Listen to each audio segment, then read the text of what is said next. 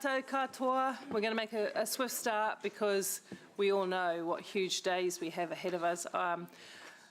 Matua Tame is under the weather today. Moko has asked that he could do the mihi mihi and the karakia as you have pertinent contributions to make this morning to set us off in a good way, right? Kia ora tātou. Today there are a number of people lying in states around different parts of the country, and I want to acknowledge a woman in particular. Her name is Amanda Mainau, and Amanda Mainau was a champion in our city and a very strong advocate for the protection of tamariki mokopuna on a national scale, and also the passing of one of our rangatira, Sani Herangi, who's going to be lying in state at Turanga Wawai Marae. And so, in amongst all of that though, in this particular karakia, I want to reach in deep to some of the values that we have as a council. One of manaki tangata and whakaute, which is respecting others. Kotahitanga, which is working together as one. And so that's what this karakia is going to try to invoke today, whānau. He tākina mai tēnei karakia kia tukuna mai ana ki a io.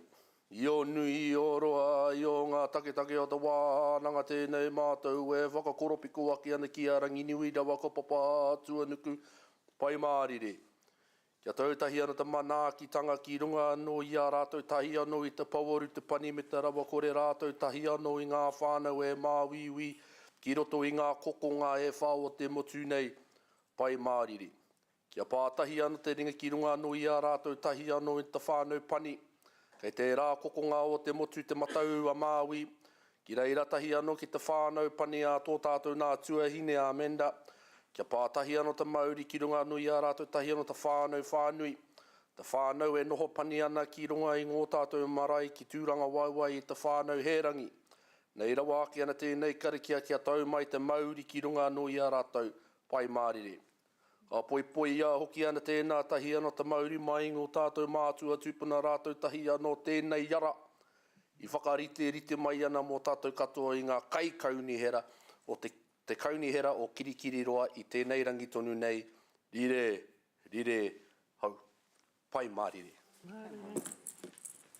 Kia ora moko, appreciate that opening. I'm going to say a few general comments, but I'm going to leave my major comments till I get into the Chair's report about how the day may run, just to help us out here. But before I do want to acknowledge Meh Xuan from Vietnam. Good morning. So we have a special visitor here today. We really have a beautiful relationship with the University of Waikato, which has a very strong relationship with Vietnam. And Lance, myself, Angela have played a part in talking with Vietnam around the democratic processes of New Zealand and local government and leadership and other things. So Meh Xuan has spent time with Angela recently, going to spend some time with Lance, and he wants to observe democracy in action here in Aotearoa, New Zealand. So welcome today. We hope you enjoy. And please, in the breaks, feel free to come and talk with any of the councillors that you would like to talk with or staff. You're welcome. Thank you. Welcome to everybody else who's turned up today. We have a few people in the public forum, I see, and thank you to staff. We've got a massive 2 days, maybe 4 days ahead of us. I want to just say, before we get into the agenda, I want to thank councillors and staff for working so hard across many months through a raft of complex issues. As we go forward, this meeting, we will not be turning over every little pebble and stone again, because we've done that. We will not be having thousands of questions on topics that have been asked and answered in the Q&A, through a workshop or in any other way. Questions should be for clarity on a situation. We'll leave the political debate to the political debate time, and I intend to be generous with the political debate because that's your genuine legitimate time to voice your concerns to your public unencumbered. So that's how I prefer to work. So the questions, please, in going forward, keep your questions short, sharp, on the point. Let's not use those for political debate. Let's use those for understanding. And if we have been a wonderful council for being calm and professional, we really need to draw on that today, and so that we can get through the business in good heart and demonstrate to the public how professionally we have dealt with what is one of the most difficult budgets we've ever faced. So when we get to the recommendations, we'll be taking a by exceptions approach. We don't need to talk about every last thing. Otherwise, to be quite honest, with 273 pages in the agenda, plus all the additional reports, we might be having a celebration, Christmas celebration, before we get through it. Therefore, a procedural matter. Yes, please. What is your intention regarding speaking time? I know the standard standing orders is 2 minutes, but I'm wondering on the final debate on the plan and the rates, that it will extend to 5. That's my intention. Thank you. So that's my intention, is to be more generous with debate opportunity, slightly less generous around repetitive questioning. I just thought I would formalise that earlier. You may be less generous as the days go forward. So I now have it on record. Thank you. No, so everybody's happy with that approach?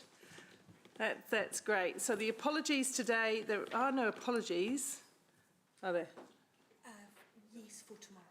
Apologies for tomorrow are? We have apologies for partial attendance from Councillor Kesh and Councillor Emma at various stages of tomorrow, depending on Okay. how it I'll goes. move those apologies be received. Will somebody second? Thank you, Maxine. All in favour? The agenda is confirmed. I'll so move, and Deputy Mayor will second that. We do always note that the best laid plans of mice and men, as they say. So there may be the odd adjustment with will of the council as we go through, but we intend to run the agenda as set out here today. So I've so moved. Angela has seconded. All in favour? Thank you. Declarations of interest, anyone? If in doubt, try it out, is my motto for conflicts of interest. If you think you may have one, better to say up front and for us to explore that than us to get through and be challenged on it. Anybody feel they do have? No. All right, we'll move on. There's no public forum, because of course we will be going into a full public process in the new year with submissions and many other ways for the public to feed in. So now I want to go to my chair's report. I'll just get my right page. Okay, I'm just going to make a couple of comments about this, but mostly take it as read. As I say, we've digested a great deal of information and explored many ideas over a long period of time. So thank you to staff for the multiple ways that you have provided to elected members to have their questions answered.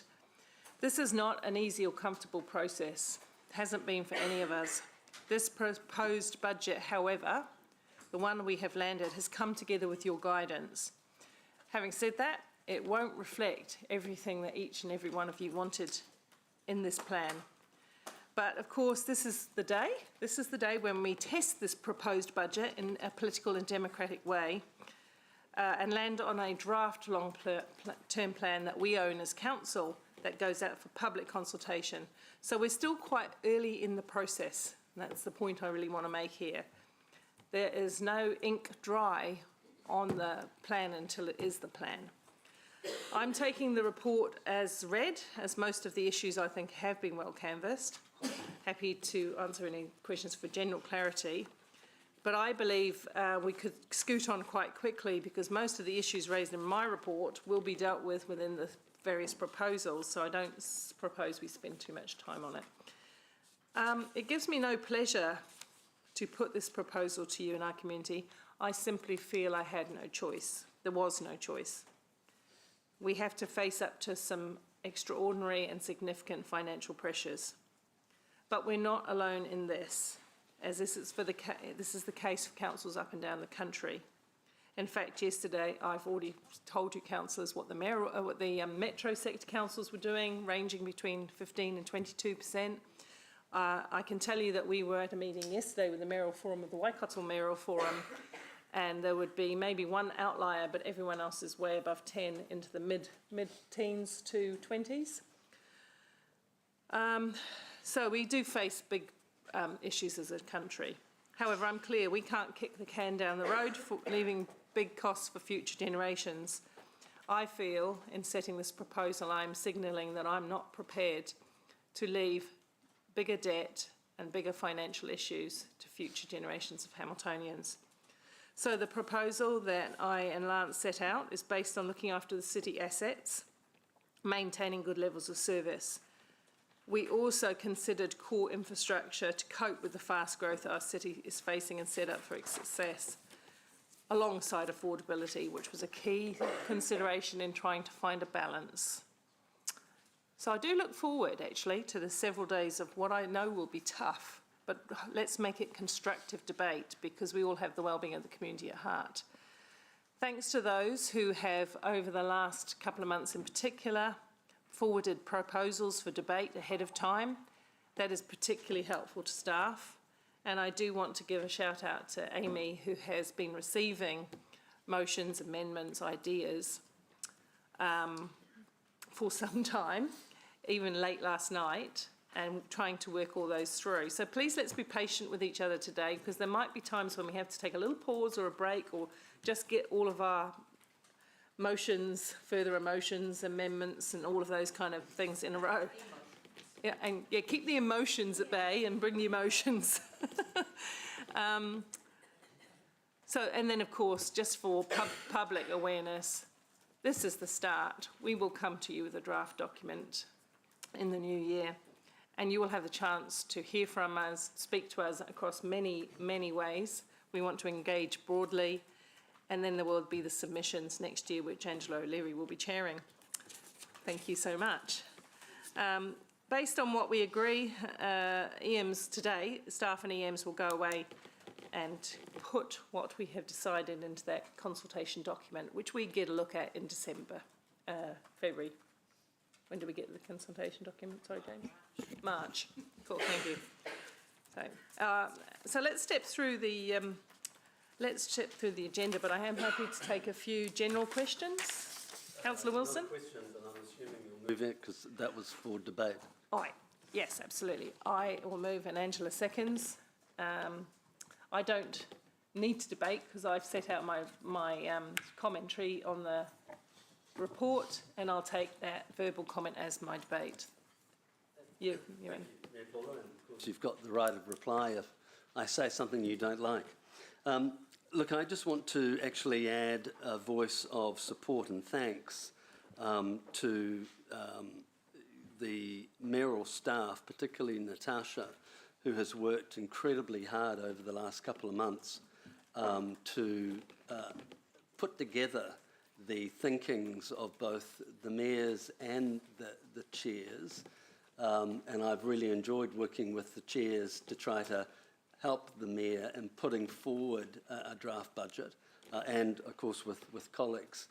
So I wanted to thank her specifically, and I wanted to add my voice of thanks to Amy and her governance team. I have relied heavily on her ability to formulate sensible motions. I know some feel they're a little long.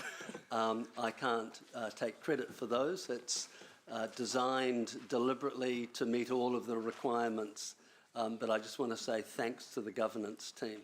And my final thanks is to the staff, of which I sometimes don't agree with, but they have been available and they have answered the questions, and I know they've had a lot of questions. So I just wanted to thank those critical players. Thank you very much, Councillor Wilson. Deputy Mayor? Yeah, I just want to say that the Chair's report, given the magnitude of the the task in front of us, it's actually quite a short Chair's report. We know that when we sit at committees, we can have 5 or 6 pages. So I thank the Mayor for that.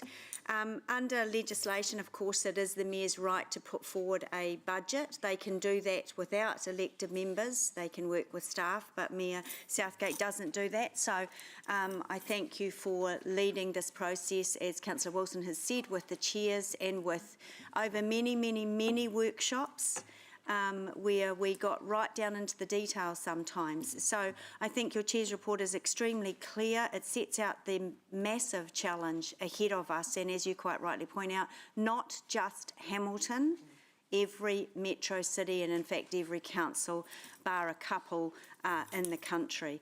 Look, it's a chronic problem, this funding of local government that has been around for decades, and it's simply not sustainable to rely on ratepayers for 72% of our revenue. So I'm looking forward to the process, and as you say, this is just the first formal step of the process. I look forward to those chairing the hearings. That'll be several days of hearing from the public, and I look forward to today and the following days as well. So thank you for your leadership on this draft LTP. It's certainly one of the toughest in my terms, and I think you have presented a fair-based budget, and I look forward to the process. Thank you. Councillor Van Oosten. Thank you. I join my colleagues in thanking our staff and you, Mayor Paula, in your beginnings for our meeting today. Your Chair's report sets out clearly the challenges of today. And that's really, I think, where I'd like to focus. Well, there's no doubt that we are in tough times. There's no doubt that it's not just us, that it is right across councils in the country, across the country, and that we also are facing uncertain times of government changes, policy changes, and we'll need to be a really strong council together with our peers in the Waikato to be able to advocate for what is needed for us here. But times are tough today. Time across all of those things will play out, and we'll understand what the opportunities are for Hamilton. But as in all things, these tough times will pass, and we cannot go into the next couple of days with the most negative of outcomes. We need to also think about what's great for our city and what's needed into the future, and plan properly for that as well. Kia ora, that's me. Won't take an extended right of reply, but just to actually add, thank you, yes, Natasha, thank you, because you've often been the meat in the sandwich between elected members, my questions and elected members' questions, and staff, and you know, that having that conduit of someone being able to move between the elected members' aspirations, needs and questions and the staff's knowledge has been huge. So thank you. It's made the preparation of this plan much easier. And we've already said, Amy, you're a star. You're a star. And yeah, good luck to you. All right. Let's move that. All those in favour of receiving my report, though. Aye. Online, thank you. The motion is carried unanimously. Thank you. So that brings us now to you, James. Yeah, James is going to step us through what is required today and the main parts of the budget. Thank you, Mayor Paula. Kia ora koutou katoa, ko James Clark toku ingoa. So I'm just going to give a few. I won't go through the whole 419 paragraphs of the report, but I will just go through and reiterate a few of the key points of the report as a whole, and then what we're going to do is go through each section of the report, section by section, and I'll say a few more points about each section as we go. So, just in terms of high-level comments on the report and the long-term plan as a whole. This is the most complex long-term plan we've ever had to develop, and I say that as a veteran of one long-term plan. But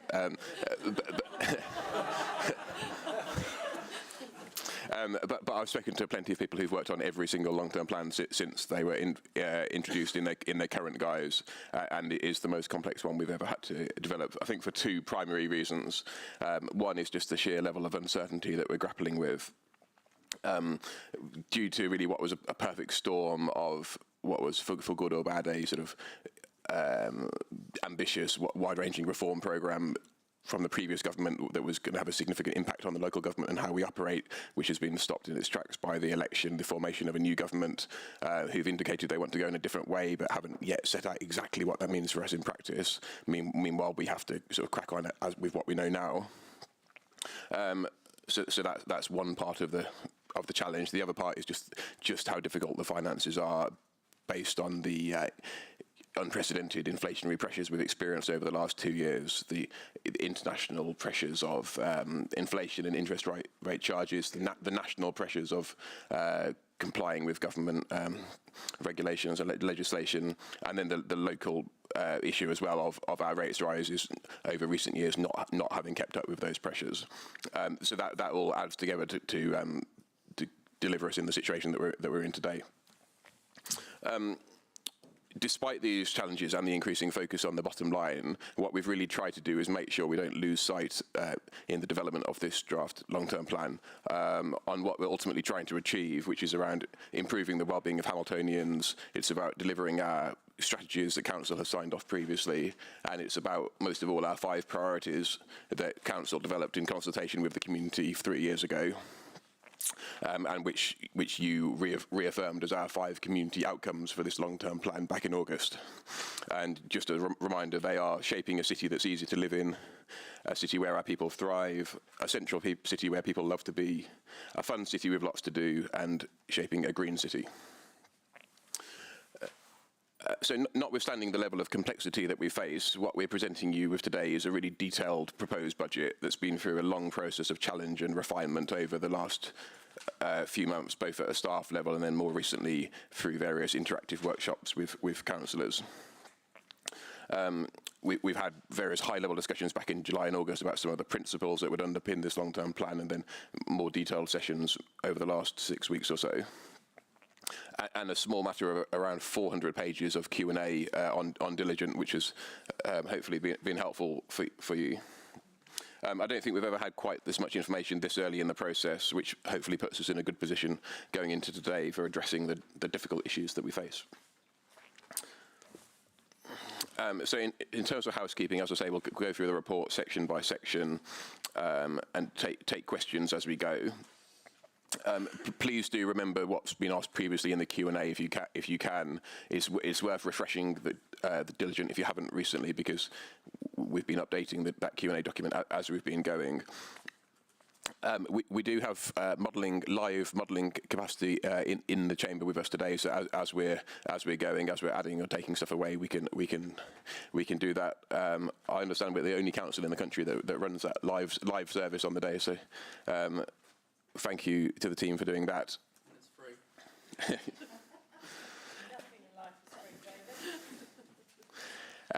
We will also be running a parking lot, so if the stuff that we can't immediately answer, we won't lose it. We'll bring it back to you after a break or tomorrow or whatever the case may be. We have been a bit stretched as ever by COVID. There's a couple of people who aren't with us today, but so just bear with us if there's anything that we can't answer immediately. But we will come back to it. I think the only other thing I just wanted to say is just in terms of the recommendations, when we get to the motions, we will caveat all of those with the usual wording of "for the purpose of financial modelling," which will allow us to kind of half bake in decisions, if that makes sense, and then we can come back to them at the end once we've seen what the overall impact of all of those things would be. And then just on the topic of half baking stuff in, it's just worth reiterating that. What we're doing today is agreeing the draft budget. We then go away, work up a consultation document based on that, working with the group of elected members mentioned in the report or whatever resolution you put up, and crucially working with Audit New Zealand on that document. And we bring that back to the council meeting in March. At that point, in March, we're just adopting that consultation document. We can't bring in new stuff at that point because it won't have been audited. So if there is extra stuff that comes up in the process, that would be something we'd have to look at in the deliberations meetings in May once we've heard from the community, and then we make final decisions in May. That's all I want to say about the report as a whole. Are there any questions about what I've said or about the report as a whole before we go through section by section? Before we go into questions, I'd just like to say that I'll move the suite of staff recommendations. Deputy Mayor Angela will second them, and that's to have those on the table. That's not an arrogant statement of nothing will change. It's having a base for discussions to proceed from. So just to let you know that that has occurred, moved and seconded, and we work back from there, okay? All right, everyone? Thanks. Any questions of James at this point? I imagine the questions will come as we get into the topic matters, James. All right, we're done. Yeah, so do I need to, no. No, so I'll now talk about section 1 of the report. That's right. Now we'll go through just very, very quickly. Just to help us, because there is 273 base pieces of paper and a little bit more, can you just refer us to the key pages that you're focused on at any one time, please, James, if you were able to? Yes. Someone who's on diligent might be useful to do that, because we can then all refer to the right pages. Yeah, so I believe section 1 of the report starts on page 16.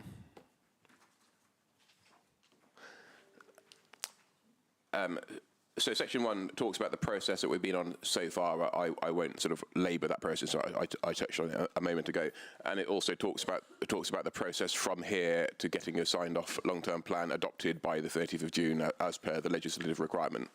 The key dates really being around that consultation adoption meeting on the 14th of March, then going out for consultation and having the deliberations in May to make final decisions on the long-term plan. The report also talks about the level of uncertainty and the assumptions that we've had to make based on that. There's a separate report which we'll be considering in due course around the significant forecasting assumptions that underpin the draft long-term plan, so we can have a more detailed discussion when we look at that report. And obviously the key one that you're all familiar with is the assumption that we've had to make around Three Waters, which is that Three Waters leaves our control from year 3 onwards. And if the law changes, we will have to adapt to that in the meantime. But it seems very pretty much impossible that the law would change before we have to go out for start working with audit in January, and they will be basing what they do based on the law as it stands at the moment. Hence our assumption for now that we lose control of waters from year 3. The report also talks about climate resilience, which is another of the issues that makes this a really complicated long-term plan. And similarly, Hamilton's growth is an issue that kind of makes, I guess, every long-term plan that we deliver challenging, just given the sheer pressure of the growth challenges that we face. So that's also touched on in this section. And there's a section on government reform and perhaps more broadly the reform that we think is required to the relationship with central government and funding arrangements and so on. If ever there was a long-term plan that probably demonstrated that, is this one. And finally, the report in this section talks about engagement with Māori partners. So we haven't done all that much engagement across the piece yet, on the basis that we've got a 3-month lead-in before the formal consultation starts, and then we've got the formal consultation period. But we have done some engagement with Māori partners because of the sort of special sort of requirements and relationship that we have there. The details of that are as set out in paragraph 72 of the report, which details their sort of priorities, expectations for this long-term plan, which I would encourage you to bear in mind as we progress through the day. Thank you. Have you done section 1? That's me for section 1. So Section 1, I just have I don't see any question on the board. I'll go first with a quick, you go first, Deputy. Just in terms of Three Waters and the comment that you made, have we looked at any other advice? Have we gone to DIA? Have we spoken to Local Government New Zealand? Because during Zone, I spoke to a lot of councillors who are putting the numbers in, and then based on the coalition agreements, I think they're looking at a stop work or something for Three Waters. So how wise is it? Where can we get other advice? Because there are a lot of the councillors, as I said, just putting the dollars in from year 3. Lance. Lance, yeah. Look, there's a range of things happening. I was at a Yeah. local government hui last week with 35 CEs. There's everything from one council considering whether or not they even do an LTP, right through to True. councillors are going to put in waters, not as an option, but just waters for the whole 10 years. Yeah. I think we need to stick to what the law says at the moment, and the law says that we don't have 3 waters in from year 2 onwards, which we need to be lawful in what we're doing. I think there's a lot of speculation. We don't know what's happening at the moment. All we know is that it's likely the government will repeal the legislation before Christmas, but we don't know what the flow-on effects will be on other legislation around 10-year plans. There was some talk around extending the time frame for LTP so you could put waters back in 3 months. Some people are talking 12 months. We just don't know yet, and I think with that uncertainty, look, we've got a lot of the figures and that sort of stuff, as we talked about in some of the workshops, which were constrained figures, to be fair, not the unconstrained which Andrew's team put through to the NTU a wee while back. So my view is I think we should carry on doing what the law says, but I think we're nimble and agile enough to actually change as we get into the new year once it's clearer from government what's actually happening. Done? I'm sorry my reply has that effect on you. Yeah. Question for me on paragraph 40, just around the development contributions. We've got the draft emissions policy coming in March. Am I right in March? Yes, good. So what are the potential implications, or what are the range of potential effects on this budget from that, given that we don't have it now, but we will have it before we adopt?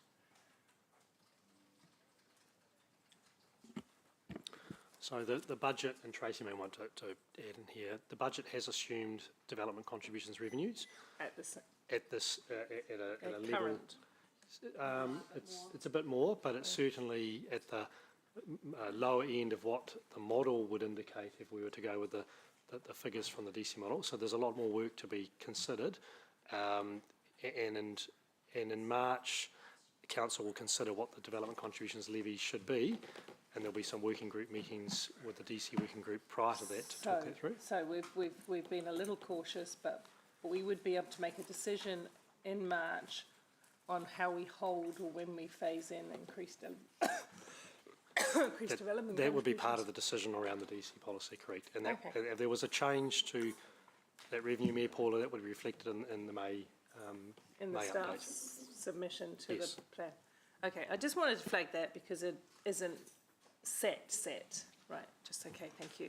The other question I had is, I don't know if Greg's here, he might be able to answer this, but someone should be able to answer this.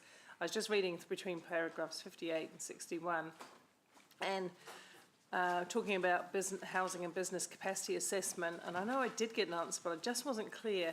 61 says, potentially Hamilton may see more development moving away from brownfield locations to greenfield due to these factors, making infill development less feasible and more expensive. Now, I believed that was to do with water infrastructure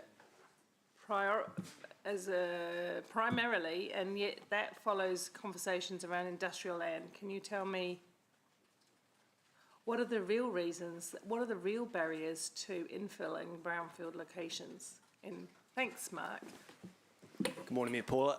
Yes, that's correct. So the predominant hurdle is infrastructure in the brownfield environment.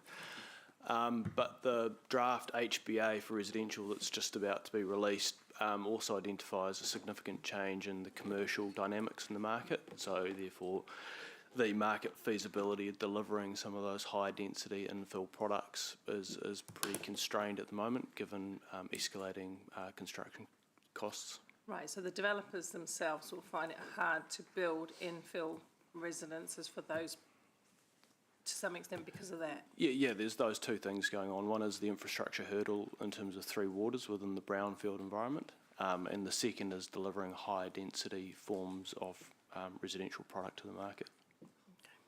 Okay, for something else to keep in mind on, I think.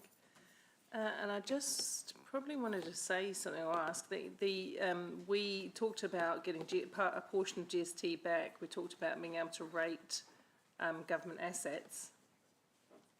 The soonest we could even have that conversation with government is early next year, with no assurances over the next 2 years that they do anything, isn't it? Correct. All right, I'm done. Thank you. Councillor Pike. Thank you, Mayor Paula. I'm not sure whether this is the right time to ask this question, but just following Deputy Mayor O'Leary's comments, is the intention with the scenario B to go out to the public and I guess flag the potential of further rate increases should waters end up in our books again? At this time, scenario B is really for illustrated purposes for this table to understand. It does not form part of our consultation document. However, as the government advances whatever they are doing, we may need to include some reference or some information in the consultation document. At the moment, the consultation document is based on the law as it stands, but we really want to ensure that this table had all the information so you are aware of what potentially could lie ahead of us if we are required to deliver three water services for the 10 years. Thank you. Thanks, Emma. Councillor Hart. Thank you. Page 18 paragraph 38, key updates to the significance and engagement policy will be to provide an assessment on significance in relation to climate change for the December 14th meeting. Could you talk about what that will look like in terms of what information we'll get? Dan, do you want to talk about that? Please. Thank you. Good question.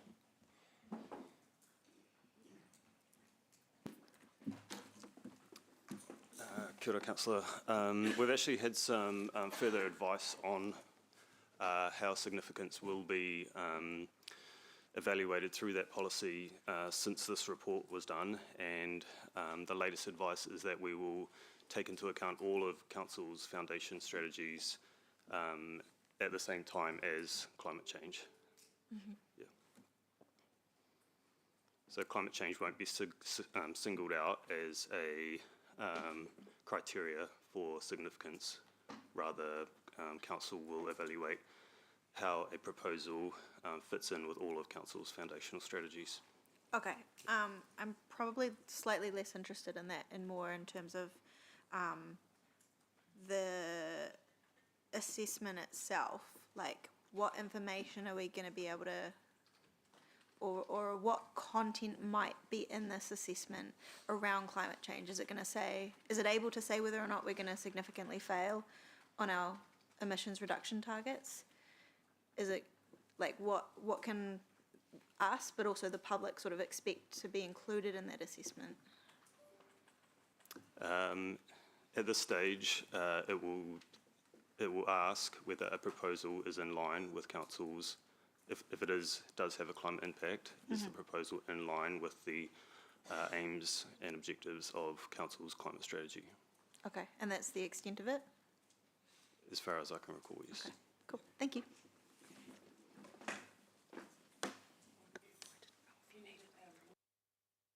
Louise, let's have a think about that in the break and understand the full position on how climate is treated within the budget. Because I think you raised a good question, so thank you for that. No further questions on section 1, so we'll move on to section 2, James.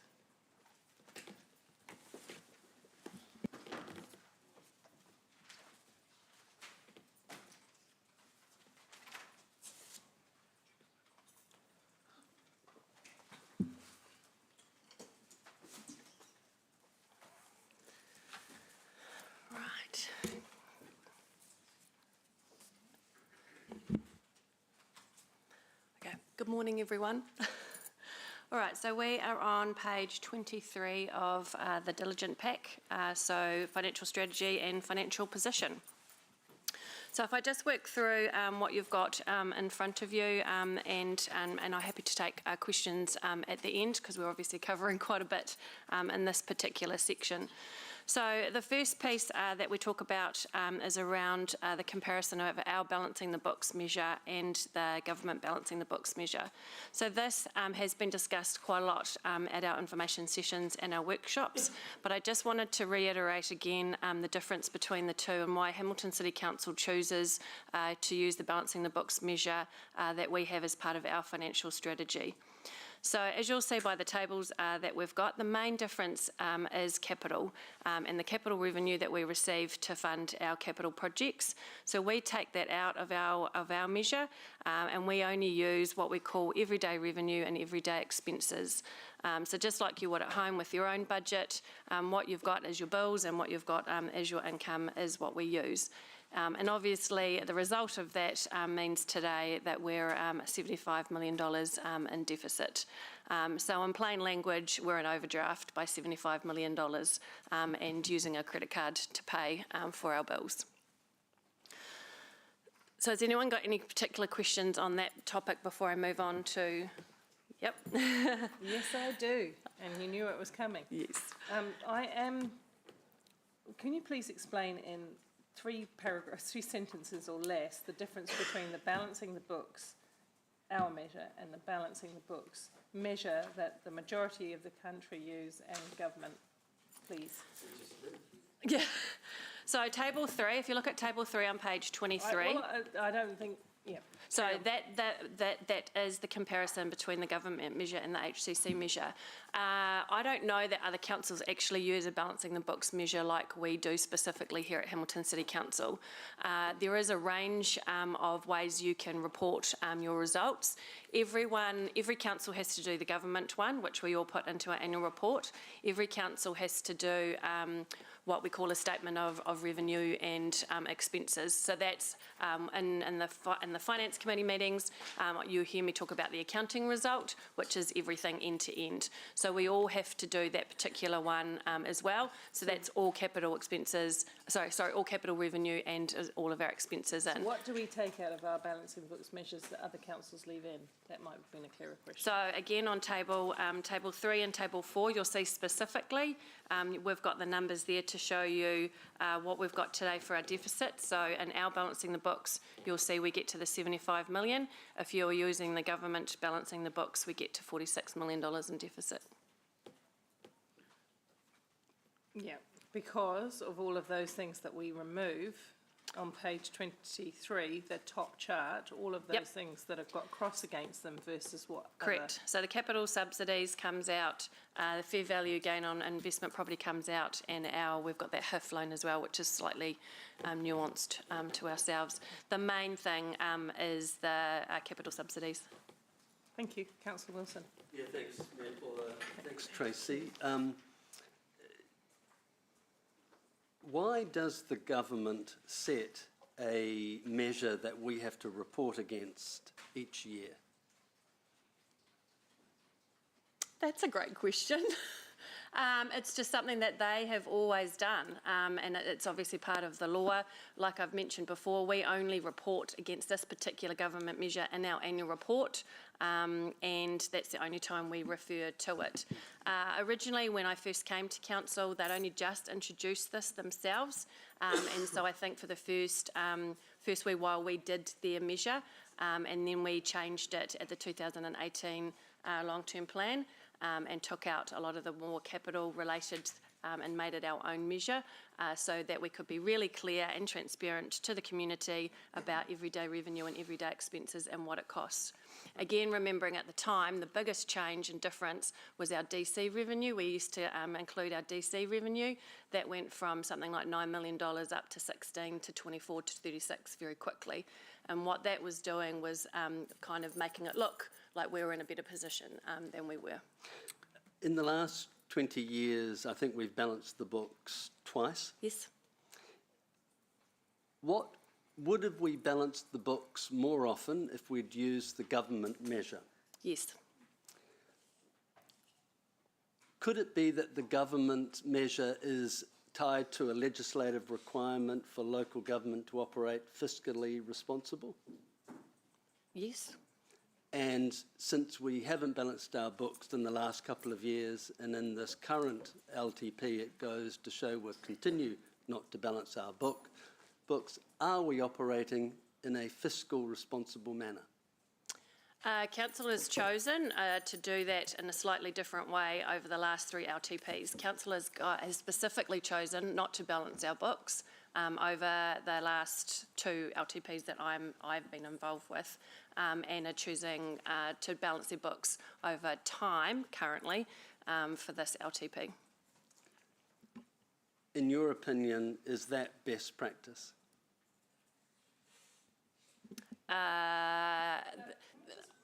I can't answer that. That's not my decision. I get where you're going here, and then it's a good line of questioning, and I know we're trying to be the witness. If I can maybe help. Really transparent here, but I think we need to differentiate between what is elected members' responsibility and staff's advice. So, yeah. But I think, Tracy, can you tell us what you're advising us to do is to balance the books as soon as practical, and we've landed politically on a 3-year approach. Right? Correct. So staff have given you 3 options today. We've given you balancing the books, 4 options. We've given you balancing the books in 1 year, 3 years, 5 years, and then balancing the books using the government measure in year 1 and then back to our measure in years 2 and 3. So from a staff's perspective, you now have options to choose which way you want to go.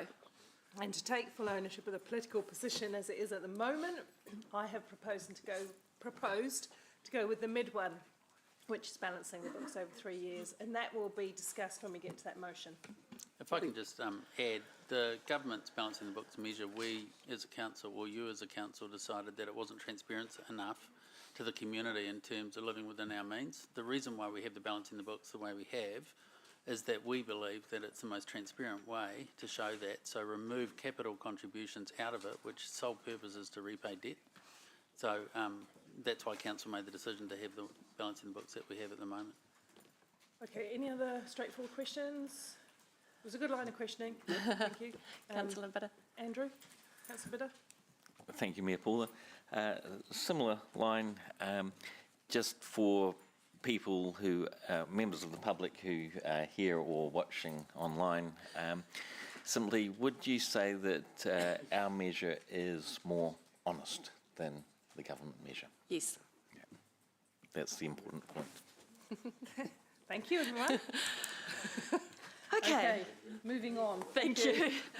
All right, so if we just move on to the next sort of section, we talk about the difference in the movement, which we've again talked about. Sorry, I'm on page 25, graph 1, around what we had in the last annual plan and where we're at today. So again, as mentioned by James this morning, a lot of those expenses that we're getting through are to do with inflation, depreciation, and some interest costs as well.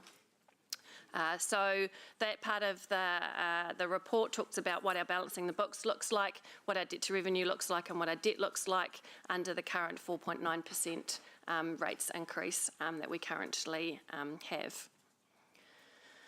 So on page 27, this is where we get into what your options are to change that.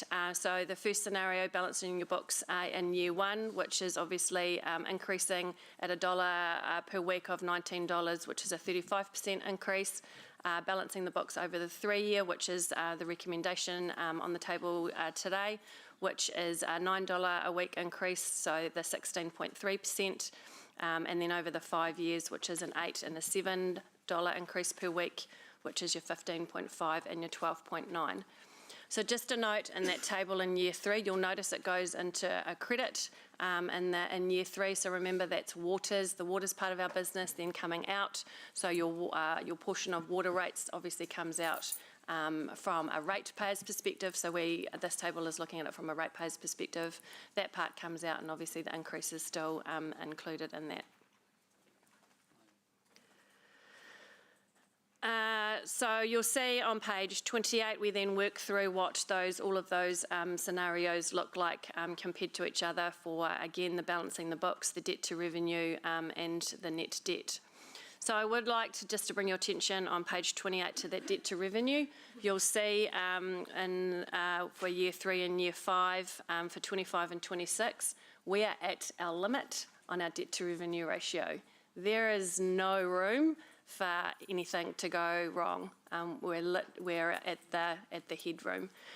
So to change that, what you'd need to do is increase your rates even more, or obviously move some of the capital program, which is obviously your expenses, which goes into the debt, and move that out into some of your later years. So I also just want to take an opportunity while we've got these graphs to also talk about the balancing the books and the debt to revenue ratio and the combination of those. So what we're having to do at the moment with the modelling is it's not necessarily all about just balancing our books at the moment. It's about bringing in cash to be able to help with that debt and those debt levels in those later years. So it's the combination of the two.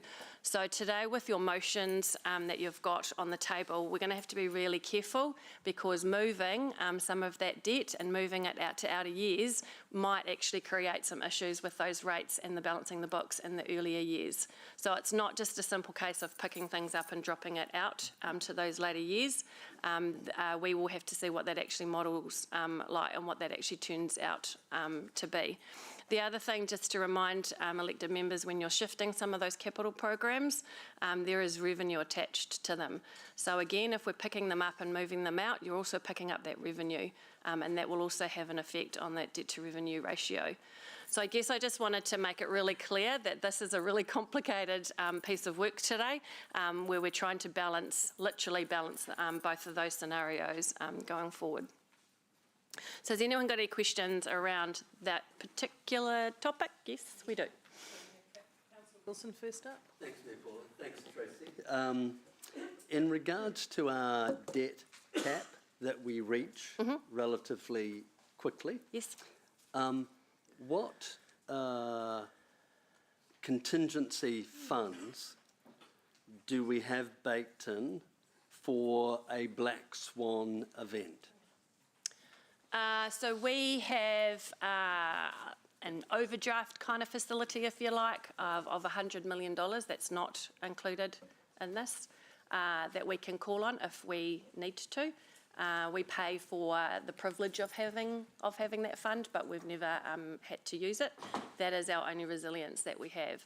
So if we carry on at this and something happens, the only way, which we have done before when we were in annual plan time and COVID, we basically had to review the capital program again and review our spending to obviously forecast what it would look like to make sure that we didn't breach. So we can do that, and it has been done, but as far as actually any resilience right now, it's just that $100 million facility. Okay, one final question. If I group interest and inflationary pressures as one question, yes.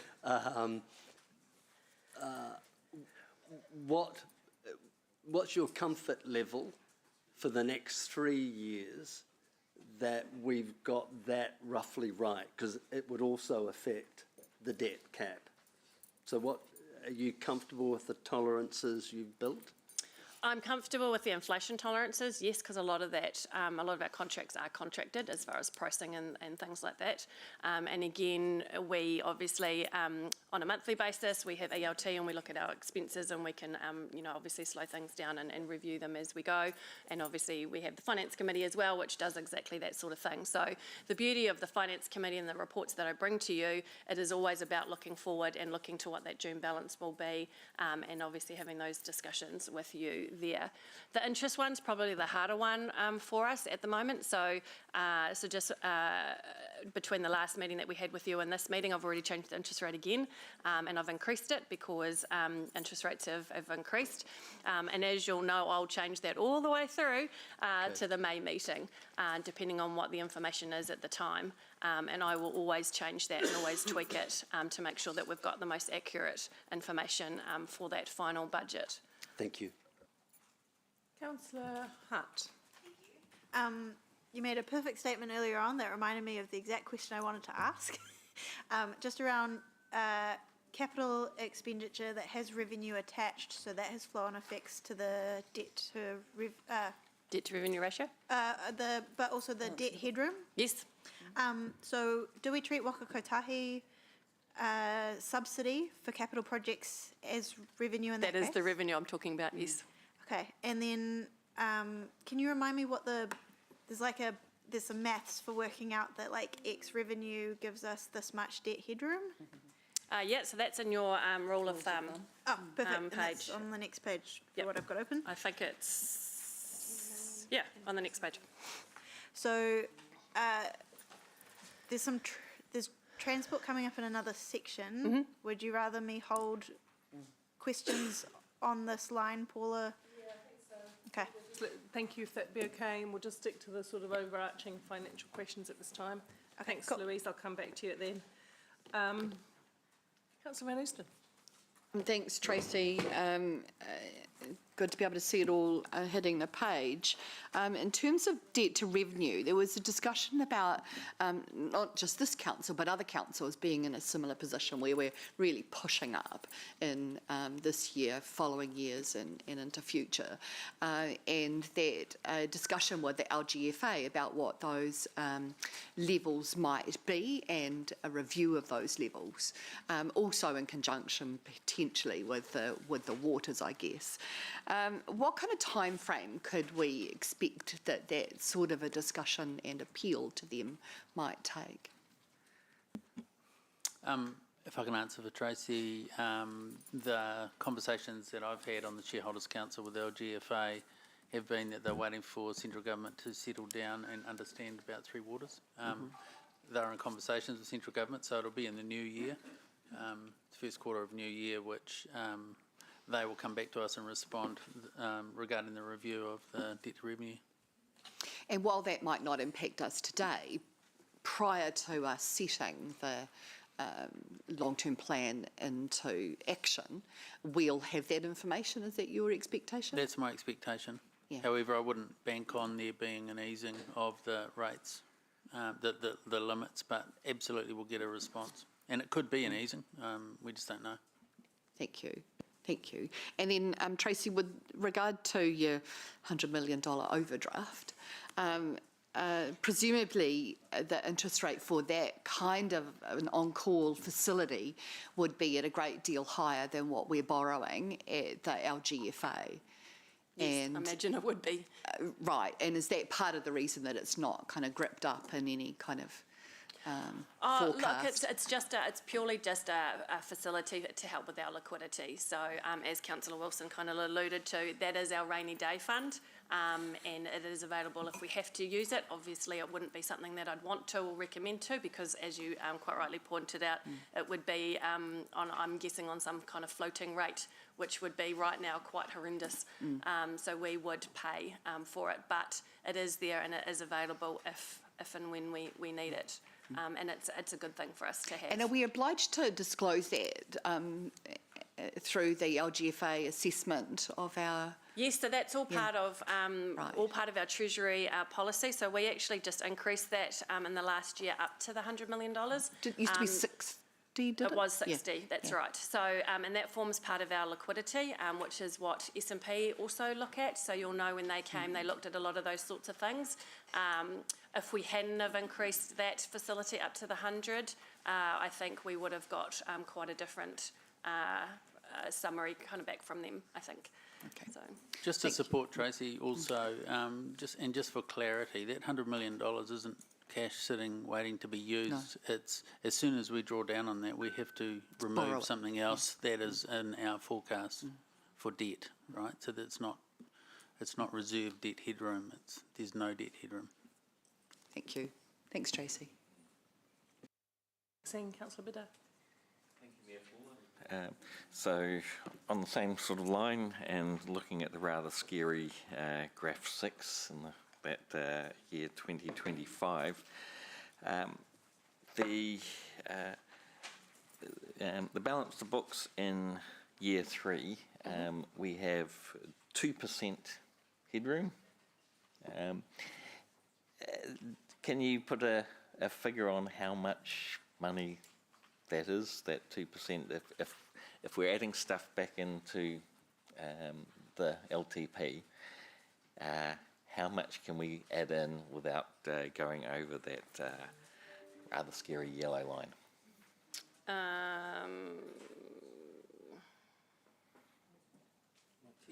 10 million is 3%. Right, so yeah. around 6.67%. Yeah, so yeah, a little bit so, less than 10 million. Yeah. So. But also bearing in mind that if that's not repaid in year 2, because we're already at 280, so Yes. so we'd breach the second year. So next question is, what happens if we breach that yellow line? So a couple of things would happen. So LGFA could potentially call on us to repay all of our debt back because that's obviously the agreement that we have with them. So that is probably the most major thing. We would have to figure out how we would pay that or get it back down under that covenant. S&P obviously would have, I'm sure, quite a bit to say about that as well when they came to review our next credit rating. And obviously from a reputational perspective, that would not be a good look. Yeah. So as we add things into the plan, we've got to keep in mind $6.7 million as a sort of maximum figure. Yes. Yeah. We will get to that point, Yeah. but yes, you're absolutely Just right. a reminder for everyone. Yeah. Deputy Mayor Angela. Thanks. Just clarity on the debt, and I guess I flipped over to the page on net debt. So obviously I see from years 3 onwards through the LTP, due to the compounding rate take, that we're reducing, like there's a big drop in year 3. But it ends up in a similar place over time. Tracy, do we use a measure to manage what affordable debt for local government would be? Is there a measure out there? Do we have one? Can you speak to that? So sorry, ask me that again. Do we use a measure? So I guess my point is, whilst we reduced, the graph drops down for net debt in 2027 because of the compounding rate take. Yep. But then eventually Because of waters. Because that's waters. Oh, That's is that- waters coming out. Oh, that's waters. Okay. Oh, that's right. Okay. So that makes my question even more important then. We end up in 2034 with basically the same debt. So is there a measure that we use to manage net debt over time to keep it affordable? What is affordable debt for local government? Well, I guess this is the measure, what you're looking at here, the combination of all 3 of these financial strategies. You're balancing the books, your debt to revenue and your net debt. The difference that we have is in Hamilton City is we obviously are a growth council, so we're expected to have a higher debt and be at the upper end of those sorts of measures. But again, as with anything, Deputy Mayor, it comes down to what we are comfortable with and what we want to have and what we want to spend our money on. In the time that I've been here, our capital program has tripled in size, which if you're tripling in size your capital program, you're tripling in size your debt. So it's all relative to decisions that have been made of where you want to head and what you want to do. And then it comes back to the affordability, which is why we're in the situation, as I alluded to earlier, in the sense that you actually still have to pay back that debt. So to pay back that debt, you need the rates, because that's bringing the cash in to pay it.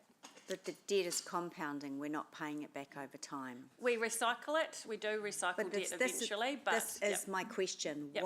What is our strategy to bring down debt? And second string to that is, what is affordable debt? So the strategy to bring down debt would be to have rates high enough that you would be balancing the books and having a surplus every single year. That would be our strategy. You've heard me talk about before, $2 million. It doesn't actually cut it for this particular one, but you've heard me previously talk about having a $2 million surplus, which then allows us to have money to pay back that debt going forward on a constant basis. So is that affordable though? I mean, I affordable for- understand it's a strategy and we're a growth city and all of that, but other than the government-imposed debt cap or a self-imposed debt cap, is there no other way for a local government to have affordable debt? I mean, I don't know if this is affordable or not. If I was a ratepayer looking at 1.2 billion, I would think, I think we gosh, need to that doesn't revert- seem affordable. We need to So- go back to the 2005 Shan report where it said 5% of the household income. I mean, there's been no work done on affordability since. So that's the point to Angela's question. What other metrics are we considering Yeah. or measuring our progress against that, like that one you just mentioned Yep, before? that's- So can we have a think about that? and is it still that? Because there's a whole lot of speculation around debt at the moment. Standard & Poor's recently put out an opinion piece, and they felt that New Zealand was, as a country, and councils were below other overseas countries in terms of taking debt and building. So, but understanding that whole balance, because you're right, we've got people in the community right now saying, what are we doing to reduce the debt component? But what you said, I think, did you say, was that the best way to do that was to balance the books. Well, the sooner we balance the books, the better, I guess, but balance the books, plus start to demonstrate small surpluses, which will ease on the debt, which will ease on the costs of debt, and potentially eventually give us more headroom. Is that Correct, that's exactly right, Mayor Paula. Oh, go me! I managed to catch that quite well. All right, does that answer your question, Angela? Any more on those? Because it's... I didn't get, I didn't get the answer I was looking for, which is what are we No, doing? but I don't think we can, Deputy Mayor, so I think that's something that we will have to take away and have a look into. So I think fundamentally, and this is why it is choices that you have today around what level that you're comfortable with, and then obviously what the community has to pay for, so. That before we get into, being dry on this plan next year and setting rates, that we do have that time to discuss the useful mechanisms in dealing with debt further to find out. Do that. We it's a have great idea. talked about how we move debt up and down, but what are the principles? For example, in the financial strategy this time, we have proposed a small change which says that council should not set rates, they should set rates at least to inflation. Yes. We've done that little adaptation because in the past we've set rates below inflation. That's right. So that's it. Any questions? Great. Tracy or David, would the simple solution be for day-to-day spending be covered by day-to-day revenue? Yes. Right. And so if we stop borrowing to even fund our operational cost, we would run a surplus. Yes, that's only half of the equation though, and that certainly will make a big difference, and that's what we're talking about as far as at the moment, obviously, the longer you're in deficit for, we're using our debt to pay for that. That means extra interest, which goes, and it becomes a very circular kind of space. So as Mayor Paula did say, ideally you would every single year want to be in surplus and paying back that debt. The other half of that equation is though, that, and the reason why we have our balancing the books is because debt pays for the capital program. And if the capital program is going up every single year quite substantially, which it has and it is, year after year after year, that's also why your debt's going up year after year after year. So you have to look at both, both sides. My final question on that is, and I did ask staff, and I'm not 100% sure if I got the answer. What is the difference in interest costs from not balancing the books in year one versus balancing the books in year 3? So just the additional costs of delaying the balancing of the books.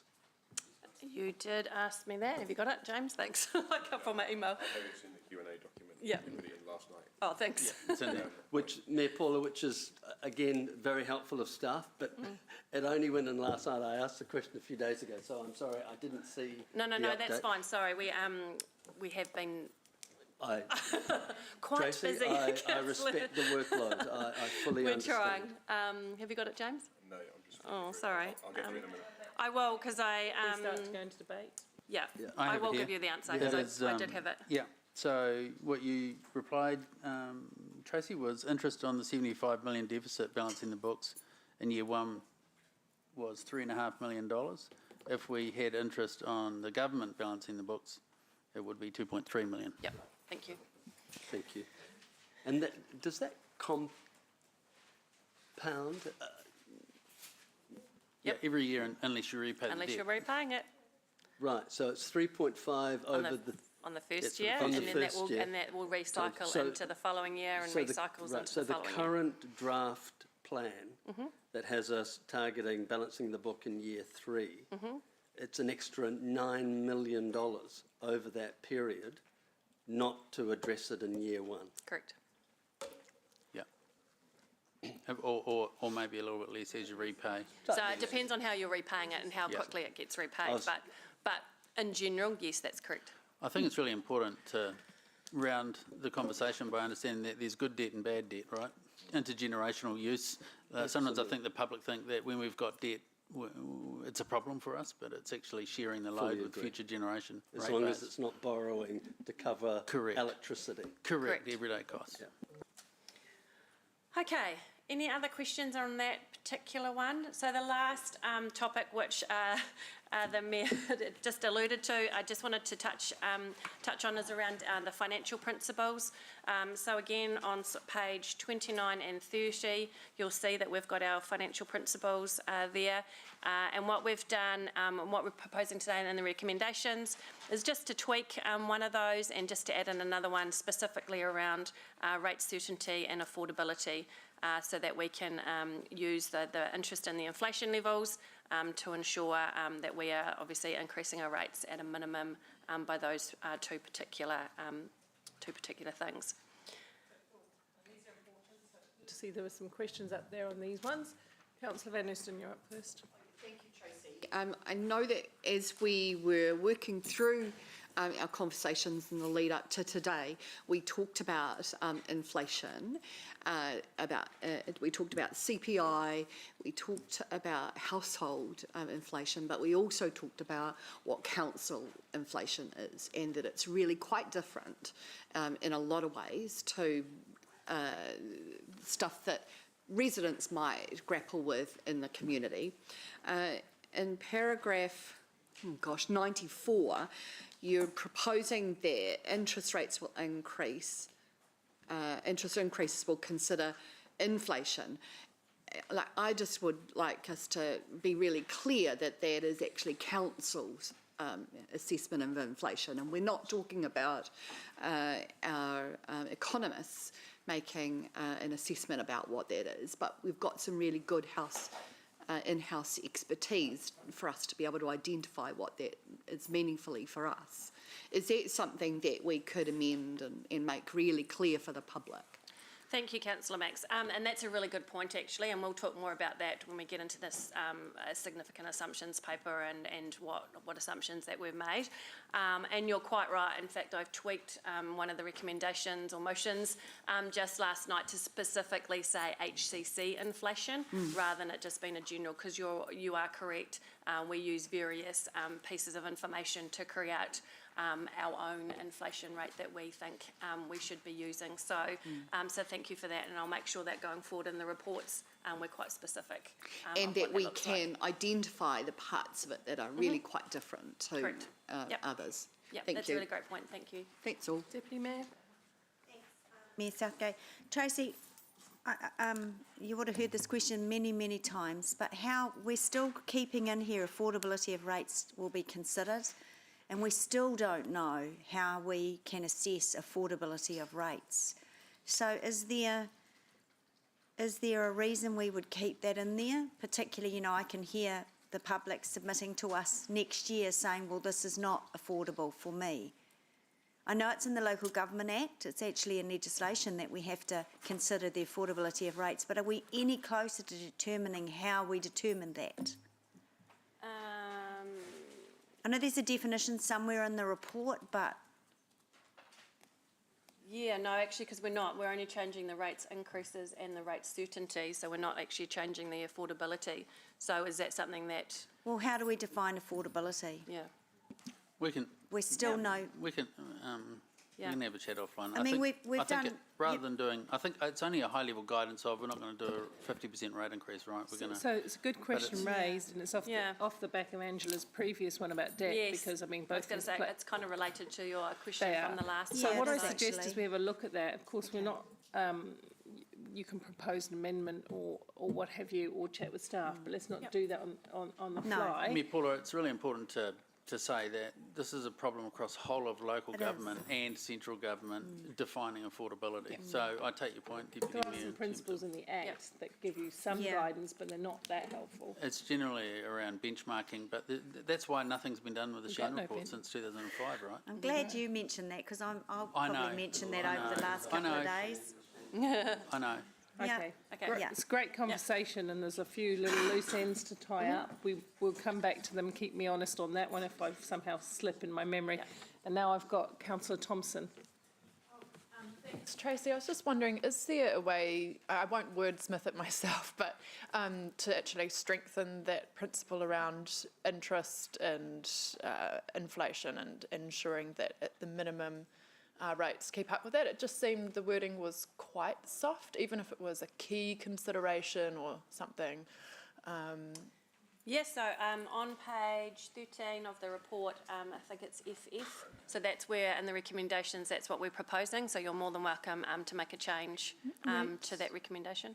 Certain. I'm just, so it says E, rates increases will consider inflation and interest cost levels. And I guess when we, Mayor Paula initially raised the thing, it was the idea, it was, I suppose, a little more of a stronger guidance. And so that was the question of how would we best strengthen that if we wanted to? Yep. There was Sorry, something. Can you indicate the So it's paragraph? EE, EE under the EE. financial strategy. page 13, recommendations. EE. Yeah, I did have a stronger one, as you know. So it was no less than inflation. Yep. Yeah. So is that possibly, Tracy, you able to come back? So do you want it with to a- say no less than? My preference was to stick with the no less than, Okay. which is a clear signal to councils. Obviously, we can debate that, but it was a clear signal to council to not go under inflation, which seems like a backward step to me. Yeah. Just in terms of the strength of the wording, It's not the only solution, is it? we consciously didn't try to make any one principle. So we note in the report that sometimes the principles will be in sort of conflict with each other. So affordability versus not being below inflation versus certainty and so on. And we're just conscious of not sort of accidentally making one look more important than any others. Obviously, if you want to explicitly make one sort of stronger or clearer than the others, So then so we can. far we've moved all of these recommendations. When we come to them, let's have a look at them then. If there's a readjustment based on the majority interest there, we could do that. And I'm agreeing with you. I thought it was a bit stronger. Okay. Thank you. Councillor Wilson. Question following on from the Deputy Mayor on the issue of affordability. On page 30, Roman numeral 12, Tracy, when it says affordability of rates will be considered, am I correct in thinking that's from a ratepayer's perspective? Yes. Thank you.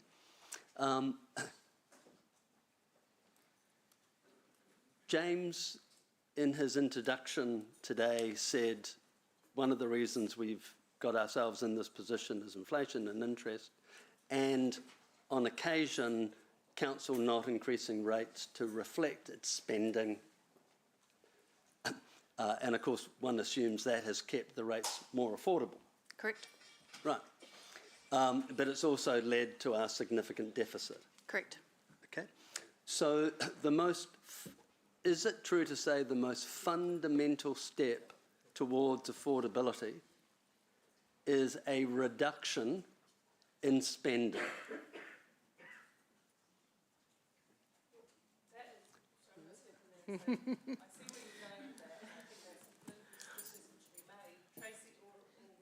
Okay. Let me rephrase the question, Mayor Paula. Are there two options when trying to find a way forward: to rate more or spend less. Correct? Thank you. So, Thank you, Mayor Paula. Okay, so.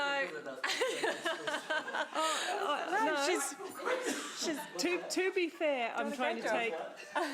To be fair, and we're all being really good with our questions today. They're excellent questions. We have to take responsibility for the parts of the decision that we make as elected members. We have all agreed that we don't want staff to play politics, but we just want them to give us the base factual information. So thank you. That's what I'm trying to do here. Procedural question though. Sure. It is appropriate that governors ask staff there's nothing for wrong with their professional opinion. Absolutely not. There's nothing wrong with your question. As opposed to, you know, what council's policy, council staff's decision. We get to ask them what their professional opinion is. Otherwise, why would we have professionals doing that role? Absolutely we do. Okay. And I think in the most part that has been happening. So I appreciate all the questions actually that have been asked today, because I think they have led to really sound public understanding of the issues we're facing. Are we finished with? No. Are we finished with section 2? We're not. Oh, No. sorry, Andrew. Andrew. Fuller. Tracy, can my fellow first-term councillors blame previous councillors for the mess we're in? Yes. No comment. All right. We've been given license to Yeah. Yeah. Okay, so last but not least, I'll just again refer you to page 30, paragraph 96. So here are your rules of thumb. So please make sure you refer to them during the next few days. They will be quite helpful for you just to do some of your own, I guess, calculations on some of your motions and amendments that you are proposing.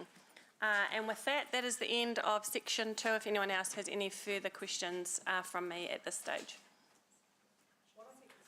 Do is we go through the next section, which is, let me just get my capital operating budget. When I put my pencil up here, it went away. Yeah, and then we will take a break, because that's halfway through. Or would you prefer to take a tea break now? It's nearly 11. This is going to be the longest section. Right, so. Thank you for pointing that out. That's good news. Let's have a cup of tea break. And councillors, I do want you to be a bit patient with the length of the breaks that I'm going to propose today, because we know we go off and have a cup of coffee and just kind of chillax, but staff don't get that opportunity to finish writing the notes, talk with each other. So I'm proposing we have a 20-minute break. Hopefully that's fine for staff, for 10 minutes, put your head around what you need, and a break. Is that enough? Yeah, exactly. And just to forecast, for that reason, we will be taking an hour and a half at lunchtime.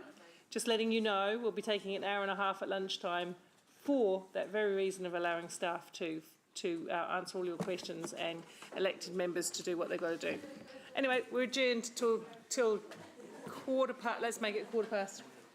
We're adjourned.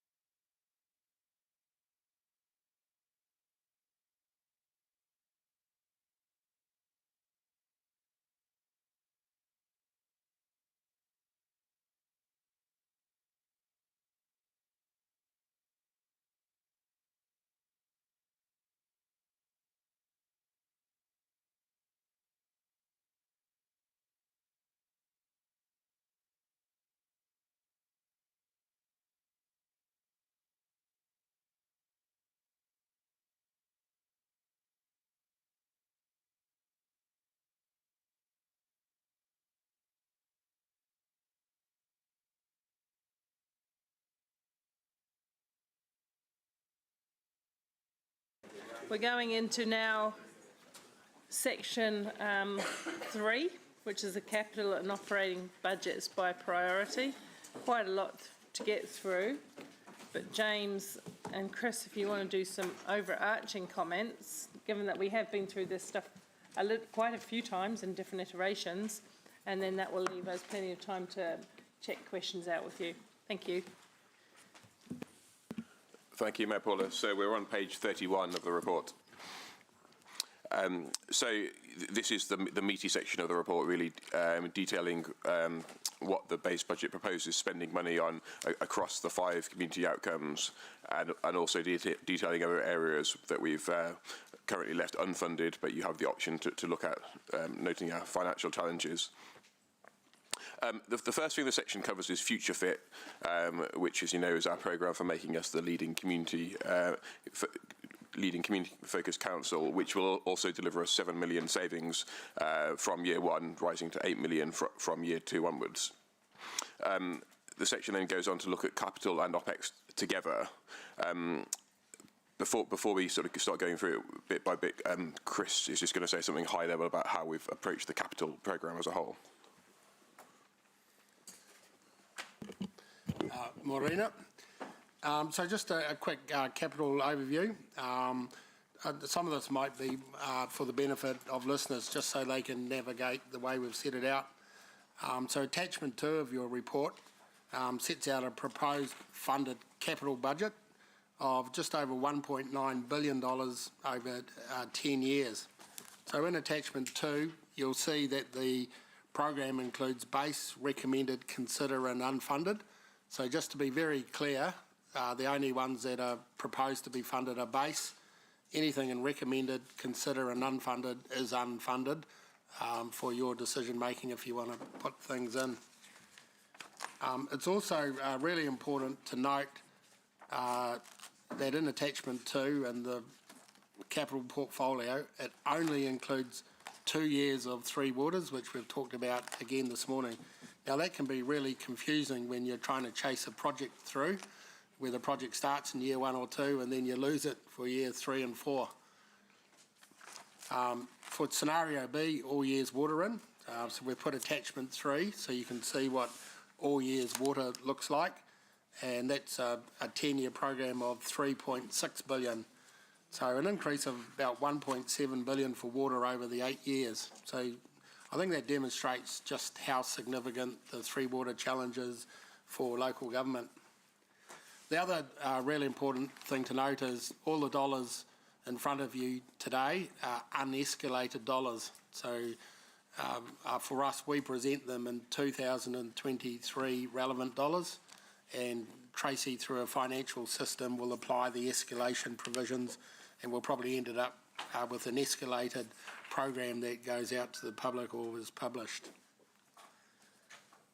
So once again, attachment 4, all of our project descriptions ordered by the 10 programs. So our 10 programs, how we've built the budget and how we've engaged with you in terms of Ruakura, Rotorua, Rotokauri, Citywide Water, etc. So attachment 4, all of the project descriptions are updated and reflect precisely, exactly the budget in front of you. Attachment 7's also relevant. That includes the funded listed by portfolios. So for this meeting, we're switching from the programs and we're looking at the projects through a different lens. And those are the 5 council priorities: a city that's easy to live in, etc., etc. So we're moving away from the programs, looking through in a different lens. But it's quite easy because all of transport is in one priority and all of waters is in another priority. So we started the process on 11th of October workshop, where we presented a proposed capital portfolio to elected members. Staff were under instructions from the CEO at that time to maintain levels of service and not introduce a lot of new projects that councillors hadn't seen before. We received a lot of feedback from elected members at that workshop, particularly around the 3 years, And in November, we presented a revised portfolio, which was about 14% reduced downwards from the first 3 years. We then, in November, we received further feedback in November, and the Mayor and CEO have proposed some further changes, mostly reductions, that are built into the portfolio that you're looking at today. So that's important. I'll just finish off with the structure of the report. So the report will go to priority 1, a city that is easy to live in. What you'll see for each of those priority is a list of changes that were made since that 1st October workshop. It'll be followed by a description of the further changes that the Mayor and CEO are proposing and have built into the proposal today. Further on in this section, it'll be followed by a list of all of the unfunded projects, which is in attachment 11, and just a very small list of ELT recommended projects that were not picked up by the Mayor or the CEO to recommend to be in the funded program. So I was proposing just to leave it there and answer any questions on the structure of the report before we then moved probably to renewals and compliance, followed by priority 1, followed by priority 2. So happy to answer any questions. Are there any questions? Yes, there are. So we're not taking questions yet? We can take questions. Oh, we're just taking overarching questions. Yeah, about the capital project as a whole, and we will go through it in more focused way. Yeah, so my proposal, I think for the priorities, there's not a lot that needs to be said, but I was going to do a quick introduction on renewals and compliance, and then have that as a section, and then have all of our renewals and compliance questions. It's the base budget. Yeah. So I'll just hang on to that? Yeah, if I just did the quick introduction to renewals and compliance, and then that would be your first question, would be great. Cool. So shall I move to? Well, just a small anomaly. Thanks for your email last night, Chris, clarifying that. Just with regard to Table 8 on page 35, regarding the Eastern Pathways School link, in the Mayor's proposed draft, there is a reduction in the in this program, which hasn't been then taken up and put into other recommended, consider or unfunded projects. And other councillors may not be aware of that, and just wonder if you could enlighten the room about that. If I can pick up on that, so thank you for your email last night. So you've picked up an error on my part, so thank you for that. So I think that's a discussion for priority 1, a city that's easy to live in. So the mayoral recommendation, the CEO, reduced the scope of the School Link project, and they took out Peachgrove Road out of the scope that's in front of you. What I should have done is then remove the Peachgrove Road to recommended, so it had visibility, it was out of the budget, but there was a project in there that you could see and you could debate and the community could see when we finally go out. So my remedy to that would probably be a resolution to add it back into the recommended list, unless elected members wanted to do anything else with that. I was going to talk about that when we got to Thank you, and I'm happy to leave other questions with regard to that till later. Thank you.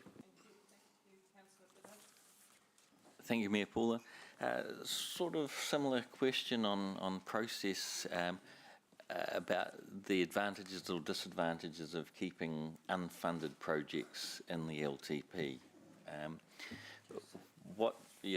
Can you talk about that? Yeah, I guess first and foremost, it's for elected members to see the list of things that staff think are important to happen in the city. We can't afford everything, so it's really important, I think, that staff bring to you a list of all of the things they'd like to do for your consideration and your decision making. There might be things in unfunded that you think should have been funded that you want to bring forward. So that's first and foremost the most important thing. I think it's also important probably through the published document to understand what we haven't funded. For instance, we have had a request through the transport agencies to have visibility on all the projects in transport that would be required to meet emissions reduction targets, etc. Now, you'll see those in the unfunded sections of transport, or a city that's easy to live in, and there's some very, very big dollars there, but the visibility to meet some of those targets is important for other agencies to see. So that would be my view on your question. So do we decide to take it out of the LTP or to leave it in as unfunded? Do you, sorry, the question, do you... So when we're voting on a particular item, can we say, yes, we want to keep it in the LTP but unfunded, or no, we're just going to get it completely rid of it? I think the process over the next 2 days is for you to decide on your funded program and to have a discussion and a vote from elected members if you want to bring anything into funded. If not, it will stay in the unfunded section. I guess the issue then would be when we, and I think it's important also for the community to see that list so they can have a view on those unfunded ones and whether they want to make a submission and say it's important and you've left that behind. Yeah. It will then come a decision sort of closer to June what you want to publish in terms of which ones have been unfunded and which ones are funded. Right. Yeah. Thank you. Okay. Just to add, so Chris mentioned the various attachments that set out the capital programme. Just to add on the OPEX side, because I think there's a couple of references in the report that refer to the wrong attachment. So just to be absolutely clear, attachment 8 refers to the change request schedule of things that have been included in the base budget, and attachment 9 covers operating expenditure reductions that have now been made to the base budget. Attachment 10 covers additional change requests that are not currently in the base budget, so they're currently unfunded. And finally, attachment 12 is stuff that's currently in the base budget to do, but that you could remove if you wanted to, so potential further operating expenditure reductions. But we can go through that as we go through each priorities if there are any questions on those. So, Chris, do you want to talk about renewals and compliance? Yep, so renewals and compliance. So just a quick overview, and I'm referencing paragraphs 108 to 114 in the report and attachment 5 specifically. So looking after what we have got has always been a high priority for elected members in my time here, and it starts with our renewals and compliance program. So just a reflection, in the last 3-year period, we brought to you a move, squeeze and manage approach over a 3-year period. So what that meant was that to allow us to work within a 3-year period across all of the renewals. So we had a bit of agility to move between activities to just spend the funding that we had wisely on the most urgent need. We had a forecast from our asset managers at the time of 290 million. We were funded at 240, which meant that we had tension on what we spent, and we had to continually examine what to do to meet the budget. So I think at one of the workshops we talked about that as living on the edge, and it's a good place to be on the edge, but not over the edge. So I think we're proposing the same approach this time. So in November, the workshop, we highlighted that the asset managers' first request we've had are significantly higher than the our previous 3 years, and attachment 5 sets out some of the reasons for that, and they're significantly higher than the proposed base budget to be funded, and that we have started that process of move, squeeze and manage. Move is smoothing out what year you put it in. Squeezing is putting tension on what we do, and just managing it. So we indicated in November that we wanted to have that optimal spend and not overspend, i.e. live on the edge. It would require a very careful and proactive 3-year management of the program.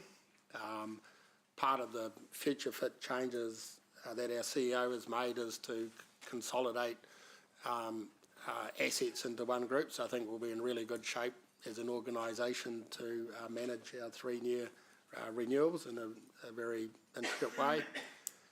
We would need to focus on the criticality of assets to make sure that we absolutely understood which assets were more critical than others and prioritised to those. We would have to consider and bring to you perhaps proposals to retire some assets, because we are living right on the edge, and part of it would be just really looking at our asset portfolio and coming to you with that. A lot more assurance testing through this new asset group in terms of testing our project managers on the lives and the need for renewals. And probably the budget would probably allow us to more to just build back same rather than build back better. So really just reverting to just replacing assets and not building them back significantly better. So the asset manager's first request this year was 378 million. We've had a first cut at the squeeze on the must, could, and that's down to 356 million over the 3 years. Remembering that's 2 years water in and 1 year with water out. The current proposed funded budget is 305, so there's a squeeze of about 50 million that we would have to find. We can do this, but it's going to be very tight. It's going to take a very tight view of renewals, and there are risks with the approach that we've set out in the report, and particularly attachment 5. So the funded option that we've got is a higher risk. We are asking you to consider a reduced risk proposal or a medium risk proposal of adding another $27.5 million to the 3-year program, but that would be at your consideration. So probably leave that there, and happy to answer questions. In the back of the room I've got Mandy and Chris from our asset group, but renewals and compliance is an issue for the whole organisation. Thank you. I think there are a few questions, Councillor. Deputy Mayor O'Leary, and then I have a question as well. Thanks, Chris. I find it difficult to even consider the base option here, being that it is the highest risk. And in the report, I mean, you've just said now that we can do this, and yet in the report the associated risks are basically failure of water services, failure of footpaths, failure of roads. The list goes on. Why would we... Can I just be clear on that? I think the report is trying to say that we would have less resilience for failures and things. It's not... It doesn't say that though, Chris. It says failure to keep up with renewals of wastewater assets, blah, blah, blah, blah, blah, safety impacts resulting in poor environmental public health. I mean, it's stark reading, yep, which is leading Councillor Thompson and myself to consider putting in the next the preferred option. So are these associated risks, which are high level and would not be acceptable to the public, are they actual or not?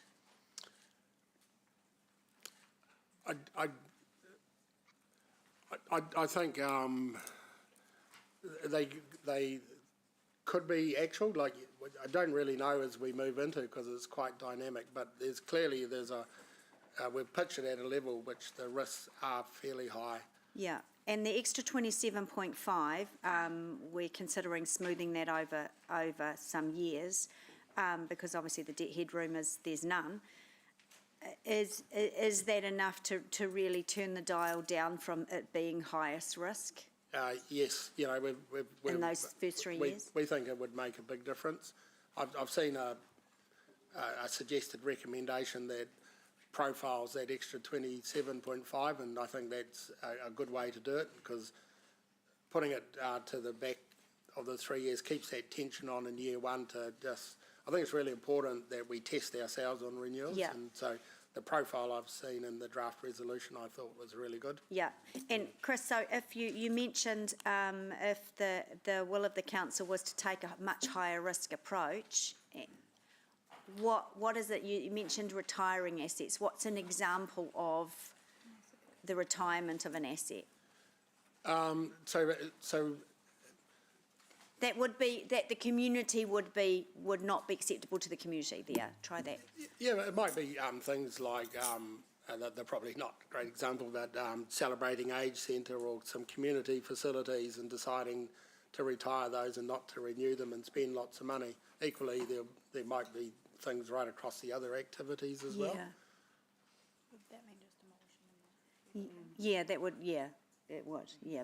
So like for celebrating age, for example, although I'm not so worried about those, I'm worried about things like footpaths and deterioration of current levels of, so it would be, in a celebrating age building example would be demolish and that's it, because there's simply nothing, there's nothing in the budget. Yep. Okay. Thank you. Come back to my question and go to you, Councillor Wilson. Yeah, thanks. Chris, I'm hoping you'll be able to help me with some professional advice. I tend to want to support putting in the $20 million because you've painted a picture of a risk profile that is a little hard to swallow. But I don't have any money, so I need to find something to cut. Could you just confirm that this risk profile is so urgent in your professional view that if I don't want to just add more debt and more spending, could you point to me in an area of the draft plan, draft budget, where I could cut the 20 million? Look, I think that's not for me to say. That's what the 2 days is about today. You know, I know there's various proposals floating around to cut budgets, so that's really for elected members to decide. Okay. Again, how did you formulate your draft budget spend? For renewals and compliance? Yeah. We started with the list of requests from asset managers.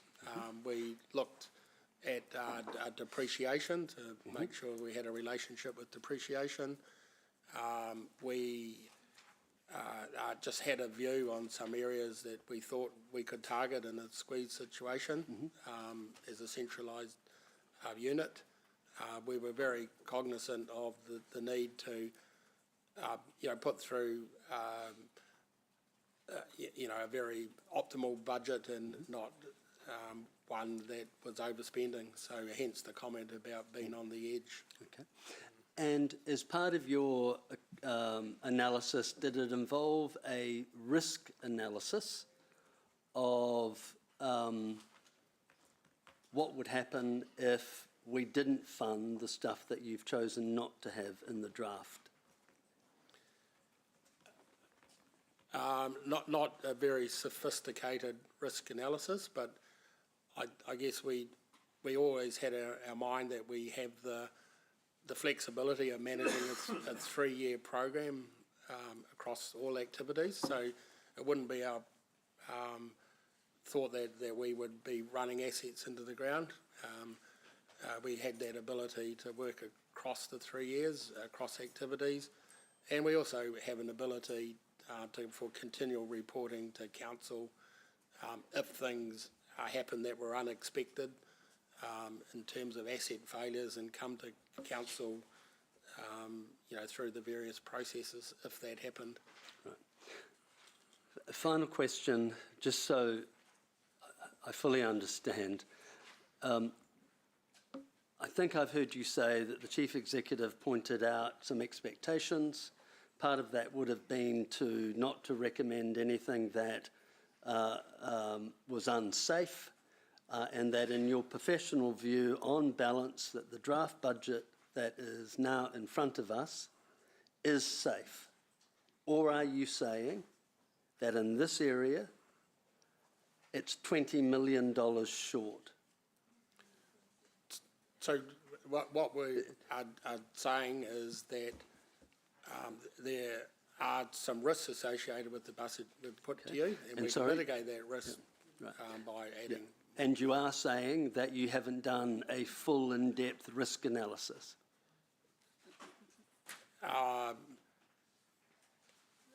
No, not a full in-depth, like it's a continual process for us. So the basis for the extra $20 million funding is not based on a risk analysis. What is it based on? It's based on the judgment of the people that are in charge of looking at assets and renewal. So it is based on conversations and views on where risk might be. It's not a detailed, written down report. And that judgment didn't quite get it in the base. You're saying that the judgment is we need the 20 million, but it wasn't enough to sway it to be added in the base. So I think, to be fair here, we've had a number of workshops looking at capital. So what I'm trying to say Mayor here... Paula, I guess I know the workshops. I participated in every one of them. I just want to... My concern is that we've landed on a draft, and then just about every item we get a passionate speech from staff saying, high risk, we recommend that, and I'm just trying to work out from a governor's perspective how we weigh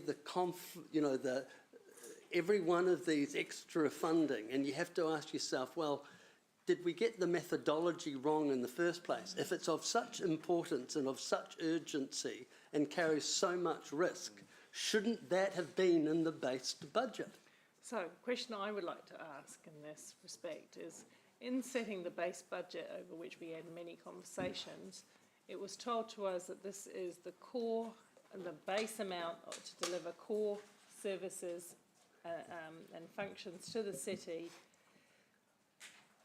that do not take us, but we look after what we have. So that was a clear principle of this council, that we look after what we have, and at the very least, it remains at its current condition and does not move backwards. That's the predication for the base budget, really, isn't it? Correct. Is that still, so that's still your opinion that the base budget that was chosen, informed by all those workshops and feedback, was one that will deliver? Because we did see an interesting story, thank you, Jonah, yesterday around mothballing the city and other things. But what you're saying is the base budget is credible in terms of looking after what we've got and maintaining those things at current level, notwithstanding I know there's an argument around growth and growing city. Is that the fact, or is that not the fact? No, that's correct. What I'm saying is there's not much resilience in this budget for if things go wrong. So the question then becomes, which you're trying to explore, I think, Ewan, I'm not trying to speak for you, is you're also passionately saying you should build more in to give us that more future resilience. The impact of that would either be, where Ewan was also going, cutting something else out of the capital budget or increasing rates. Is that correct or not? Yes. Because we can't borrow because we've got a headroom of only $7 million. That's right. So from a council's point of view, it would be up to the elected members to determine, what you are asking staff guidance on that, I hear you, Ewan, but to determine what capital projects we would prefer to remove or what we prefer to... Well, Mayor Paula, I've got good news. I've got amendments that will save us $190 million. Okay. So I'm looking forward to having them heard today. Okay. Can I just add to what Chris was saying there? he did talk about that, you know, it's around the level of risk appetite. And the report says that what we've put in the base is the highest risk.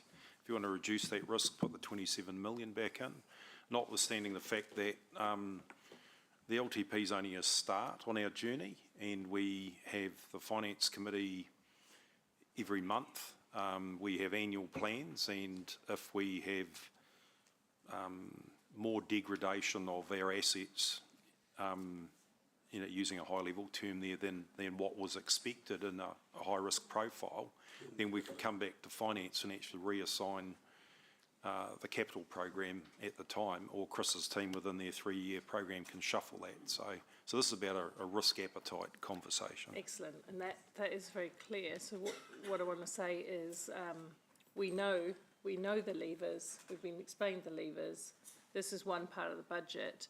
I've got another question. I'll take another question or two, but if they can be on new aspects of the renewals, because we will have robust time to debate and explore the motions that you'll bring into the table. Is that okay? I guess from a procedural point, I do feel like it's Groundhog Day in a little bit, that in each of these items, the staff again summarise the report and again highlight the recommended and the excluded. Now, we've been living and breathing this for months. I'm just wondering if we actually need to hear that again, and that we should actually be getting into the meat of the decision making. Well, that's what I want to, but you yourself have just been exploring that very I know, thing. because again, it's raised, and it's raised respectfully in a risk issue, and the media here and going, I'm hearing staff saying that this is high risk if we don't do it, and that creates a bit of an outlier. So I'm just wondering if that's the best procedure, that we're going to keep having the same introductions that we've been having for the last number of months. From a matter of principle, it was important to me to have the base budget well understood, and to have the options above and beyond that understood in a transparent way, which I guess is why this report is set out this way, James. That's why you've fashioned it. So I agree with you. I don't want to get down into re-litigating every part of the business, because we do understand, because we have been in all of those workshops. And we've been listening. You've got 12 pages of motion or amendments. I get you. So that's why I'm going to say, in directing it forward, Louise has got the next question. Let's not go over the same ground. Let's advance, because there are other parts of this report to cover over before we do get into the substantial bit, which is exploring the levers that we already know we need to pull and push. Let's explore those through motions. Councillor Hart. Thank you. Good morning, Chris. I was wondering, just for some clarity, there's a comment on paragraph 111, an increased focus on critical assets and potential identifying potential assets to retire. I was just wondering if you had a set definition for critical assets. I would assume it was, like drinking water and... So within, we have asset management plans for every activity, and within each activity, there's a section on criticality of assets. So libraries, for instance, they'll have a section on the criticality of assets. Some assets are more important than others. So in water, there'll be a criticality within water, a criticality within wastewater. It's not trying to say what's more critical across the asset base. So there won't be a list of pipes being most important and buildings being least important? No. So one of the when council gave us the delegation a few years ago to manage it as a portfolio, it was very clear that they wanted an equitable distribution of spend across all the activities. And that's actually written into the delegation you've given us to ensure that that happens, that we don't end up diverting all the money into one activity at the expense of other activities. I think that's been the most reassuring thing I've heard today yet. But will we be able to give some idea to the public when we go out to consultation around just what some of this means, perhaps for some example departments? In terms of the criticality or retiring? Yeah, just that sort of either end. Yep, we could work on that, yep. Okay, cool, thank you. Yes, no, so we. Also, Yeah, I don't think we need to talk about what the 5. Exactly. Noting Councillor Ewan's comments, I'm not proposing doing so. So the only thing I did want to flag possibly in priority 1, Chris, you were going to mention the issue that Councillor Maxine raised earlier. Is there anything further that you want to add on that? Yeah, no, my proposal was just to revert to questions and raise some things that have popped up in the questions, and that was the only thing I was going to raise in the first priority, a city that's easy to live in. It would be good to get the Peach Grove Road at $16 million back into the unfunded program, so there's visibility for people, unless council elected members want to do something different with that. Okay, so let's ask the questions you might need, and particularly those who are councillors who've got a motion that they're potentially going to canvass. Make sure that everybody understands where we're going with that. So, questions on paras 123 through to 134 in the first place, or 136, and then we'll go into the changes in base and other aspects. But just in terms of that, just to keep a chunk ahead of ourselves. So any questions, councillors, on 123 to 136? No? No? So everybody's well understood on that? Maxine? On the point that Chris addressed through the email last night, you talked about it being potentially coming into a funded year, and that for the Peach Grove Road project. In terms of it going into a recommended or unfunded, or there's a third option, wasn't there? Consider options for the citywide transport projects. And so I guess my question really is with regard to how up or down on the priority might that appear in terms of the other items that appear on that list. I'm thinking that's on page, not sure really. So, so if I think I've understood the question, I think from this meeting we're really reverting to funded or unfunded. Right. So the default option, this was my mistake, I should have put Peach Grove Road at 16 million in unfunded project, and then that's a project that elected members could decide if that's where it stays or otherwise. So it doesn't really matter, I don't think, if it's recommended, consider or unfunded, because recommended is unfunded. So my proposal would have been to maybe have a resolution to add it back into the recommended unfunded category. Thank you, because it does kind of prioritise some of the options that have been put up within an unfunded category. Yeah. So we'll move past that, shall we? Anything in terms of table 8 listed in there that you have any questions about? No. Oh, well, sorry, 36, starts on 35, 36. So that table, changes in base portfolio from the information session, there's a chart there. There's more detail in attachment 7 and attachment 4, if there's anything included. Of course, we have had all this information, so yes, thanks, Max. And with regard to the original draft and the Mayor's proposed draft, and the CEO's proposed draft, the difference that we found in the Peacock, the Peach Grove Road, were there any other anomalies that councillors needed to be aware of, or that had been missed out on lists in any other parts of the attachments? No, I don't think so, because some of the changes were just reductions in the quantity of continuous programs. So I think you know, they're still there and visible. So Peach Grove Road, it slipped past me. I should have had that one in. About it, and we did decide it was an unfunded portion of that. Yeah. In deciding the initial proposal, we did talk about it. Should have been noted because you've got to have visibility of where it went. So happy with that.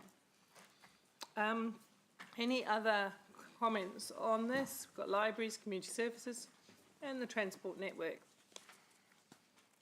Are we asking just in terms of sorry, it's slightly confusing. We're still on one. Priority one. So Priority one. Questions in regard to Any priority one? questions? I was just chunking it up so we didn't have to look at all pages at once. Okay, but so yep, yes. Councillor Thompson. Thank you. My question was just in regard to the sump filter compliance program.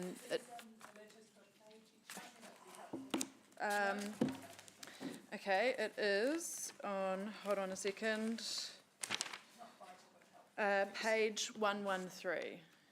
And it's in the table at the very top of not included in proposed budget recommended. 113 of the agenda, yes. In the attachment. Attachment for capital portfolio summary sheets.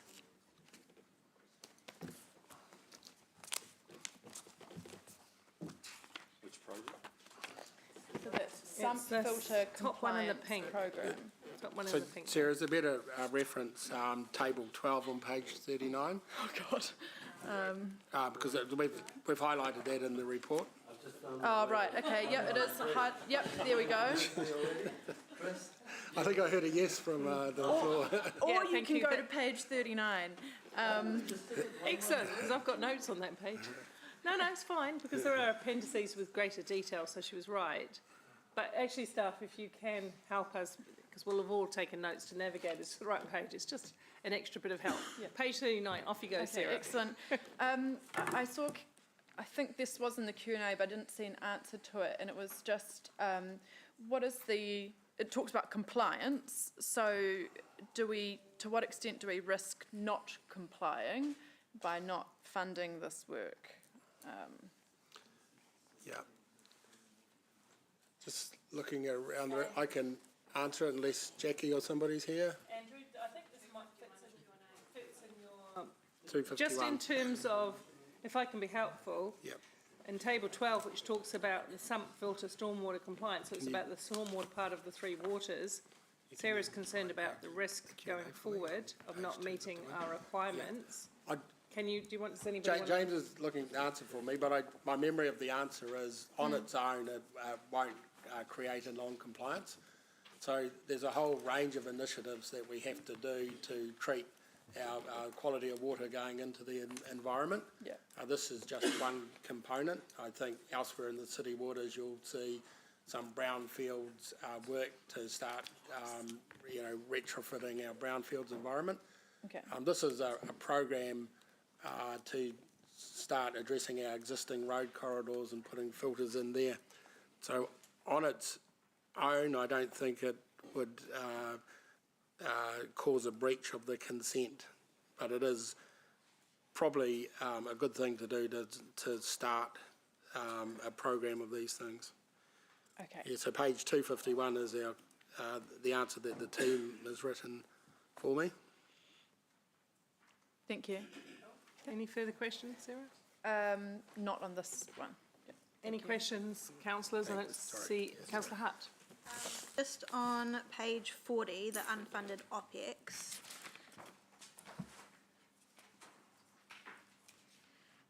Just that list of them, just curious to understand, apologies if this has been already asked for clarification, but the bridge and handrail painting, pavement surface maintenance, catch pit clearing, stormwater treatment device maintenance, cycle lane marking, road and cycleway sweeping, verge maintenance, pre-seal repairs, perhaps not so much school travel planning, but just curious about how leaving that unfunded might escalate those issues further down the line. Particularly the roading ones. Yeah. Andrew or Eva Lisa, do you want to talk to that?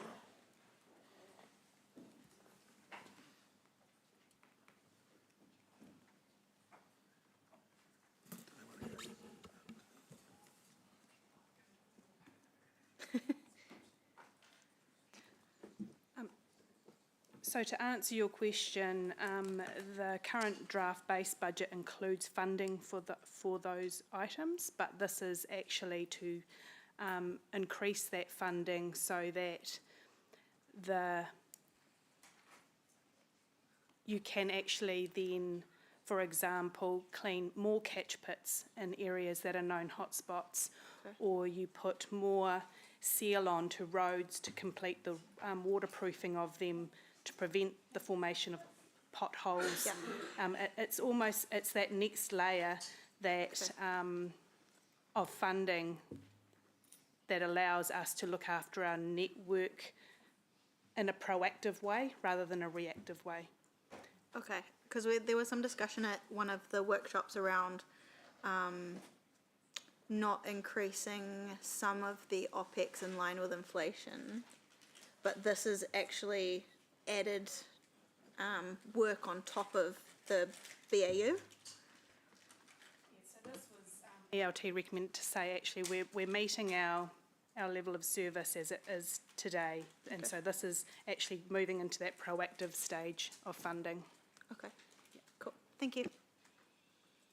So does that speak, just to answer my question on that, does that speak then to the fact that current levels are protected? We're doing the base amount of work we need to do. It's just building in that greater resilience so that eventually a more consistent and higher standard can be reached. That's the bit that's not in there. Correct. Right. So just to confirm, the current level of service as it is today, not what it was planned for in the 21-31 LTP, which is exactly. It's sort of So it's transgressed a little bit. We knew that. We would. Yeah. And it doesn't account for growth either. So. No. Okay. All right. Thank you. Anyone else with questions on this section? If not, we're going to go onwards. Oops. We're going to go to section. We're going to go to funding and revenue.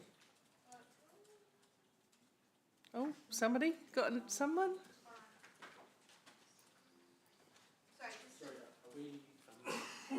We're asking questions on the capital and operating The stuff. additional funding requested for these items.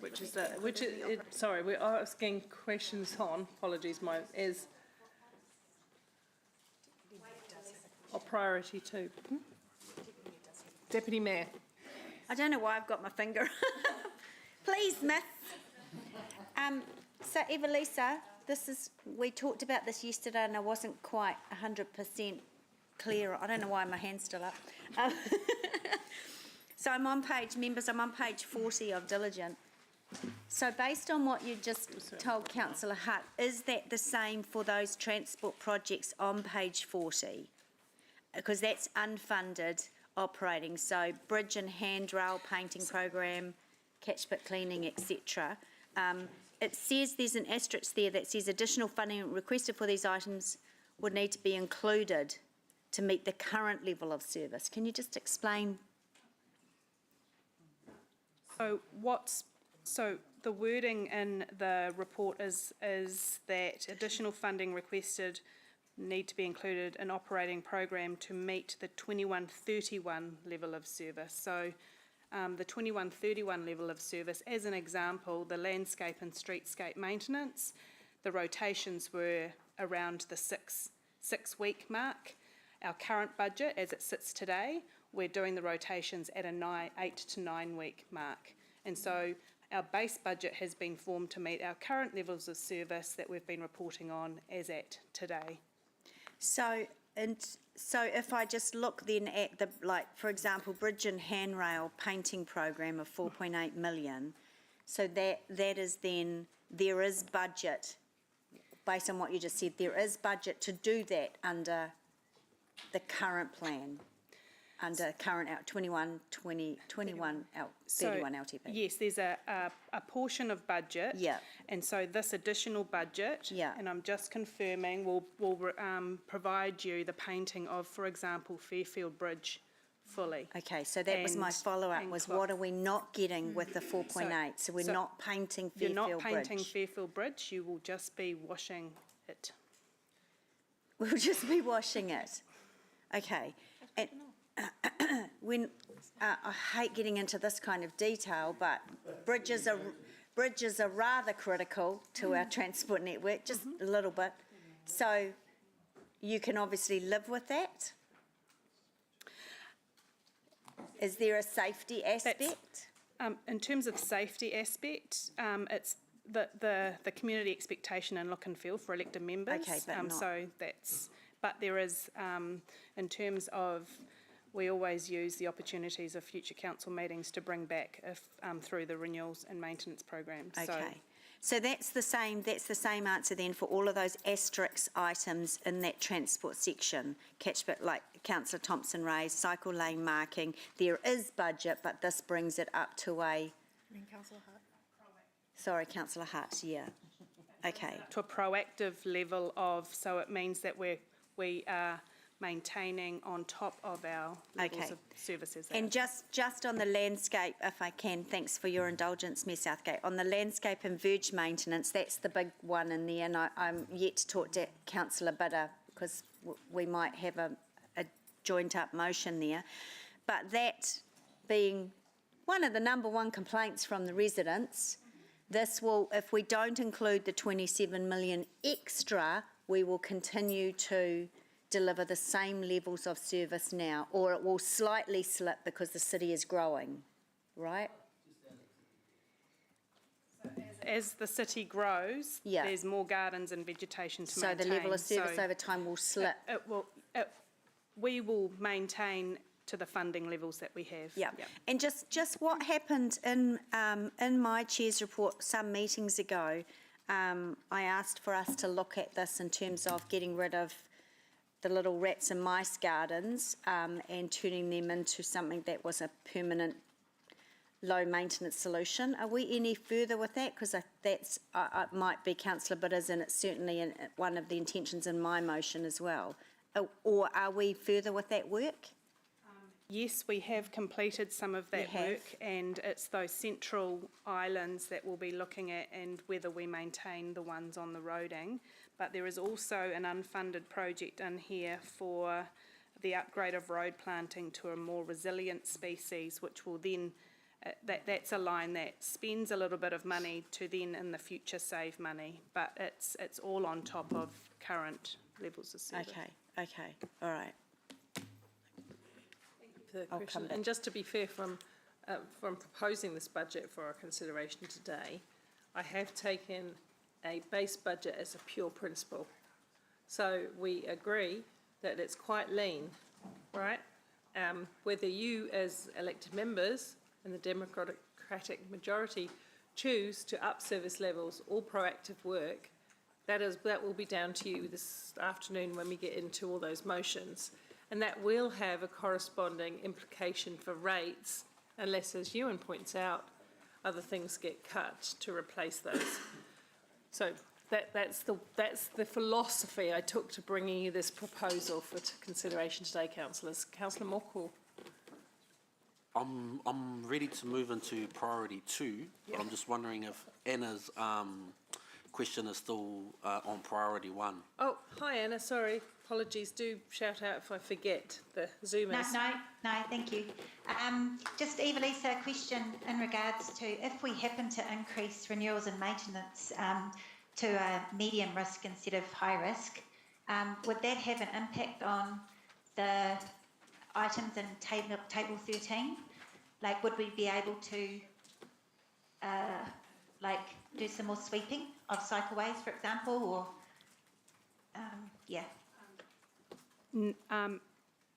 or maybe the painting more so? The pure answer to your question is no. Okay. Thank you.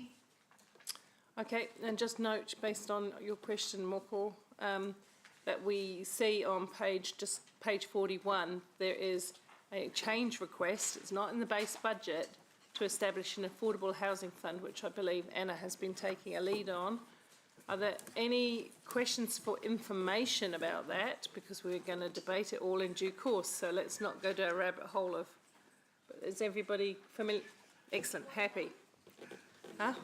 Page 41, it's the last one before we get to priority 2. Okay, priority 2 then, thank you. Oh, did you have a question? Did you want a question on it? I just wondered for clarity, just to save us later maybe, There was some discussion this morning amongst elected members that the Affordable Housing Fund would have an impact on rates. Will require a rates increase of 4%, and I just wanted Tracy to explain that if she can, or explain that that's not the case. It's David here. Yeah, so in terms of the $10 million, when I spoke to Tracy, I agree with her that any sort of an amount that we would give would be treated as a grant, which isn't part of the balancing the books, right? But given that we're butting up against our debt ceiling, we would have to increase our revenue, so it would have a rates impact. So it may not be 4%, it'll be whatever our required revenue is to actually stay within our threshold. And it does depend on what year it is, yep. Yeah, thank you. Okay, thank you very much. Yes, please. Thanks. So I've just heard that, in fact, yes, it does have a rate increase effect. If we breach the debt to revenue, we would need to increase our revenue. Okay. And I also heard that it's a grant. So I had understood that the funds were to be repaid and that they would be covering the cost of the borrowing. It could be treated either as a grant, meaning we don't get it back as a council, or a loan. And if it was treated as a loan, Momentum would have to sign a loan agreement to repay it. And then but both of those scenarios, the topic is around the debt of $10 million and how we would pay that when we've got no headroom. But if it was a loan, it would, as distinct from a grant, that has to stay in our balancing of the book equation and our general balance sheet, right? No? No? No, so there's two options that you have here, and like you say, it really depends, and what I've been working with Councillor Anna on is the timing of this, because that actually does, it's probably the biggest thing that makes the difference. So if it's a one-off grant or a loan, both of them obviously are included as part of our debt, but it doesn't affect our balancing the books. So just like we gave a loan, a one-off grant / loan, if you like, to Momentum for the theatre, all of those can come into the accounting result, so the full accounting result, but aren't included in the balancing the books because they're not part of our everyday expenses. One final question.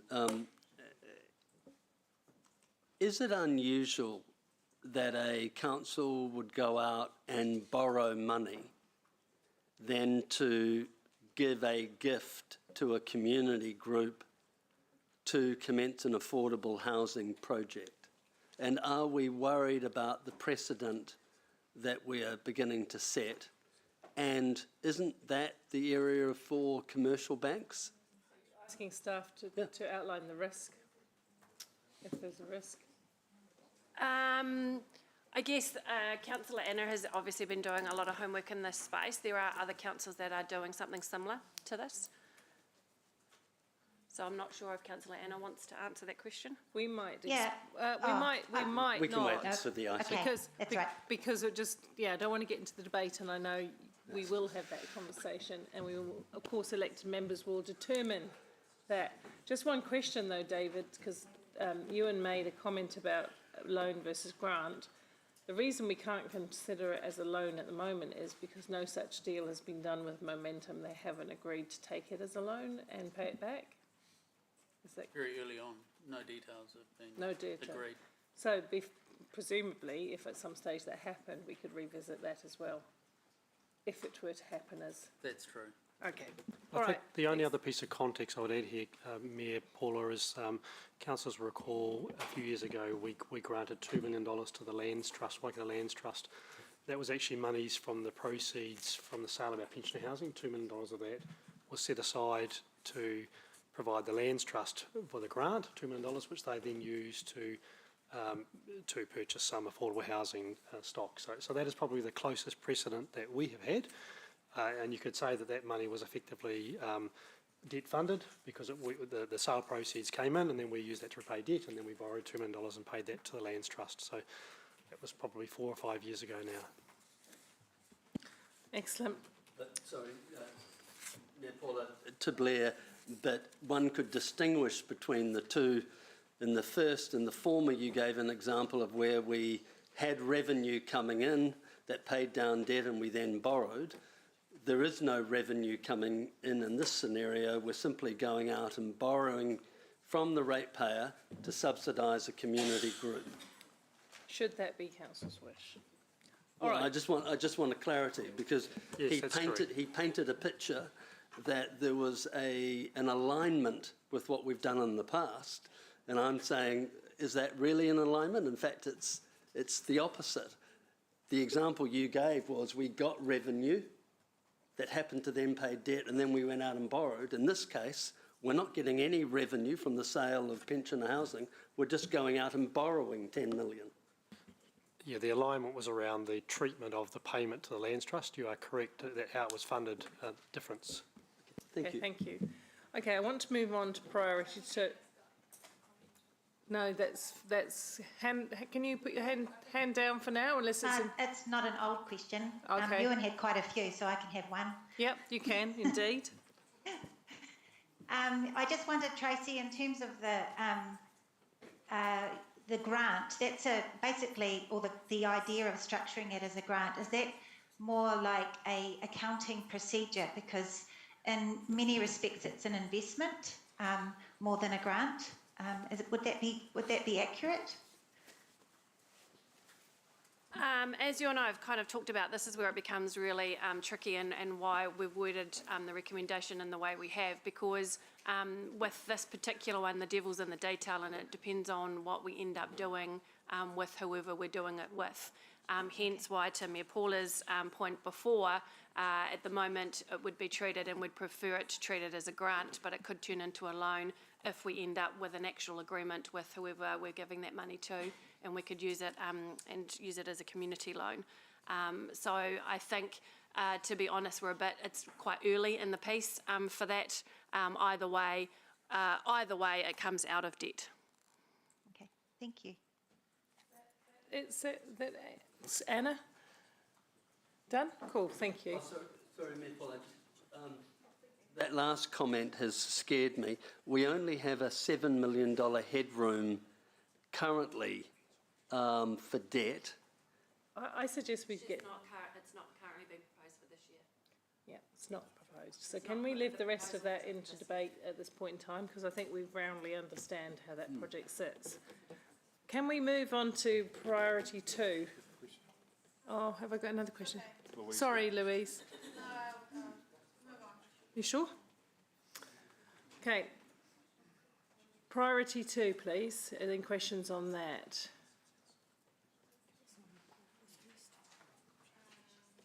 Councillor Tauriki. Yes, wanting to get a bit of a picture around the partnerships, communication, and Māori unfunded part of this agenda, this report. Is there a provision there? Because on page, I think in attachment 9, we've got Te Tiriti events funded at 100K a year for the next 10 years. And then we've got mana whenua engagement at 250 for the next 3 years, and then it stops. And then on page 46, it's saying that it's unfunded. So just a little bit confused how far we're going. What's in the base and what forms an unfunded but possible amount? Who's Nicole, are you able to address that? Thanks. It's currently in the base for, we have the, for year, sorry, just triple check. Yeah, so currently in this annual plan we have the Matariki event funded, and then in year 1 to do the Matariki event for year 1 of the LTP we would need that change request, so that additional 100,000, which includes Matariki, Waitangi Day and Rā Maumahara to continue that event. Currently in the base towards iwi engagement we have the existing SLA with Thorpe, which is 140,000. And then the change is for an additional 250,000 to provide further SLAs with other iwi hapu to increase engagement. Is that just for next year or for this LTP? Yes, so 250 every year of the LTP. In addition to the 140 already? Right. Correct.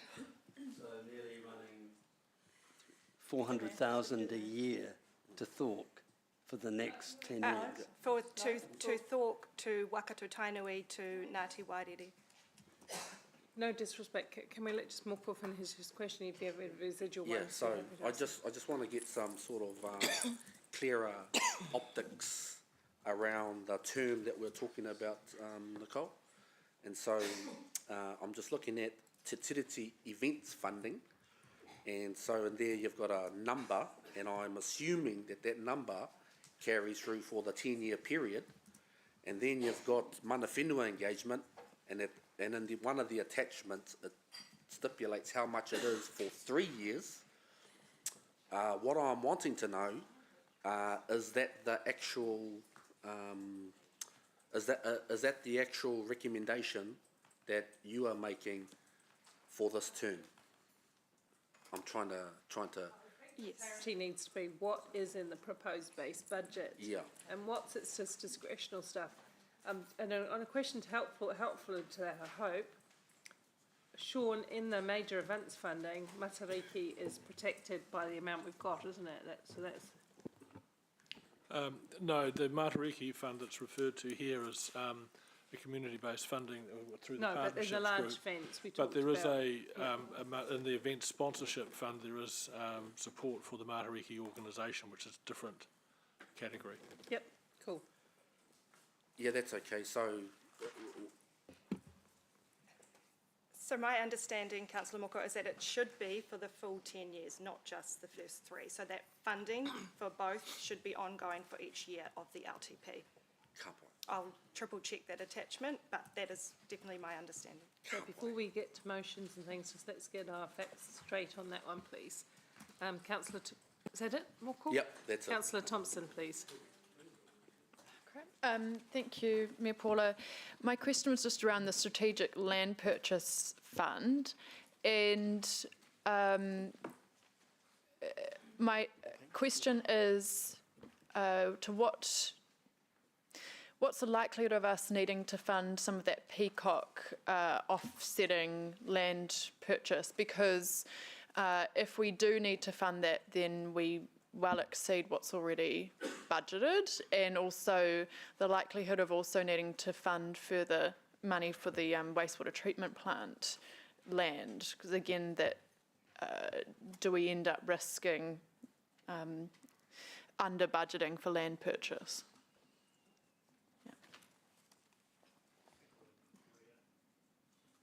Sorry, there's been some conversations here amongst various staff, councillors here, so Maria and Mark are probably best to speak to that one.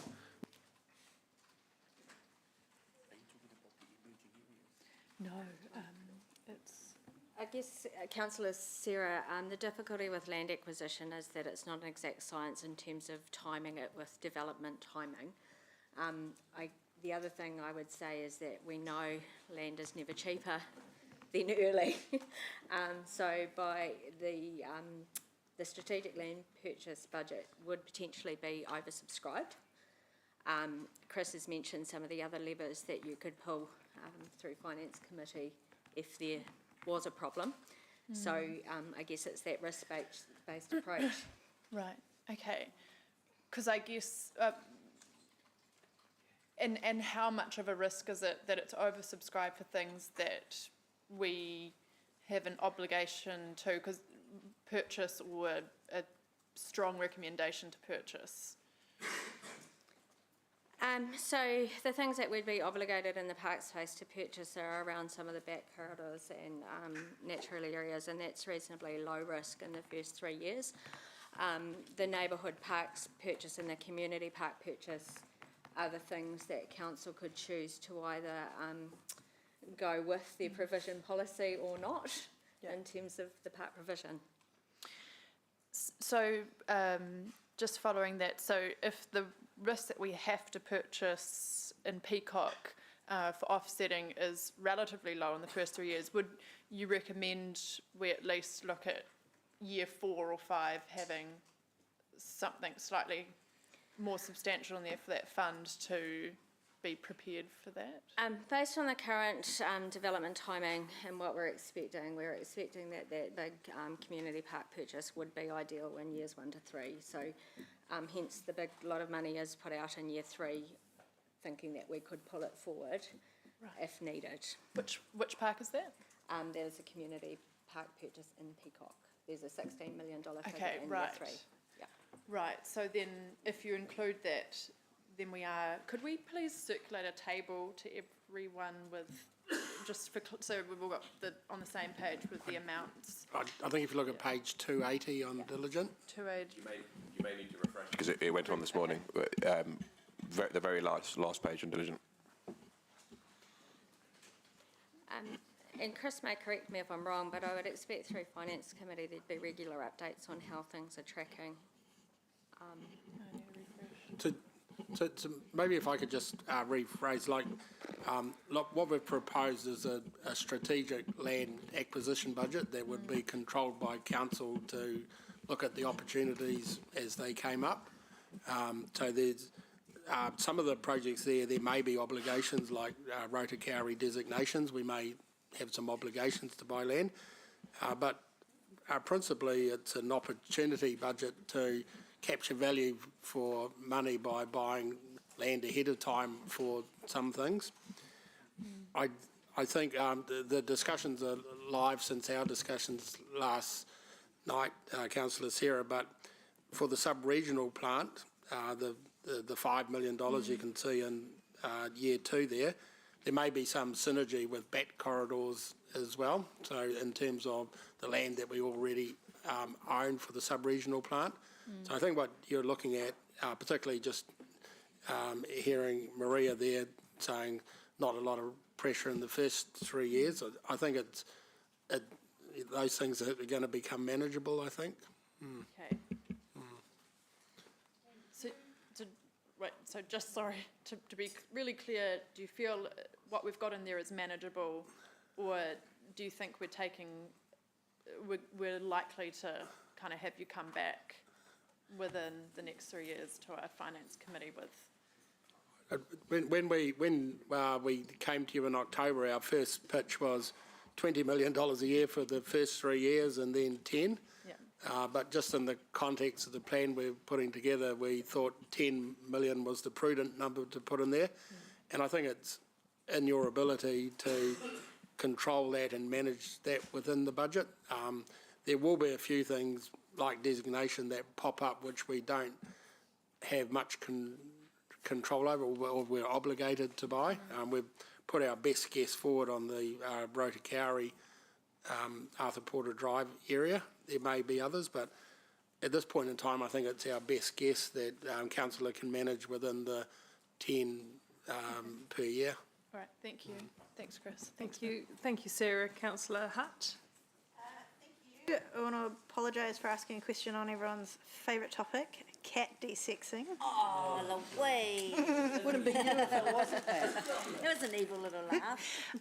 During the annual plan, there was some discussion around whether or not Waikato Regional Council might take up this funding, as well as discussions with the affected organisations about where they might otherwise find the funding because we cut it to 50,000 instead of 100. I was just wondering if staff had an update on whether regional has any interest in picking up this work and if there was any known impact on the cut to halve it from the annual plan. Been any update? No update? Oh, has there? Are you looking, Kelvin? No, You've got some, no? Calvin's saying no update. I think, and from the political conversations I have, they're working out their own scenario at the moment. Yeah. It's not too late to inform them or submit to, well, of course we will submit to their plan because it's a biodiversity related piece of work. Yeah. Or biosecurity related piece of work. Okay, cool. Yeah. Who made that? And then can I just ask Councillor Pike if her questions are on civil defence? Yes. Great, I'll leave them to you then. Yeah, very good. Teamwork, like it. Councillor Wilson. Yeah, thanks, Mayor Paula. My question is in relation to sister cities funding.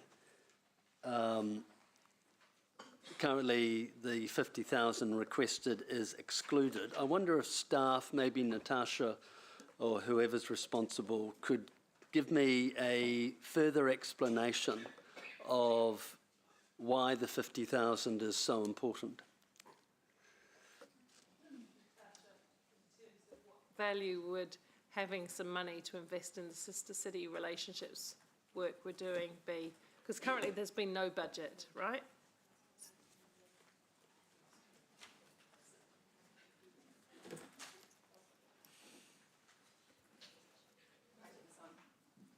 Press the button. That's right. There's currently no budget at the moment in the base for sister city relationships or for international relations in general.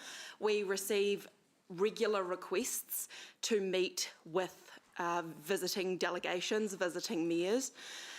We recently had the Mayor of Chengdu, who's one of Hamilton's sister cities, visit, which was a significant occasion. We haven't seen them for a really long time. City of 110 million, and there was a lot of opportunity there to profile Hamilton globally through this Mayor's visit. We had to kind of do that visit or host that visit on a shoestring. And we could have done a much better job had we been properly resourced to do so. Just this week, we've had a mayor from Japan visit, and again, no budget to properly or respectfully host that mayor. And it's really challenging, I think, for staff. We all want to kind of showcase what Hamilton has to offer. So some additional money to help service these relationships and show respect when people come to visit us, I think, would be really valuable. If I could, Mayor Paula. Can I add that I think the other important point from our office is we've charged Economic Growth Committee, it was Ryan and now it's you, to do some actual work in investigating sister cities, how we either derive the best benefit or we look to doing things differently in the future. That there's very little for that either. Okay. Mayor Paula, I wonder if also, Natasha, if you could expand on your view of whether or not there's ever, if there's any indication or proof that these types of relationships generate an economic spin-off for the city of Hamilton. I mean, if you were to reflect back on the most recent visit from the mayor in China, there were a number of parties that attended, included tertiary education providers. Did you, from your opinion, glean that there was an economic benefit from these types of relationships?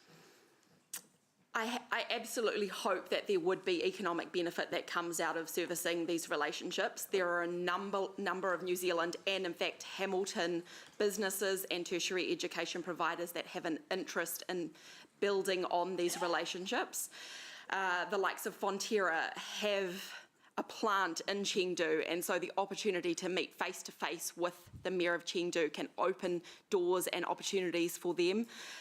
There were a number of other Waikato businesses who wanted to come to see what opportunities might exist in these huge international markets. So anecdotal, I think absolutely yes, there are economic benefits to be gained. I mean, education is another one where New Zealand has a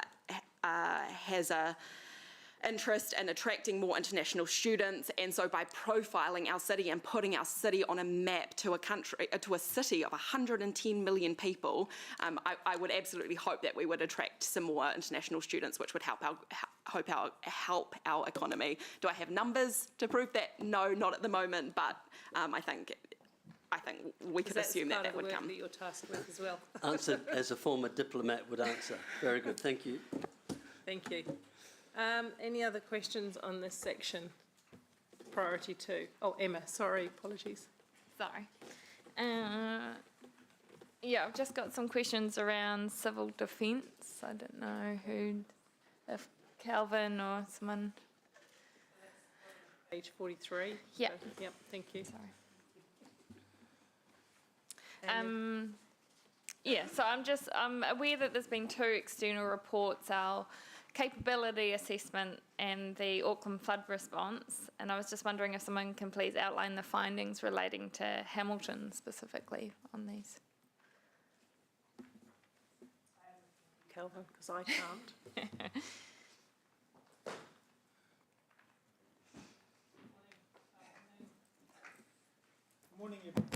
Morning, everyone.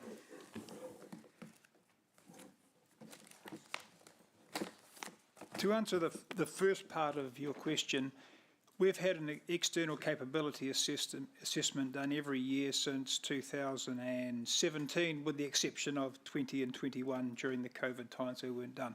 And that's an external assessment just to monitor our progress across a range of national measures. So at we had one done in April last year. And I'm not sure whether specific detail you might be searching for, or Just, I guess what, if there are any specific recommendations relating to Hamilton that we're not meeting. Trying to go at where the future risks lie for Hamilton, where we got them well managed. Is that as fair? identified by the report. in summary, the report says that we do well in the response activity, and there are areas that we are not doing well in, or that we should be looking to invest in, potentially, and that is in the areas of community engagement and in the areas of hazard research. How well do we understand the nature of the hazards? And if we're going to engage with our community, we need to understand our hazards well, so we can engage with them about how best they can prepare themselves and their families to be able to survive and thrive during and in the aftermath of an emergency that might arise. Thank you. So in your professional opinion, is Hamilton in a position with the current base budget to respond to the community engagement hazard identification needs? I guess this becomes a question for elected members as to the risk appetite that exists. Civil defence exists on a continuum. We have what we call the 4 R's: reduction, readiness, response, and recovery. All of our focus currently is in the area of response, and we've got, according to the assessments, relatively good at that. We are not putting the investment in the front-end loading of that, which was the reduction activity, which is where we can help the community to build greater resilience. Thank you. I think in that you answered my final question anyway, so thank you. Councillor Hutt. Ask a little bit more of a procedural question, because the civil defence items, and I think possibly the climate change risk assessment off the top of my head, were listed in the potential climate resilience targeted rate. The way that we're going to vote on things, there are some things in here that if the climate targeted rate didn't pass, I would want to possibly look to add into the base budget. How is that? How are we going to work through that? So we're going to work through the propositions for financial modelling and noting. So then we will get all of them at that level before finalising any of them. Then we'll go through and finalise them. I don't know if I've said that very well, but yeah. We'll agree to. We'll move and get decisions on all of the items, but that is for the purposes of doing the final financial modelling and so on, which then we come back to and go through again. And so, because some people may change their mind on a number of things when they see the financial impact that it brings. So, okay.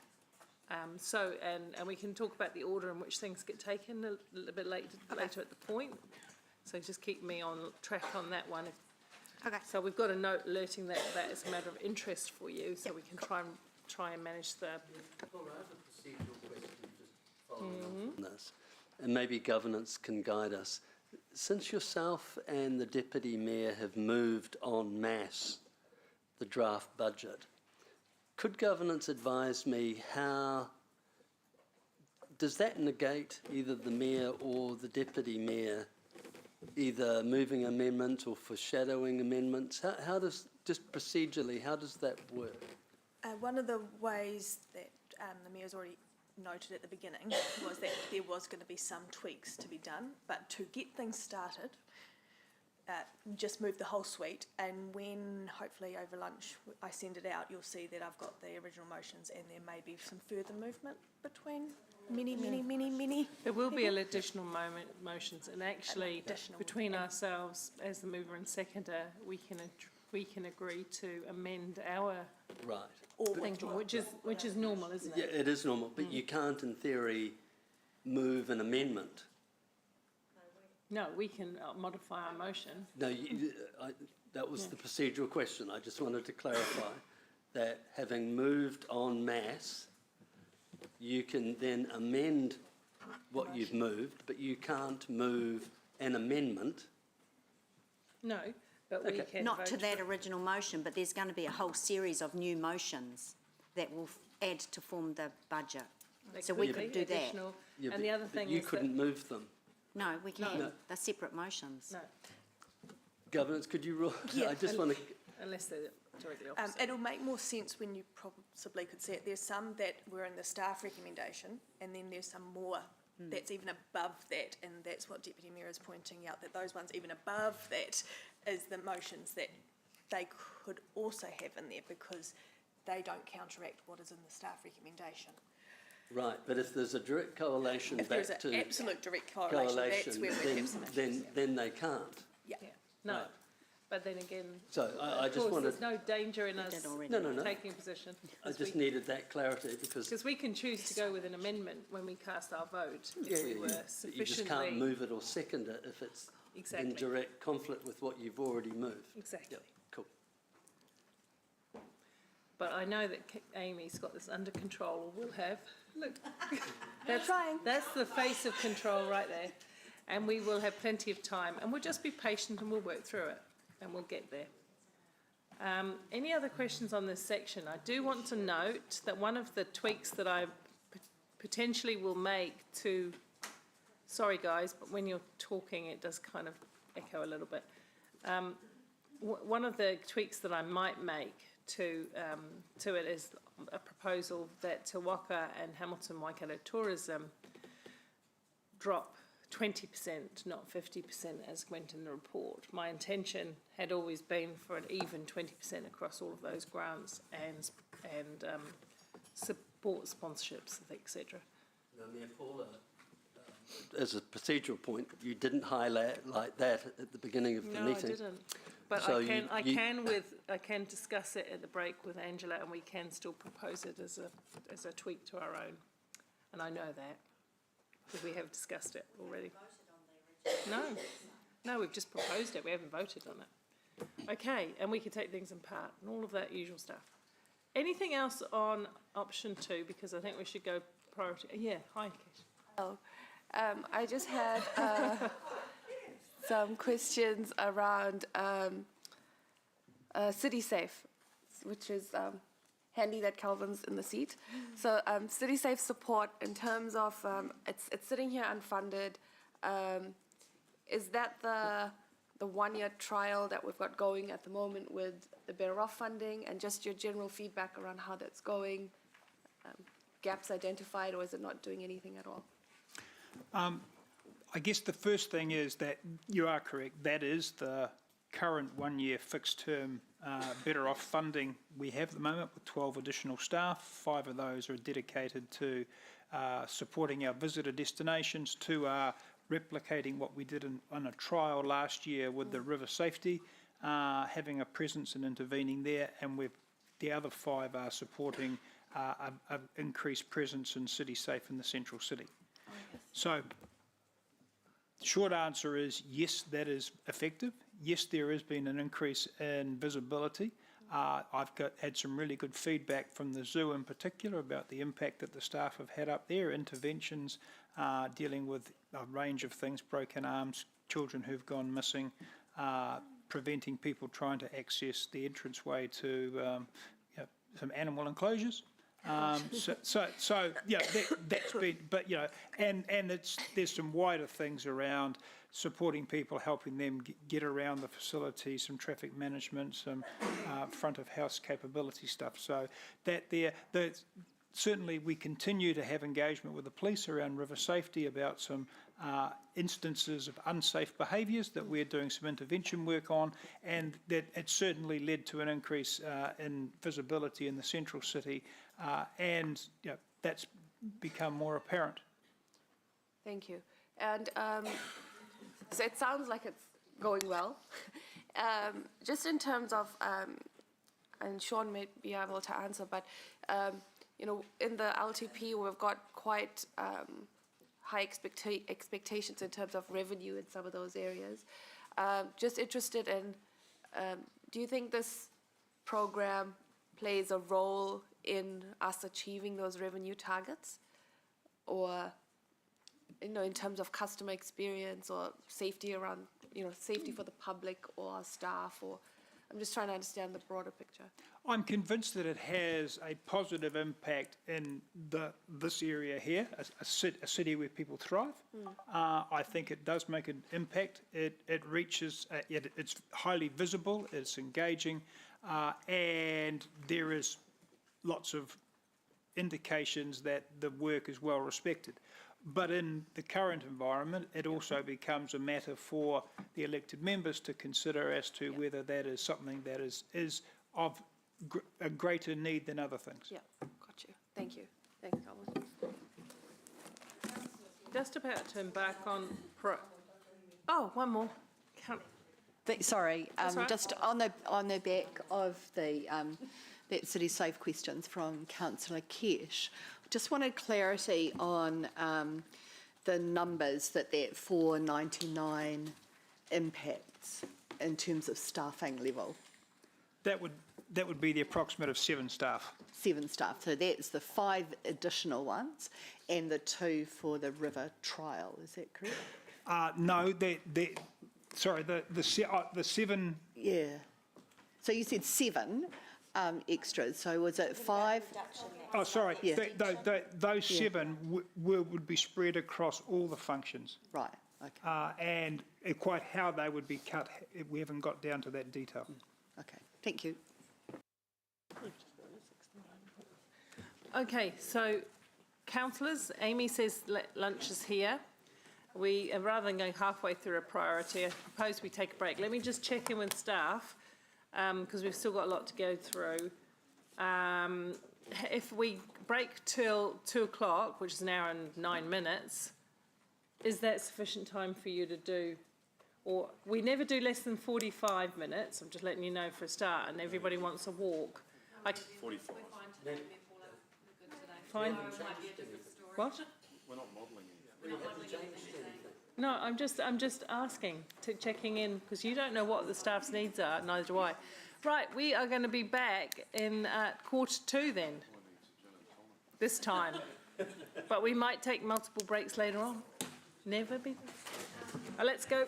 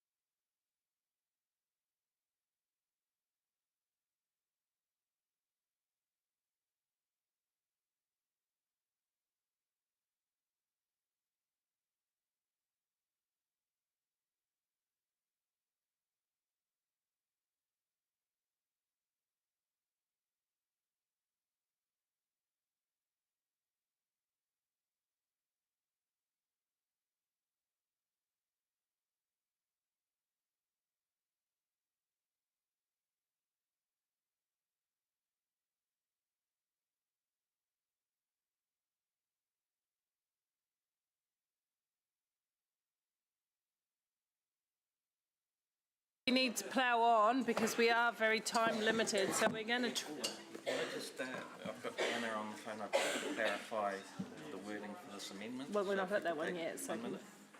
No, no. I'll just call now. I'm waiting, holding up the meeting for a conversation that could have happened before. Okay, we're going to make a start.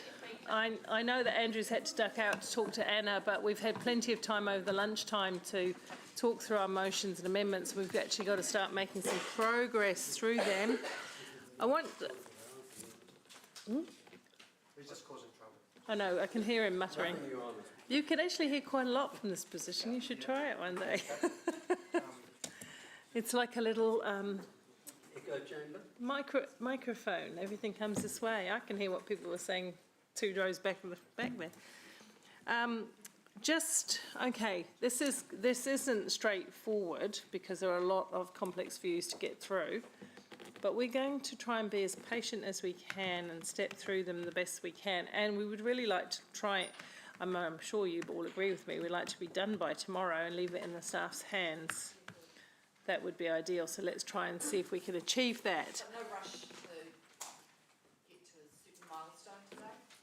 Preferably, because we don't want anything changing last minute. We don't want a period of time to, but, you know, we've only got the 2 full days at this week. I'm trying to log into blinking thing. Right, so, it doesn't want to let me in now. Questions that we had on priority 3, I think we were up to? Yeah, and I can't get into diligent is what I'm saying. I can't get into diligent now, Amy. I was in it before Laura came and did something else.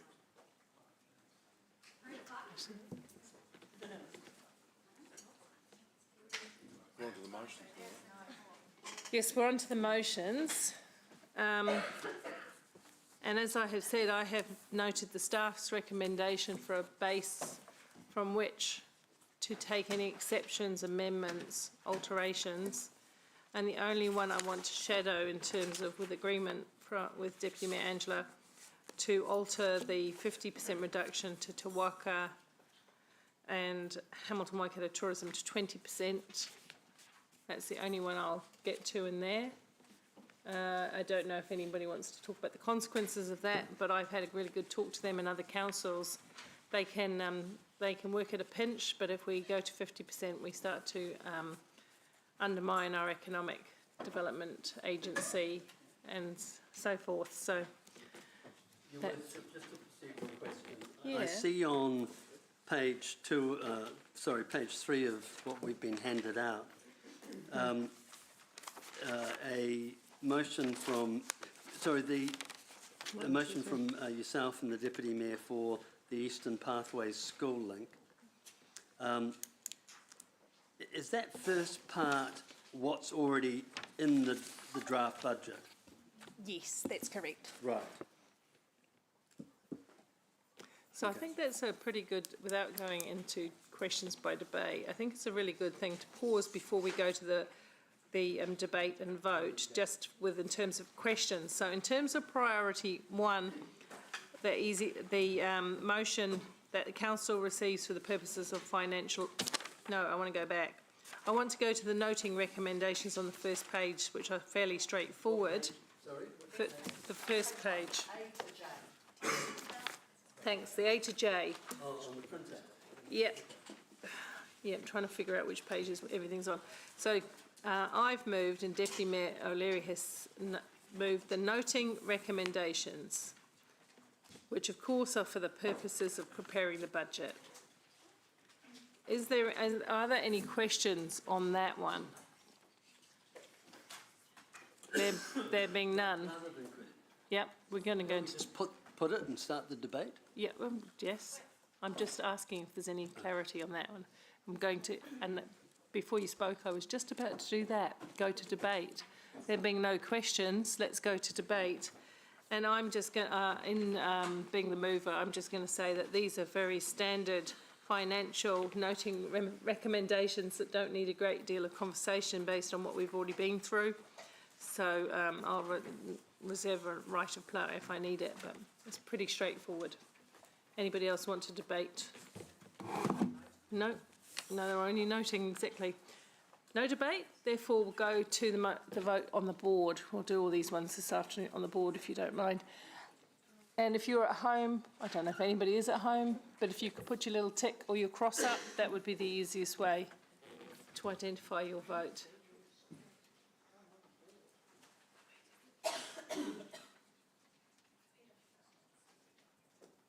So, Malene, if you could put a tick or a cross up, please.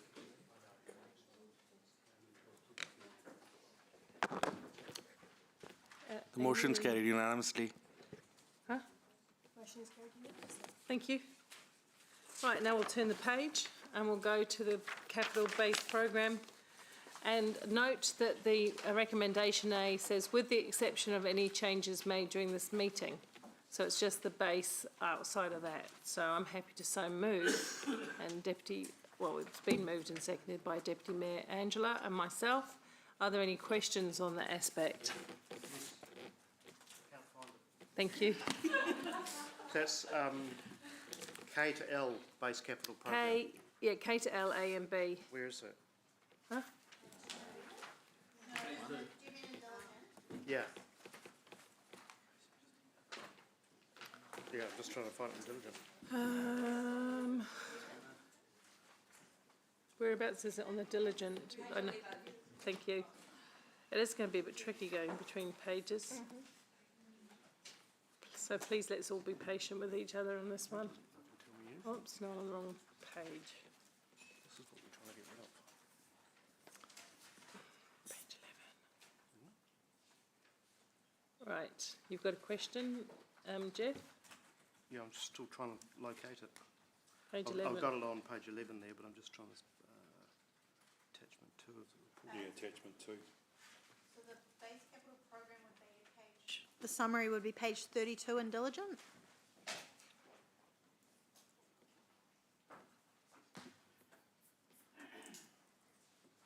Right. Yep. Is that correct, staff? Are we looking at that? Just That's not the procedurally, motion, though. obviously, this is just for planning purposes Yes. because we've Financial all model. got amendments that will in fact, in some ways, is it not best to do this last? Ewan, Because- I get what you're saying, and that's why I read out loud that it says, with the exception of any changes made this meeting. Okay, But- yeah. So okay. Yeah, it's, that's fine. is that all right? So we can, so we can support it blindly because. Okay, any not bound. questions? Councillor Taylor, you've got a question on this. I'm just still trying to find exactly which projects it's referring to, that's all. Can someone at staff talk to which projects that this It's all recommendation well is to say inclusive of? attachment 2, but, Page what? well, it would have been good to have that. It's all of the base capital program, including all overall savings. So I think you're referring to Resolution K. It's referring to the attachment to base capital program in page 85, and it's referring to the base items listed there.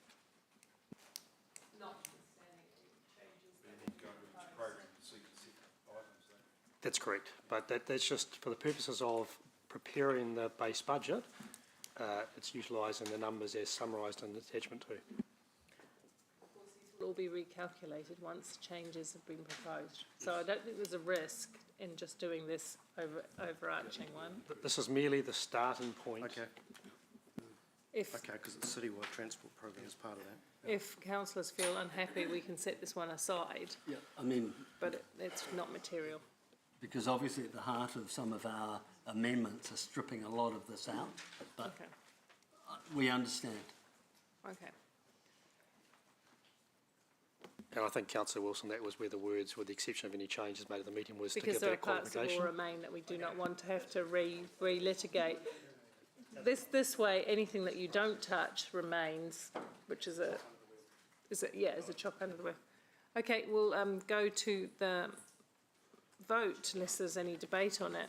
Is there any debate? No, everybody happy and understand? Happy? Let's go to the vote. On the board, please. Or the little ticks.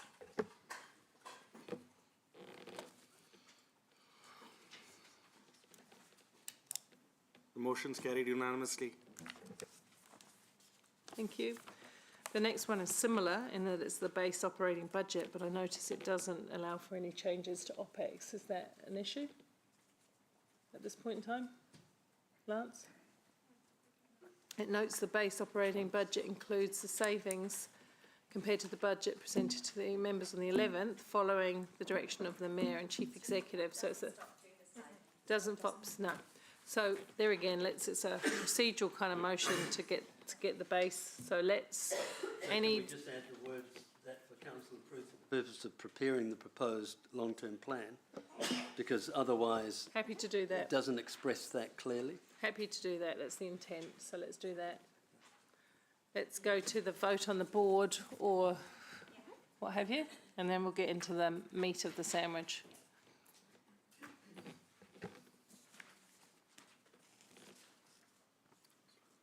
Right. Good. Good. Motion's Okay. carried unanimously. Thank you, everyone. Now we're getting into priority 1, and you'll see that that's the city that's easy to live in. And for the purposes of this, I've moved, Deputy Mayor O'Leary has seconded, noting the addition that a city under a transport program, Eastern Pathways, School Link, which is the thing that you discussed this morning, Chris.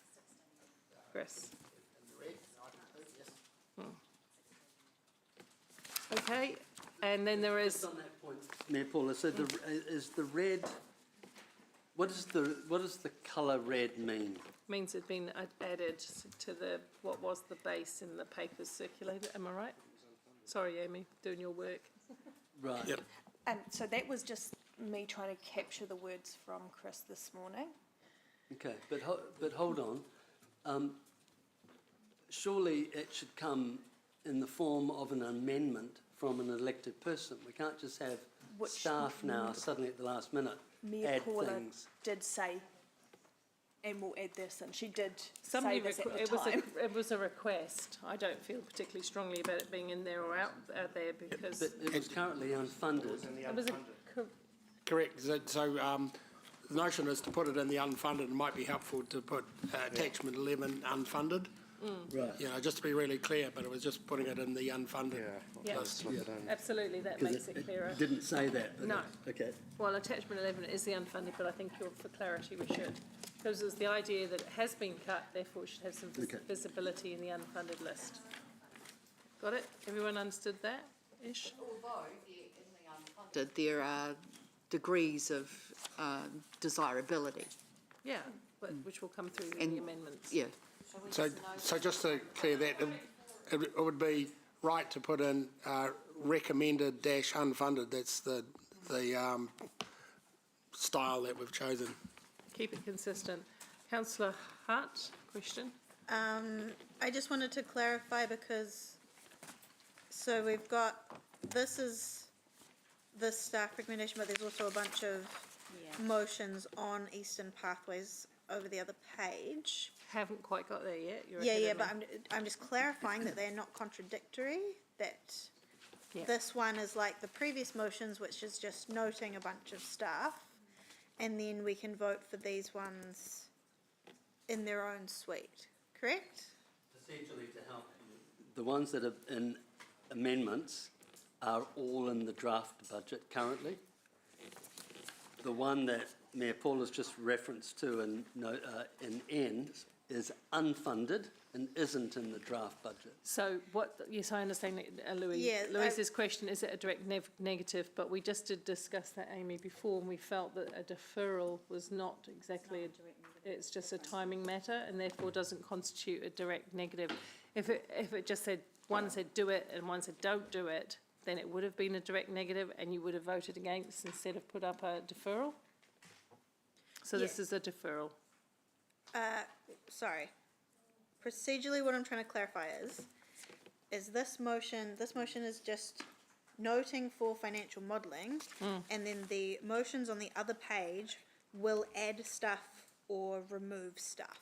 For financial modelling, yeah. Yeah, okay. So I'm just wanting to make sure if I vote for the noting, I'm not shooting myself in the foot for the stuff on the other page? No. Great. Just want to be really, really, really clear. Excellent. I'm not looking to embarrass myself today. No, good question, because I want everyone to fully understand what they are voting on and that kind of thing. So it's good, great question. Okay, so we're going to look at priority one, and we're going to look at those three motions that relate. So there's the Deputy Mayor and my motion that goes down to the bottom of the first paragraph on whatever the second page is. We're going to pop it on the screen. And then there is the amendment, which is to defer for 3 years. Any questions for clarity on that? I will give the mover of the motion the right to explain. Pardon me? Zoom into the top one, please. So first under N, just that one alone. This is just approving everything that I don't believe currently I have a change to from the original staff one, and anything that there is a change has been excluded. So therefore we're excluding the Road to Zero, Program A, Walking Program A, so those ones listed there. So that's the first one that we'll look at, and then we'll go to the next one where you've got the motion, which is the original staff recommendation that Mayor Paula and Deputy Mayor O'Leary have moved, and then you've got the amendment which has come from. Can you tell me why the Roman numerals 4 and 5 are the same in them throughout? There's two parts to the motion, and it's the same.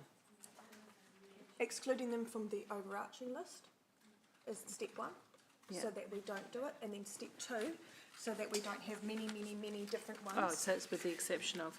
Yeah, exception of. So if we could just go with the exception of, unless there's something else that you have noted somewhere that I have not included. Does everybody understand that now? Mayor Paula, I've just got a quick question of governance for me. On our amendment, I'm just wondering if you've dropped a couple of things off.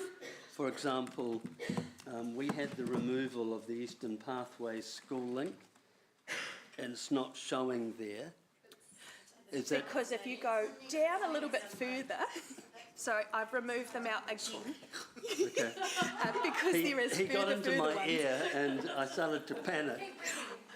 I know it is incredibly complex and that this may not make the best of sense, but where there is multiple foreshadow, I've tried to group them out. You're doing incredibly well, and so you can reassure me that the LCLR for 40 million is also somewhere.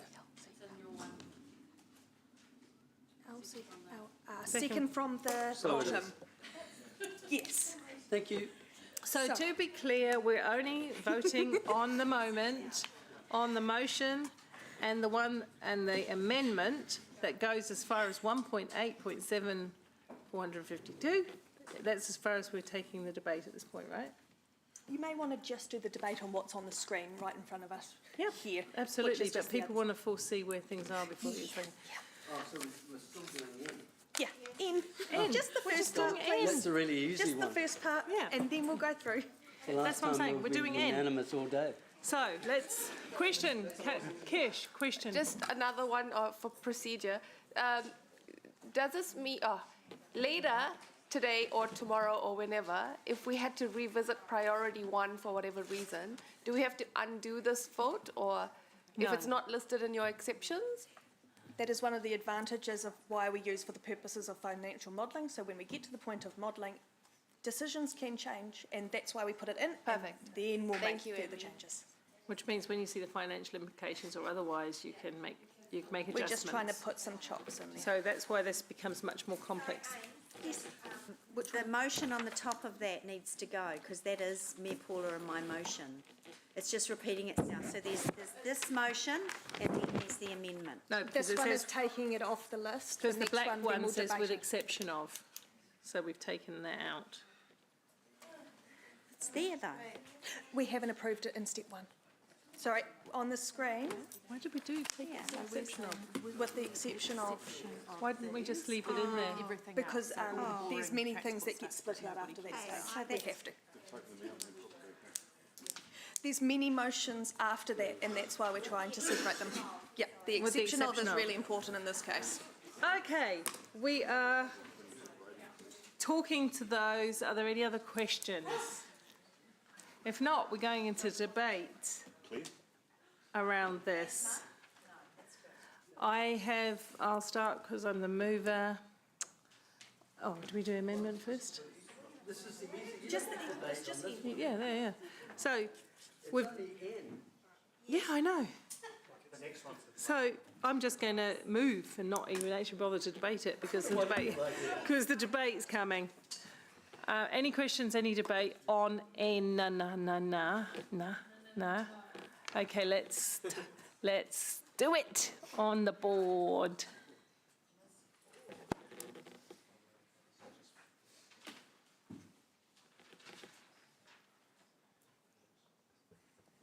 The motion's carried unanimously.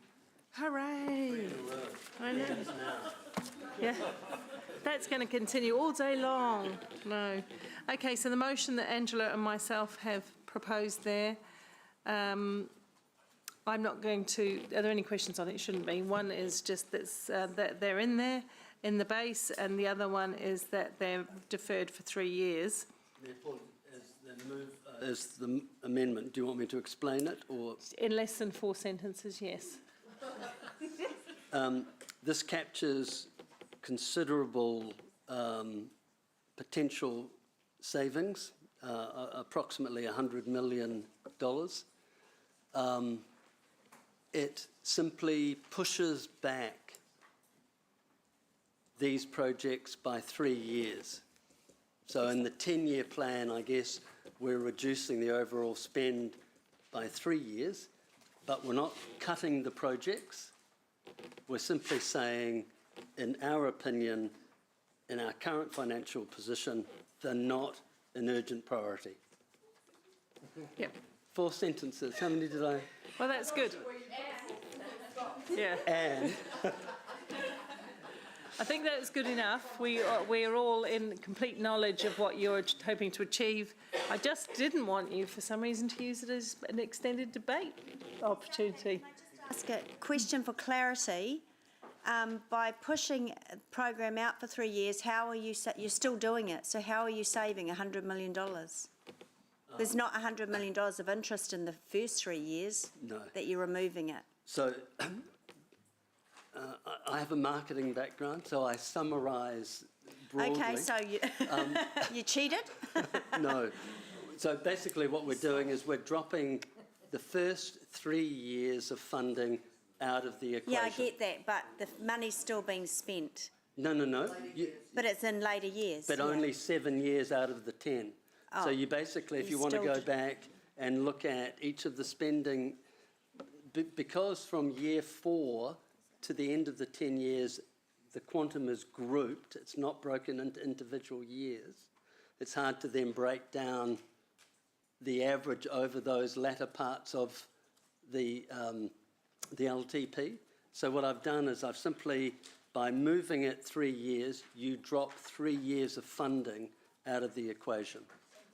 And then becomes, but that means you that get is less of a that is a program. removal of the first 3 years spending, not a deferral, isn't it? Well, Yeah, because the defer. Can we hear from a? Hold on, we're deferring the program, and anyone who defers a program, if you use your logic, is removing the funding. We're moving it. You'd have to shorten the program. Could we just have a stop pause? I think this is a critical point to understand whether money is lost to the whole program over time, the 3 years is, or whether it's just moved along, which is the point you're making, Angela. Does it now sit in year 4? Yeah. Right? Yeah, I just want to understand. The accounting of that, please? Well, that's right, and things will cost more. Hang on, councillors, we'll get the staff to kind of help us out here with what that means in accounting terms. Another way of looking at it, Paula, is we're keeping it in the 13-year plan. We're simply sliding it by 3 years. That's up for the debate. But if you needed clarity... So the money's not, you're not proposing to remove it and then start on year 3 up. You're moving the I'm whole... sliding it Okay. by its very nature. Year 1, 2 and 3 in the 13-year plan at the back end, we don't Okay. account for it in Right, this so, LTP. so we're clear on what your intention, councillors, we're clear on what his intention is. If you have any questions now of clarity before we go into moving and debate, if there's any financial question of clarity, please ask it, Councillor Hutt. I appreciate maybe we do not have this information right now, but a lot of this is capital. Sorry, slow brain. The capital aspect of it.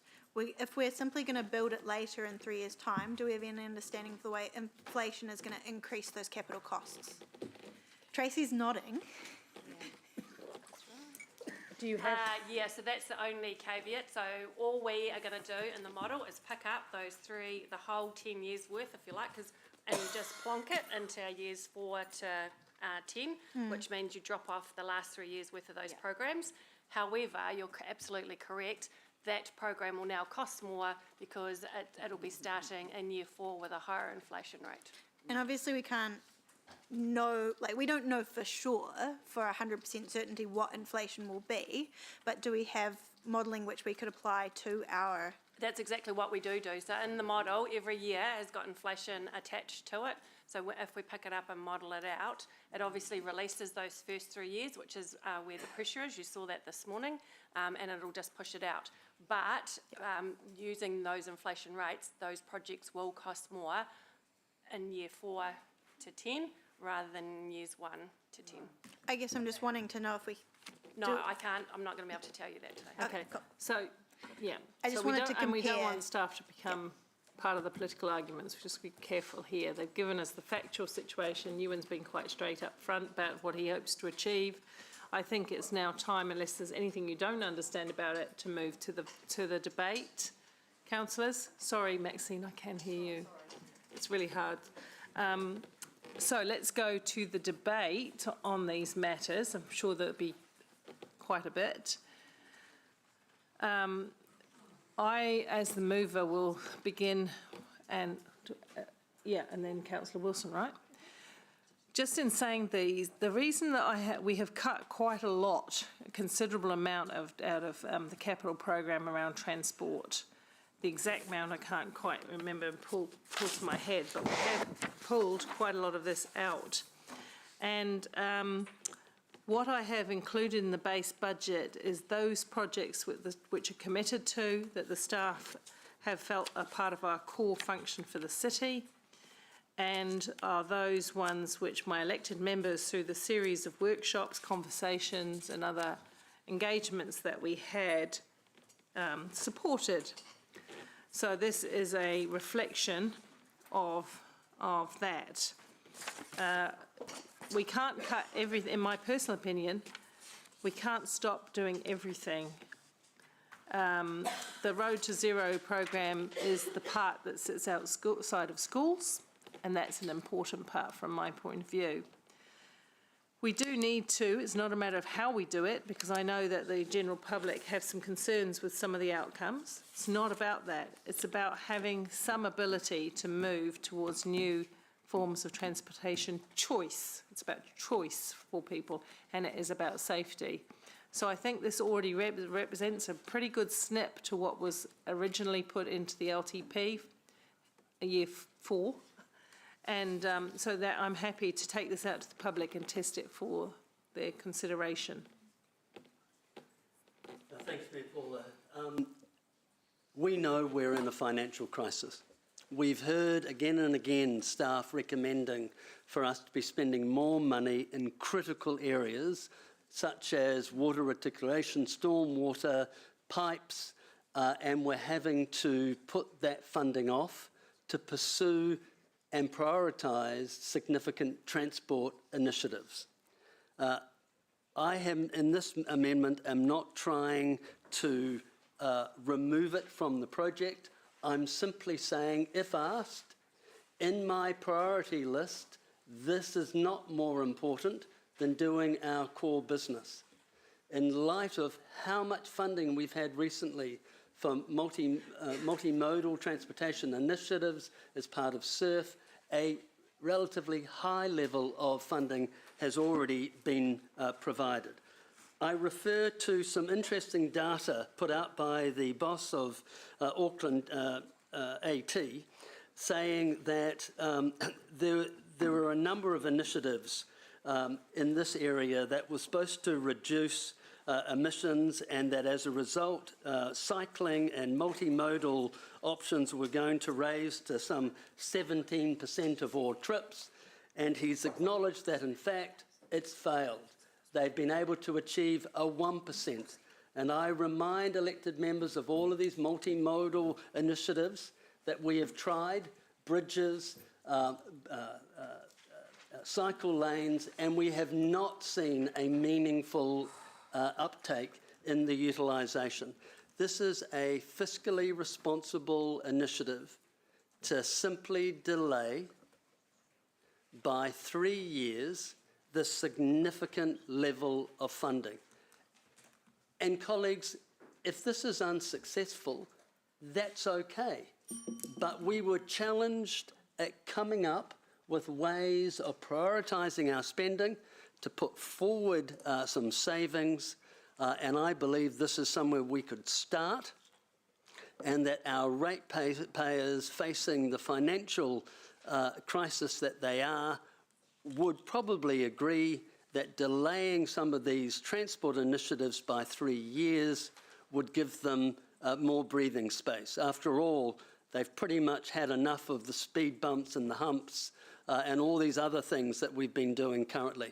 So this is slowing up of projects, not removing them, and it's a first initiative to try to save some funding. Councillor Bidder. Thank you, Mayor Paula. Road cone fatigue. We're sick of it. I think most of Hamilton is behind me on that. We just need to take a breather for 3 years. And the benefit to that is to give us the flexibility to do everything else that needs to be done, because that graph 6 was rather scary. We don't have much room to move. We've all got a lot of things that we need flexibility to put back in. And it comes down to a matter of priorities. This is only a 3-year delay. Councillor Naidu-Rowe. Mayor Paula, can I signal a foreshadowed amendment? Foreshadow? Is that the word? No, not, we can. Yep. What is that? So, with all of those programs, but an overall 50% reduction overall.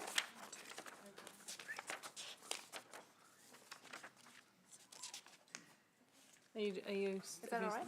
How I was looking at Amy. Can I speak to it? No? I'm happy to second it. Deal with the amendment first and then go to foreshadow. Can we see what's foreshadowed? Sorry, I'm trying to manage all things here. It's not quite clear.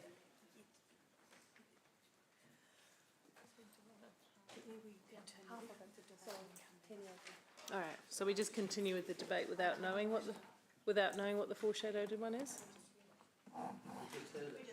I know, but I'm doing something else as well. But what is your foreshadow? Please tell me, Kesh. Proposing a 50% reduction in those programs over the 10 years. Across the entire Across 10 the years. 10 years. Okay, thank you. Thank you. Okay, we have, you were debating?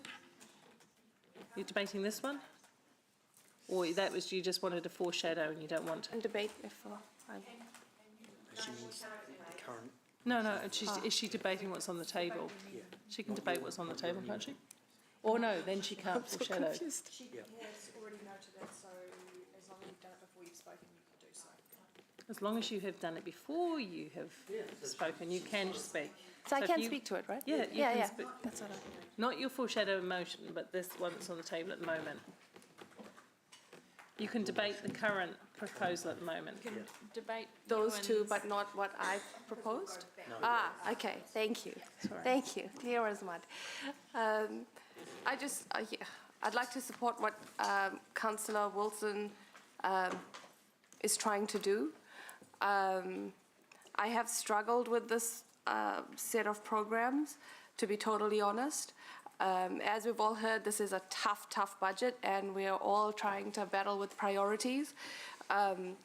By definition, these are low-risk programs, and if something is of a high risk, I would assume that it would be brought to us quite quickly through a transport or a finance committee.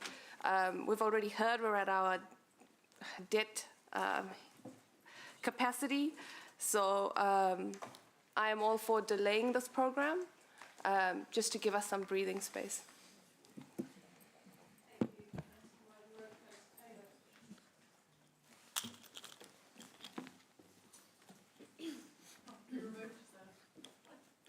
Just fallen off. Are you not speaking? I've fallen off, I think. No, we're waiting on you. Oh, I'm back on. It'll work. Okay, all right, good try. Look, I support delaying all of these projects as well. In terms of programs like Road to Zero, I think we as a council have been very, very busy. Personally, I think we've completely overdone it, and the so-called safety interventions. And I think it's just been full throttle. People are understandably fatigued by it. They're tired of raised platforms. They're tired of stop-go people. They're tired of road cones. And I think, to a degree, our approach, our full throttle approach here has actually been a little tone deaf to what our community wants. And I sincerely think it's time to take a breather. And we're focusing on these first few years because of our debt revenue limitations, because we're close to the ceiling. And we know that we can't afford to do this along with everything else that we want to do. Mention earlier today has been made of the grave situation we have with renewals and compliance, and the concerns we have about failures there. We've always said as a council that we want to look after what we've got. That's been one of the things of this council consistently, and I don't think there's a councillor around this table who doesn't feel that. We want to look after what we've got. We don't want failures. Well, that should be our priority, and these things need to come second. We need to look after what we've got, then build new things, then do new things. And the unfortunate fact is, for these first 2 or 3 years, we can't do both. So let's slow it down, let's push it out for 3 years. It'll still get done, but it will just take a bit longer. Thank you. Councillor Thompson. We've just had record numbers of people using the Meteor service. So the regional council put together 2 routes, amalgamated them, and have seen an 85% increase in the number of people riding the bus compared to last year, compared to those routes last year. 85%. When the cost of living hits, actually things like public transport are a cheaper and more affordable option for people, and that's potentially also, along with the improved service, actually driving people to use public transport. So when we talk about affordability, we have to look at it in the whole. Providing people low-cost public transport, for example, is a way of actually addressing the cost of living. Secondly, our city is growing really fast. We had record numbers of people moving to Hamilton. We had an increase in our population by over 6,000 people, and that's a 3.4% increase in population compared to a 2% average over the last 20 years. We were the fastest growing city in the country. We cannot deal with, we have to respond to that, and so this is not just about emissions, it's actually about responding to the growth we are seeing. Just like we're not completely stalling on growth in our greenfield areas, this is about dealing with the growth of our population within our city and ensuring people can still move around. We've also compromised already. There's been over a 40% reduction in this programme of work from the base budget that was first presented to us. That is already a compromise, and so then to say let's halve it again, I think it's going too far, and it will not only mean we're not investing in the future, but we're not even able to respond to requests from our residents. Sarah, what's the I point think of order? my good colleague may have mistaken and combined the foreshadow amendment with the amendment. She's made a reference to cutting it in half. All right, I'll undo my reference to cutting it in half. That's the next debate. Yeah. Thank you. We understood and accepted. Yeah. Thanks, Sarah. Carry on. No, that's it. I'm out of time. Thank you. Councillor Donovan. Thank you, Mayor Paula. I'll be supporting the amendment for many of the same reasons that my colleagues have mentioned. I would challenge my good friend Councillor Thompson on the 85% increase in patronage and ask if I was allowed to, what the actual physical number is. Okay, all right, well that's good. Well, I saw a 100% increase in bus riders on the weekend compared to the weekend before, and that went from 1 to 2. So, look, we're talking about a generational change in terms of where we want this public transport and mode shift to go, and that's not going to happen in the next couple of years. By deferring it, we're not going to be putting ourselves at risk of creating a city that has got good infrastructure around it to support that mode shift change. However, this is a city and a nation of people who drive cars to get around places. You've only got to go and look outside the schools, all the kids that are going to part-time jobs, all the tradies that are moving around, all of the service people that are providing all of the critical services within our city. We are a city of people who drive cars, and that is not going to change in a hurry. Thank you, Councillor Donovan. Councillor Hart. Thank you. An excellent springboard of debate because,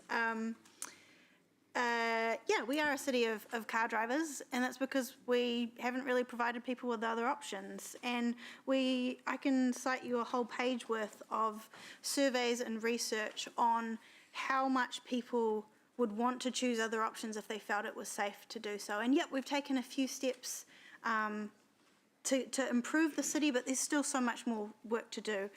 A 2019 Waka Kotahi study about Hamilton asked people if infrastructure was improved, would you be open to cycling or cycling more? 63% of non-cyclists were open to cycling, and 56% of existing cyclists would cycle more. The other thing I think as well that Councillor Thompson touched on, which is so critical, is about the intersection of people and how their transport choices make up their household budget. In 2019, Transport nationally averaged $216 per week per household and was the third largest household cost. But we also know that in Hamilton, people living in areas of high deprivation were more likely to cycle to work than people who lived in areas of low deprivation. If you are prioritising equity in this budget and you're prioritising people who are doing it the hardest, cutting transport and making it harder to get around the city by public transport and making it, accepting the status quo of how unsafe it is in some of the poorest parts of the city is actually harming the people that we need to be thinking about the most. So I will be supporting the motion. Thank you, Councillor Hart. Any further debate? Anyone else before I write a reply?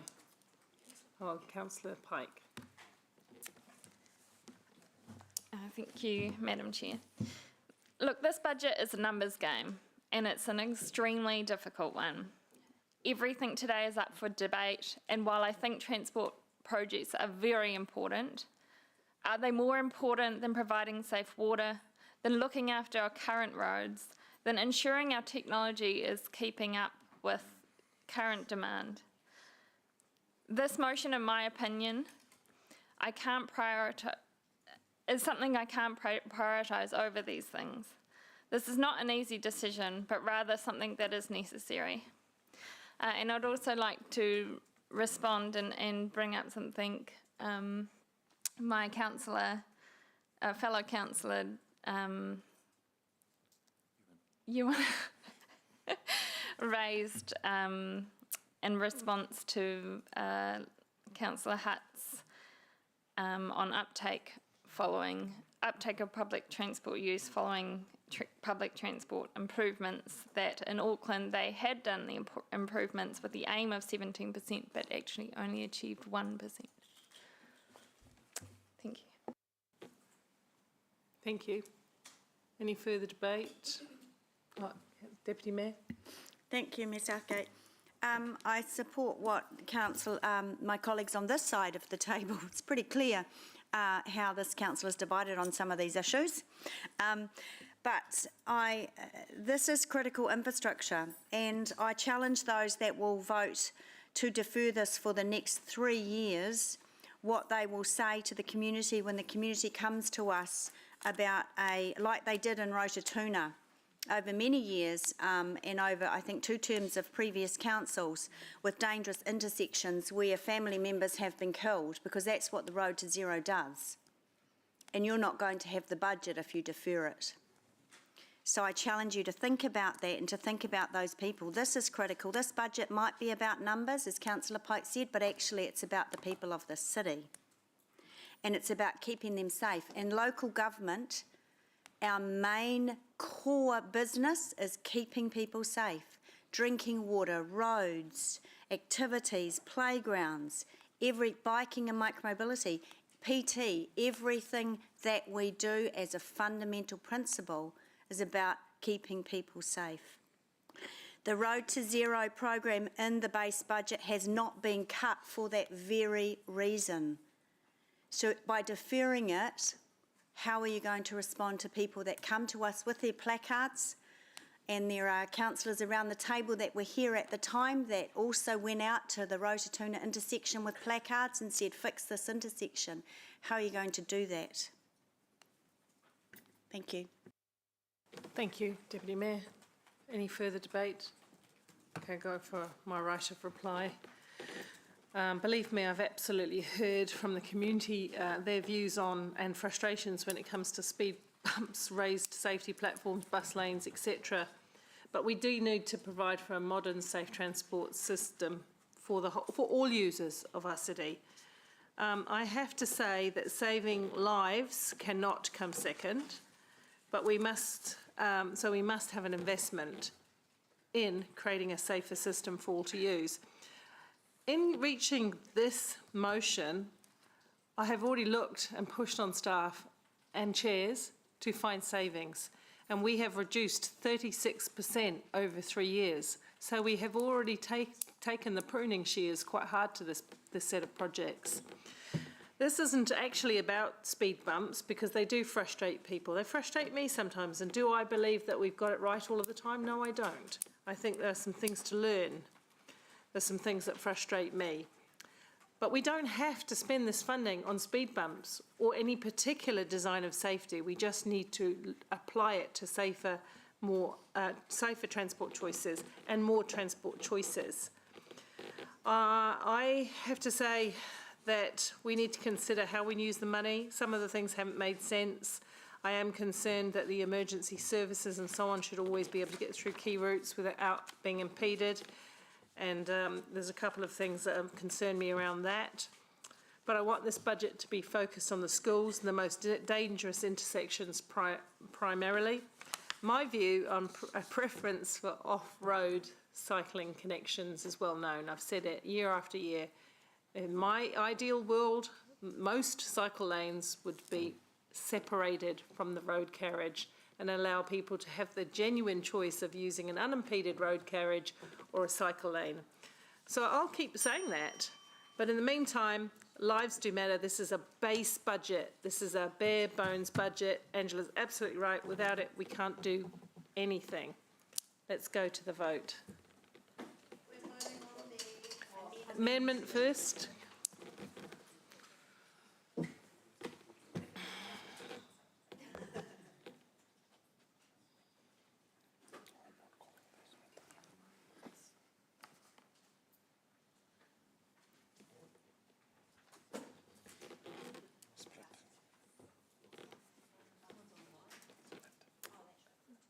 We've got Anna, we've got Malena. The amendment is lost, 6 for, 8 against. Thank you, councillors. We're now at the. Sorry, there are 2 online? Yeah. I can only see 1. Oh, there are. I'm looking at 2. Stop sharing. Can you see if we can display both all people? Yeah. Okay. Okay. Thank you. Thank you, everybody. We move to the substantive motion now. No, there's a foreshadow. Oh, sorry. Of course it is. Foreshadow, and then we go back to debate on that one. Excellent. Because it's a different proposal. I know.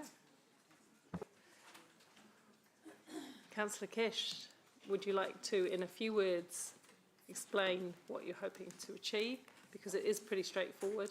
Because I don't want you to have double debate. To just it is pretty straightforward, actually. yeah. So you don't need to display. And everyone understand what we're voting on? In which case we will go. Are there any questions of anyone? Let's go, and then we go for debate. Yeah.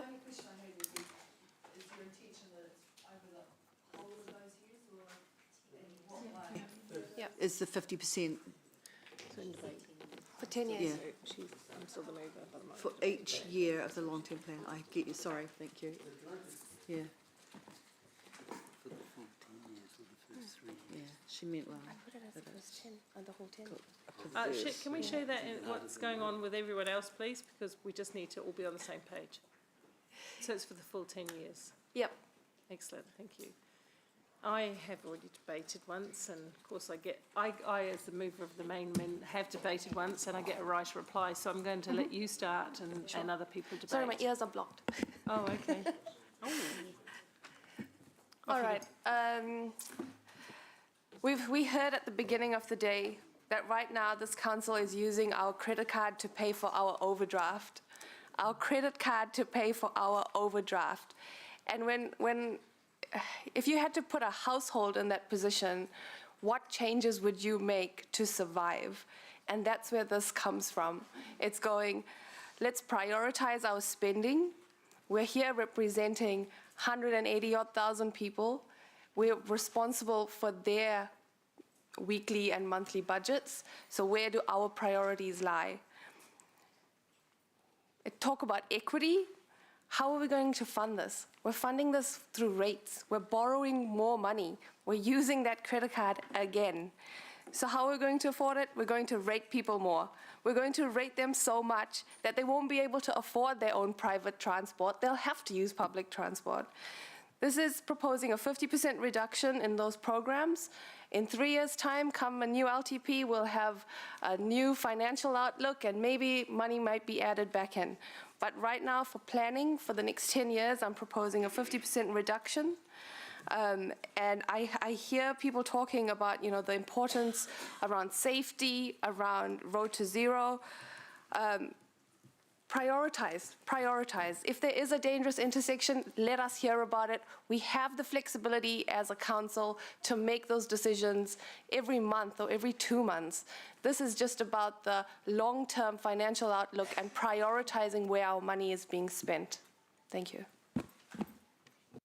Anybody else want to take Councillor Winslet Wilson? Yeah, Mayor Paula, thank you. I've heard in the debate so far on the earlier issue that we must not cut funding because we've had significant improvement on the current support of the local buses.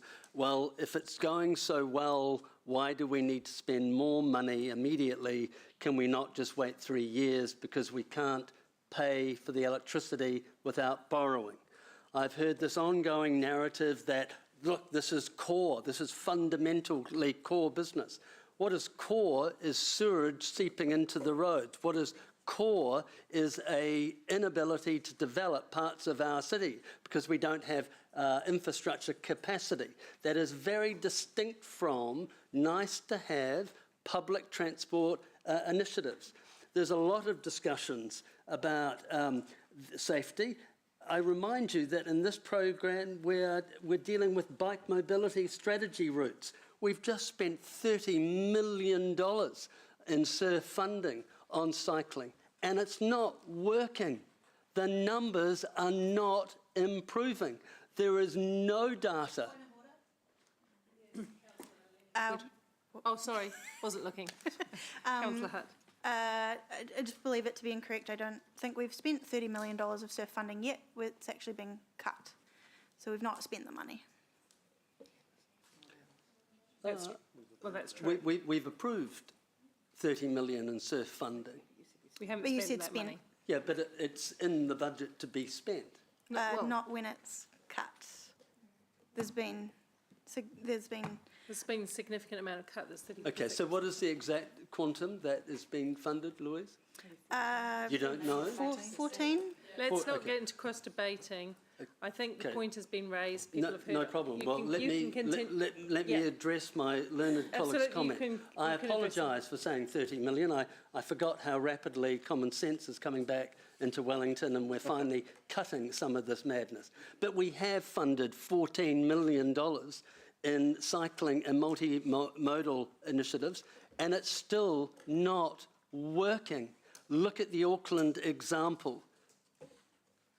It's a poor use of resources when we're having to borrow to pay for simple operating costs, and when we're likely to go out to our ratepayers with a rate increase between 16 and 30%, depending whether or not we try to balance the books, and you're prioritising cycle paths and speed humps over critical infrastructure?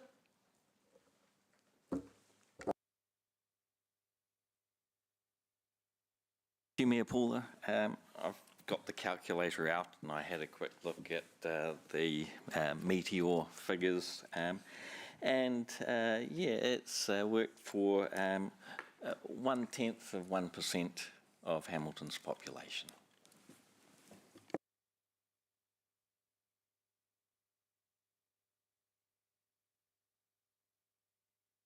Size, if everybody has spoken. Everyone's spoken? Maxine? You don't want to say anything? No. Okay, so Yes, thank you, Jeff. Off you go, please. That's fine. I don't want to say much, but there has been a lot of comment about safety and safety. You know, I believe in safety and we need to prioritise safety. A lot of the spending is not so much about safety, but the ideological drive towards getting people on bikes and buses at the expense of cars. And I suggest to you that with a change of government, that kind of thinking might soon be in the death throes. And I think it's about time this council caught up. We don't have a mandate for that craziness anymore. Sorry, point of order, I find that's rather a personal comment. That I'm not being personal. I'm calling it crazy. Anyone that has a different view to yours, Councillor Taylor, is crazy. No, I stand by it. It's crazy. Yeah, we should value everyone's perspectives in this chamber. I'm Sorry. upholding your No, I bet you are.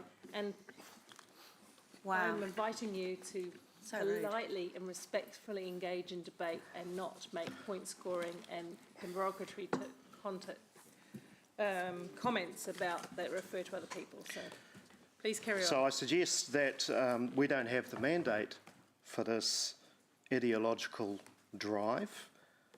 The country doesn't have the mandate for it anymore, and the citizens of this city are tired of it because it's been laid on almost obsessively in the last few years. They're sick of it. So I'm just waiting for the penny to drop. And to keep on banging on about safety, and this being all about safety, I think we need to be a bit more honest with the community, because a lot of these things are not about safety. They're about a change to get people out of cars and onto bikes and onto buses. Thank you. Thank you. Anybody else? Okay, I'm just going to go to a right of reply and hopefully keep it pretty. I find this whole situation a very sad situation where providing a small amount of transport choice has become such a political football. We can save some money by pulling back. We already saved 36% over 3 years. We can save a bit more, but this isn't the biggest financial pressure on our budget, and it's not going to make the overall difference that some may hope that it does. I heard the word prioritise. This motion does prioritise. It prioritises the work outside schools and in our most dangerous intersections, and a reduced amount of cycling. And just in respect to PT, our partners at Waikato Regional Council, through Future-Proof and other mechanisms and our regular forums, are seeking support to modernise the bus system. And we have got a little bit of money in here for that. I have no doubt that the community will respond, because what they're hearing is that speed bumps and all of these changes are the reason that we're in the financial situation that we are today, and that is simply not true. It is not true. Interest rates, depreciation, inflation have a far impact on what we've done than cycle lanes. And as I've said, and to make it quite clear, I don't like all the speed bumps and I don't like all the parts of the cycle lane, but this place functions as a democracy, and I have supported the decisions of the council, and I believe this motion supports the majority interest of the council at this time, and therefore I'm sticking with my original motion. We'll go to the vote. We've got amendment on the amendment on Councillor Naidu's Rofe's one. Thank you.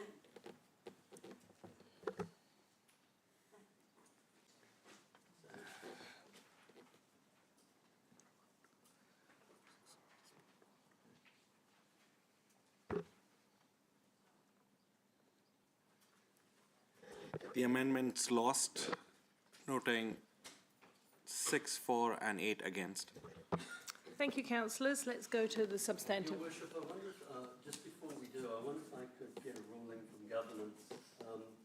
Page 40 in our standing orders, move as motions and amendments, 23.1. And I'm just concerned later on in the meeting that we've had this peculiar scenario where the Mayor and the Deputy Mayor have moved en masse, but I draw you to Rule 23.1A. The mover and the seconder of a motion cannot move or second an amendment. And so I just highlight again to governance. We haven't at this point in time. No, but you're about to. Can we finish this one first? Thank Okay, you, but I Councillor guess I need a full Okay, ruling okay, can I in finish line this? of our standing orders. Can I finish this vote Sure. first? You've come right in between the voting on the foreshadowed Patience amendment was and never the my substantial. virtue, Mayor Paul. So let's go to the substantial motion, please. Thank you.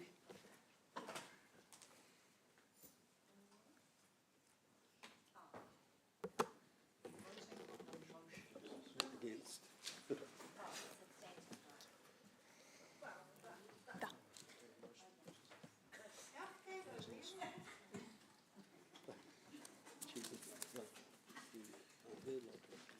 Okay, how are we doing with this? Oh, Anna and Milena, can you vote on the motion, please, with a cross or a tick as to your wish? Is it not working? Could you raise your hands if you're in favour of the motion, please? I'm just trying to get a decision from the ones online. Yeah, Mayor Paula, can we just have the motion up on the screen again, like before, please? Mayor Paula, can I just quickly, I'm a little confused again. There's actually no need to put this motion. You've already... Yes, there is. We accepted the first one, we resolved to exclude that from the motion, so we have to pass this or we don't have those ones. Thank you. I am happy with the advice given by governance. Thank you very much. Here it is, which is back to where we started with the original motion. The motion is carried, noting it was. No, we've just got Milena and Anna Casey-Cox. Stop now. All right, excellent. 8 for, 6 against. Could we have a break, please? Councillors, 8 for, 6 against. We're going to take a small break to deal with questions outstanding, like literally a small break, a couple of 3 minutes. What's that? Didn't we? So Angela, Oh, no, Angela. it's the next one.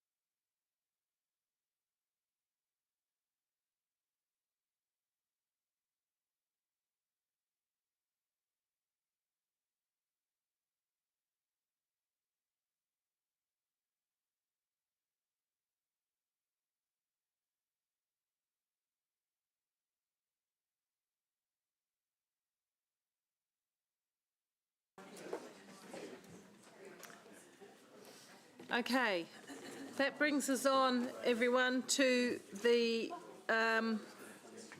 these three, isn't it? Eastern Pathways. Up on the screen in this moment. So we're now going to look at Eastern Pathways School Link. And just that, which will come up on the screen in a minute. But we have moved for the purposes, Angela and I have moved for the purposes of financial modelling. What's in attachment 7 of the report, which is the base capital program. Emma Ewan. Honestly, it's really hard to chair and hear side conversations. So there are 3 motions. Well, it's 1 motion, 2 amendments. There's the one that's in the base capital program. Then there is an amendment proposed by Councillor Wilson and Councillor Bidder. And then that's a foreshadowed amendment by Councillor Van Oosten and seconded by I'm not sure who at this point, but it's Sarah, Councillor Thompson. So we've got, they're all on the same topic, so I don't think we should do them separately or speak to any of them separately. I will just ask, without using it as your additional debate time, the movers of the amendment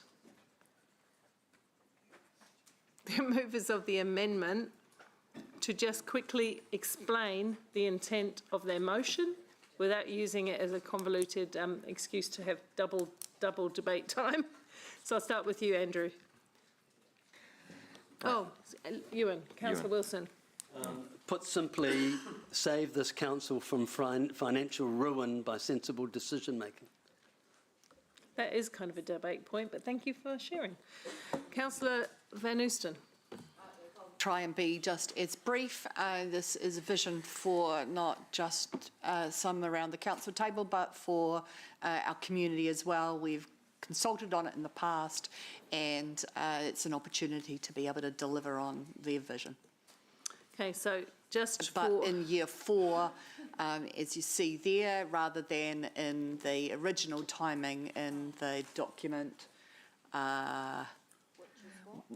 prior to the mayor's and CEO's cuts. Okay, so let me just explore that so we're all on the same page.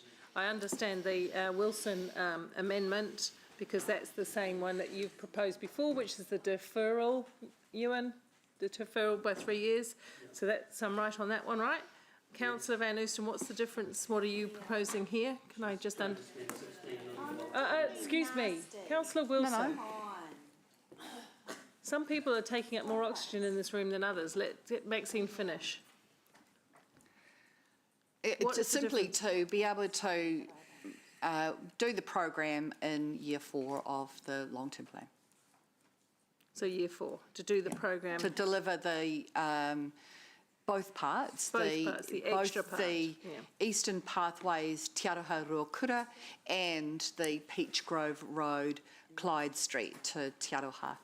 So you've got one that looks at a reduced program, which is the Ruakura bit, which links the Ruakura bit that is delayed. Yeah, so the bit that Angela and I are moving is the Te Aroha Street Ruakura connection, so we'll see the new foot cycling bridge over the river connected through to Ruakura. Just for clarity though, that I would be wanting the Te Aroha and Ruakura to go ahead as scheduled. Yeah. That's in there, isn't it? You're just doing the additional bit. Just with the addition of Peach Grove Road. Yeah, understood. Part of the program as well, which got cut in the... Yeah, perfect, understood. Does everybody understand that?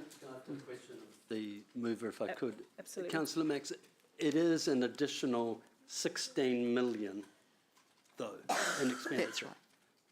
Sorry? That's right, yeah.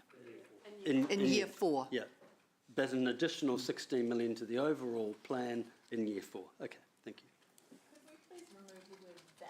After modelling, it's grammatically incorrect and it's confusing.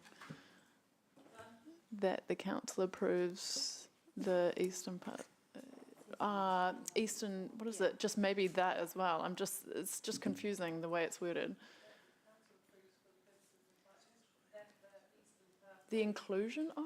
Or? Well, it's just, 1.8.7. Yeah, Big remove the, sentence. Okay, we will go to debate on this one if there are no questions. I'm the mover. Oh gosh, sorry. I'm the mover, and I'm going to be really quick on this one. Again, this represents a pullback on what was originally proposed, so it is showing financial expediency. It actually provides for a critical piece of infrastructure that will link between the much desired pedestrian cycling bridge over the Waikato River, the bit that's served by funded by the IAF, and create a connection into Hamilton East, and then the bit that is on Te Araha Street through to Ruakura, where there is already a completed part of infrastructure there. So to me it makes sense to, there's a bit of chopped up spaghetti there that needs joining up, and that's what this hopes to do. Everything else is on hold, as you can see. That's my debate.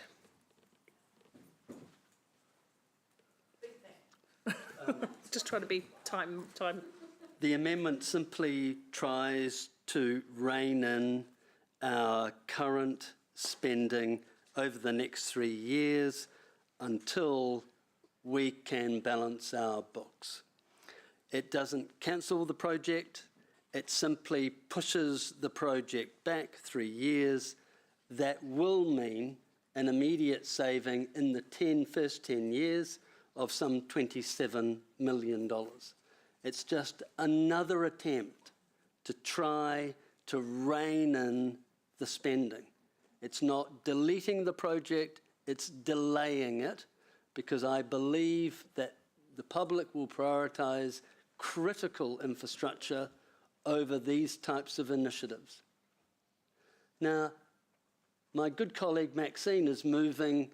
Not only are we going to spend the original quantum of some $27 million over the 10 years, she's adding an additional $16 million. And so I am again trying to remind colleagues that at the very best, and we have a $7 million headroom of debt in a couple of years' time, you are writing cheques that we can't cash. And unless we're going to get to the end of this, and I hope it is, I hope we get to the last part of this debate when we set the rates. And I look forward to the courage of the Councillor Maxine and Councillor standing up and saying, we need to go with a 30% rate increase to pay for all of our spending, and let the people walk through the door and tell us what they think of that. Because I'm going to call everyone out who tries to hide our spending appetites by funding the rate increase in debt rather than going out to the public with the real cost of our spending. Thank you, Councillor Thompson. Thank you. Look, I think we all know that in reality, anything outside of the first 3 years of the LTP is all back up for debate again the next LTP. And we've seen that with the Hillcrest Library, for example. Pushed it out, it's been pushed out again.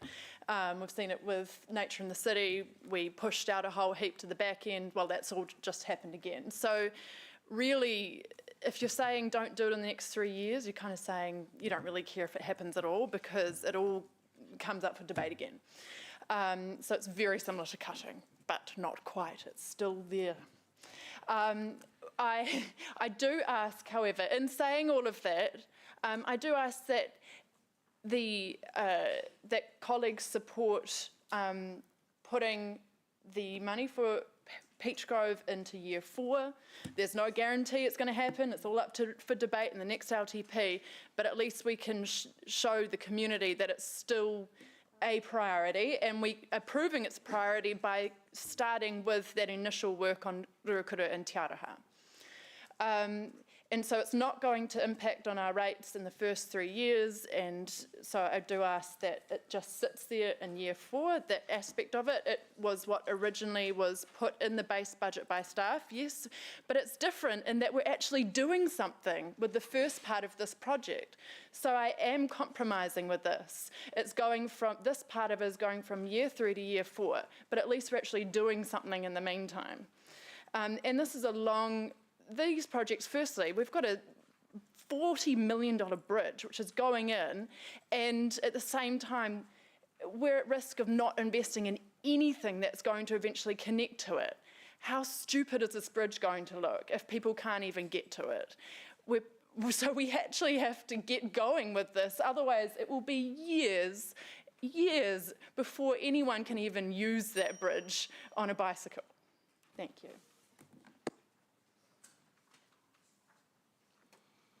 Sorry, thank you, Councillor Van Oosten. Thank you. Look, I started the day with a warning to us about staying in a really negative space. We know actually that times are tough, but that in the future there's a better forecast, and we know that things will improve. Just as Councillor Sarah has said, future councils, future long-term plans will also have an impact on decisions that we're making today.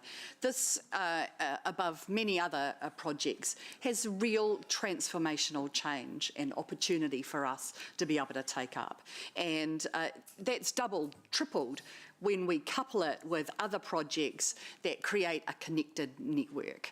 And by allowing these projects to fall out completely doesn't allow that vision to come to fruition.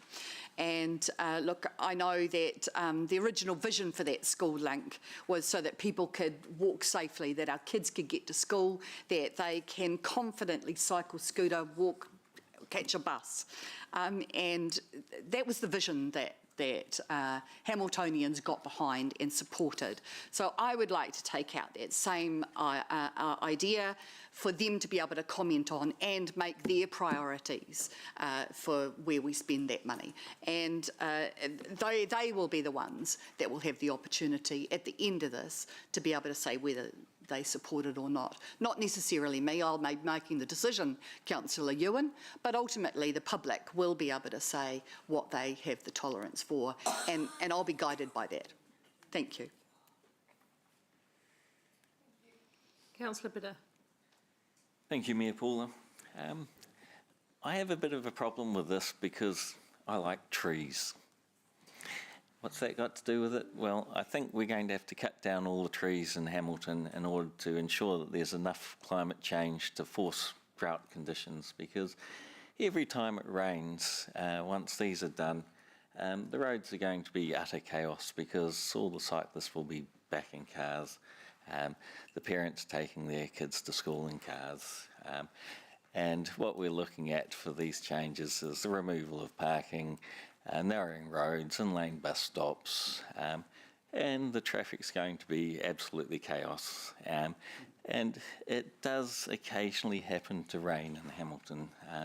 So I think we might be able to pass a bylaw saying it's not allowed to rain here, but I think we're going to have to cut down all the trees to make that happen. Inclined to point of order that, but won't. Councillor. Yeah. Councillor Naidu-Rofe. Thank you. I support what Councillor Wilson's trying to do here by deferring for 3 years. I think it's financially responsible, and it's as simple as that. It's not urgent, defer. Like I said earlier today, we're using our credit card to pay for our overdraft. We started the day with a $75 million deficit. We don't have to do anything right now if it's not urgent. And that's where I'm struggling with the debate, because I'm hearing, if we don't do anything right now, nothing's going to happen right now for the next 3 years, and then it'll be up for debate again. That's fine. Debate it again. That's what we're here to do. And that's what the public expects us to do. It's their dollar we're spending, not ours. We're here elected to represent their view. If they don't want us to spend it, don't spend it. They want to redebate it. That's our job. And, I just don't understand that thinking. In terms of the actual project itself, I wasn't going to debate the project because I do think that it has a lot of positives to it.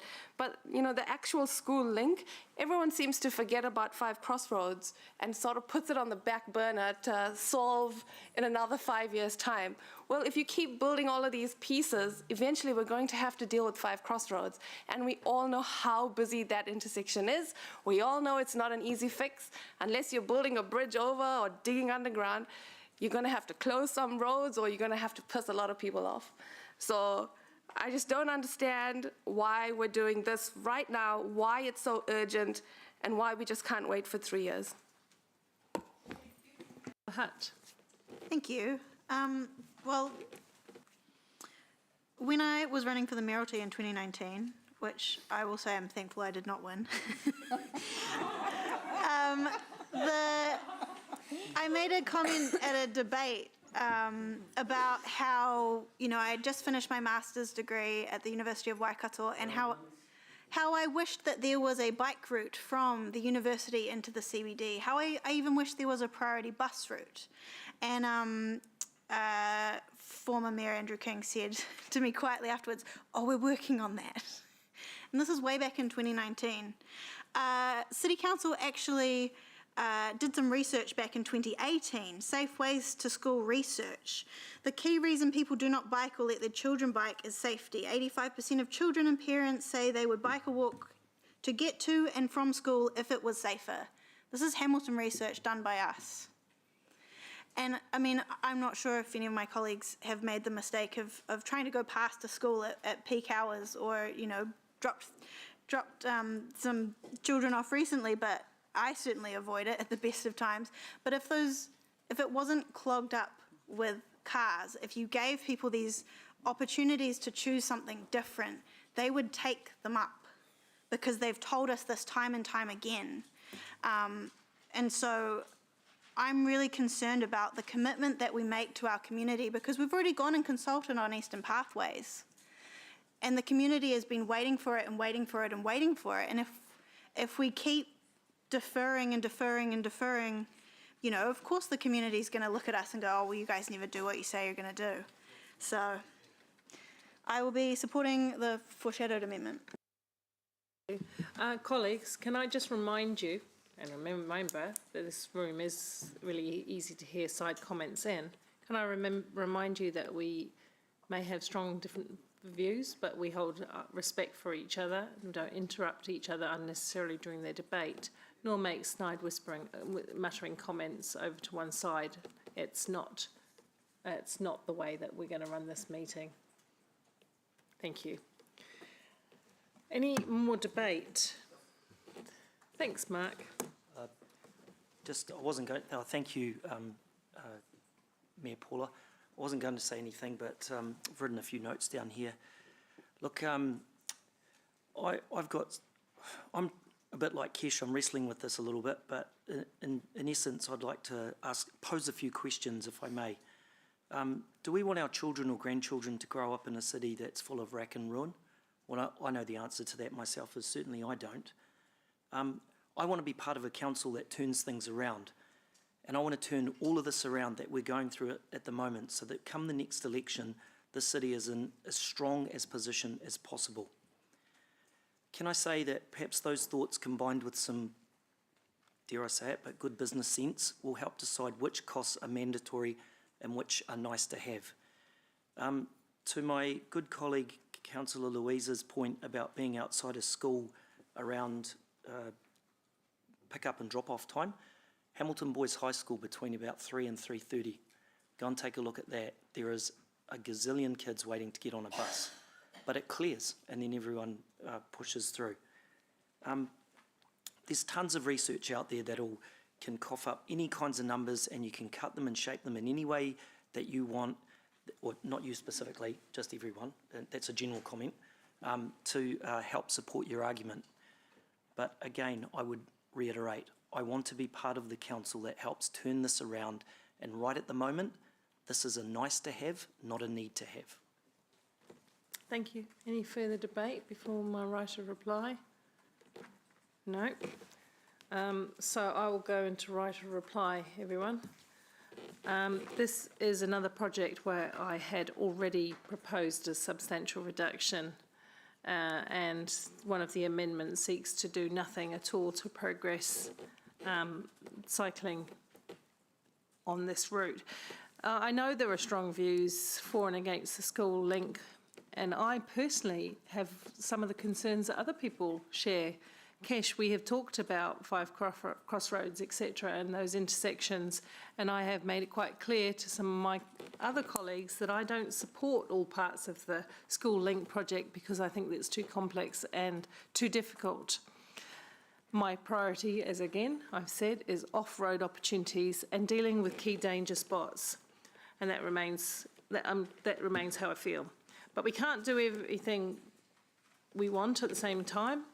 But we have to prioritise something, and this is something that enables us to have greater choice in transportation. I just want to make one point which I think is sweet irony. Some of our colleagues that may not be supporting this at the moment, were certainly very strong advocates and voices for the cycling pedestrian overbridge to be part of the CBD bid in the IAF, which we successfully achieved. And the part of the route that I'm proposing is the part that connects it to other parts of our community and cycle routes. I also want to be part of a council that turns things around, and I am trying to take a serious view by cutting things for the budget. But we can't grind to a halt. We must do things, and we must listen to our community, whose voices were quite strong around some transport choice in the last plan. I've heard you talk about the public views. Public views will be heard because all we propose to do here is to create a draft for their consideration. And I look forward to hearing what they have to say, but let's give them something to say something on. Go to the vote. So we're moving The amendment, sorry. Amendment first, please, everyone. The foreshadowed amendment. We get to do this again. Yeah, we'll have to do this again. So this is the Wilson Bidder amendment, which removes it. So, yep, okay. Everyone happy? It's not going to happen, Joanne. Yeah. The amendments lost, noting 8 against and 6 for. So now the foreshadowed motion amendment is, are we just doing that bit because the other bit still stands? Because that's an addition. I was going to ask procedurally, if you're supportive of it, you should have included it in the motion. Yeah. So if I want to vote against that bit, but I want to vote for the motion, how does that work? Yeah, so it's, yeah, so you vote against the foreshadowed? Yeah, okay. Okay, we'll go into debate. I don't need to do very much in the way of debate as the mover, just to say that... Oh, we did it all in one. Excellent, perfect, that's good, because I didn't really want to speak again anyway. So this is the foreshadowed amendment. Whoop.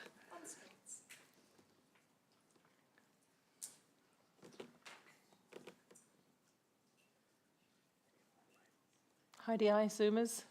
You got a... Can you put your, as the foreshadowed amendment, please? That's Van Oosten Thompson one.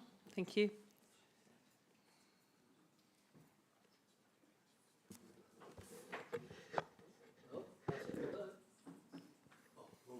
What? What's it? What's the? It's a split vote. I'm going to vote against this because it's additional to the budget that I proposed. It's the first time you've done that. Congratulations.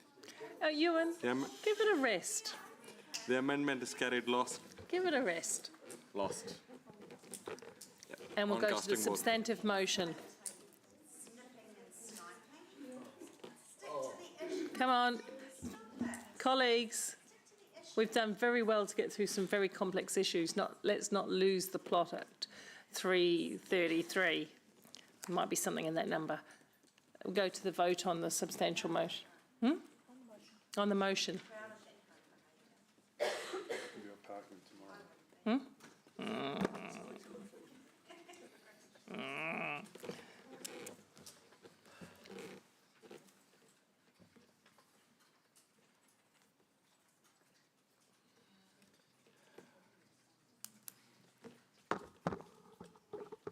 Motion's carried with 8 for and 6 against. Okie doke, we might take a 10-minute stretch, and then I do want to get through some of the smaller ones. So let's take 10 minutes to stretch, come back at 1:45. Please be in here at 1:45 because it's our time that is important here.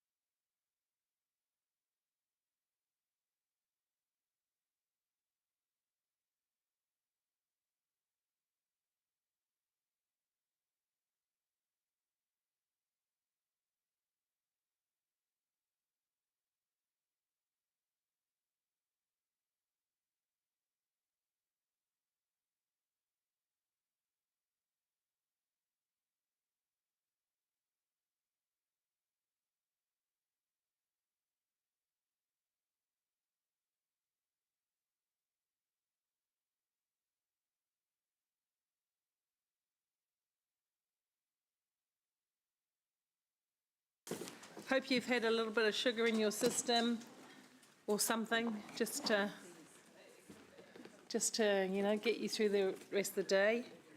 I want to make as much time use to get through some of the things and stop at a logical point. So we're hoping to stop on a hard 5, but it may be a little after 5. And then I am going to propose that we re-adjourn the meeting at 9 o'clock tomorrow. 9 a.m. Hey? Well, no, it was 9:30. Come on. No, you can do it. That's why I didn't say 8:30. It's not real early. Most people are at work by 7:38. Overruled, Deputy Mayor Angela. Okay, let's start. So the next recommendation that we can get to is the Claudelands Power Resilience 1. The sump's gone. Sump's been withdrawn. It's been consumped. The sump. So the sump has been consumped. They're very good, Lance. Claudelands Power Resilience, which is a motion of Councillor Van Oosten and Councillor Pike. Could you please, just in the shortest terms, without debating the whole thing, tell us what your aim is here? It's really just about having a site which could be used by the public and our emergency services in the event of a large or medium scale emergency. And this Power Resilience offers the opportunity to be able to do that in a seamless way. So question to staff, I have one, there may be others. So question to staff, what is the risk that should you require Claudelands as an evacuation centre, power would be down? Well, essentially the risk under that scenario is we have no electricity with which to supply services or deliver the civil defence opportunity that the facility represents. I'd also add that there's two, since I'm speaking, if that's okay, there's two elements to this. One is the civil defence capability for the site, bearing in mind that the site was, as a part of its design, was tagged to be a civil defence emergency centre of some scale and size, not just for the city, but actually the Central North Island region. The second element to it is that if we had a power outage, for example, when a major event is taking place, whilst we would have emergency lighting with which to evacuate people safely in that advent, we would be liable to quite a bit of risk from show promoters or organisers in terms of liability for lost revenue. So there's a financial risk. So it's a bit twofold in terms of doing this, and it's something that we have grappled with as management on this building since for the last 12 years since it was built as a weakness, and it became very apparent to us during the requirements we had to put in place for FIFA at the stadia as something that will increasingly become a question mark. Thank you. Can I ask you, Calvin, that you still consider as the head of civil defence and emergency the importance of Claudelands as that major evacuation / response centre? Absolutely. Claudelands is our premier civil defence centre for evacuations due to location, size, ability to take and host pets and a whole range of things. It is the #1 location if we were looking for anything other than 20 or 30 or 50 people. Anything more than that, we'd be looking to activate Claudelands as the principal location. Thank you. Any other questions? Councillor Wilson. Yeah, thanks. Mayor Paula, just a question to Sean for clarity. Sean, the 600,000 in CapEx, what exactly does that get us? Essentially, that will deliver a large generator onto the site that we could that would fire up automatically. It would operate on diesel, and that would produce enough power to enable the likes of a concert or a sporting event to go ahead. Well, it would fire up the whole region, the whole facility. Yes. Right. Yep. No, I got it. Yep. Thank you. Straightforward, everyone. So we will go into debate with Councillor Van Oosten debating, please. Thank you, and thank you for those answers, Sean. I think that it helps to crystallise the real core reason that this project should in fact not be nice to have, but is actually a necessity for us in our city. It's not only Hamilton City that can benefit from this, but we can pull our weight in the wider region, and New Zealand Inc. can play our part. We've seen events of the past 12 months, weather events that were unprecedented, that we would not have even imagined in our wildest dreams that could happen on our boundaries almost, you know, Auckland, South Auckland, the coast as well. And so having the opportunity to support a civil defence evacuation centre here in Hamilton makes it so much more comfort for me as a councillor. I think also that the second point that Sean raised around our ability to have continuity of our events is the clincher, really. For me, this is a no-brainer. It needs to go back into our base, and coming out, it might have not understood, the Mayor may not have understood the implications that we've heard today. Thank you. Councillor Wilson. Yes, Paula. First of all, I want to thank Councillor Emma for raising and championing this with Councillor Maxine. One could have assumed that after every of the earlier items that I'm against any sort of spending. But this is what our core role is.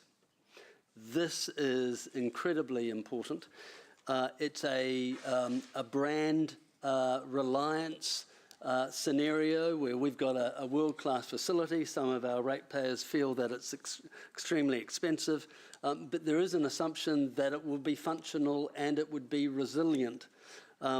We have already made it very clear that it would be a destination in a civil defence emergency.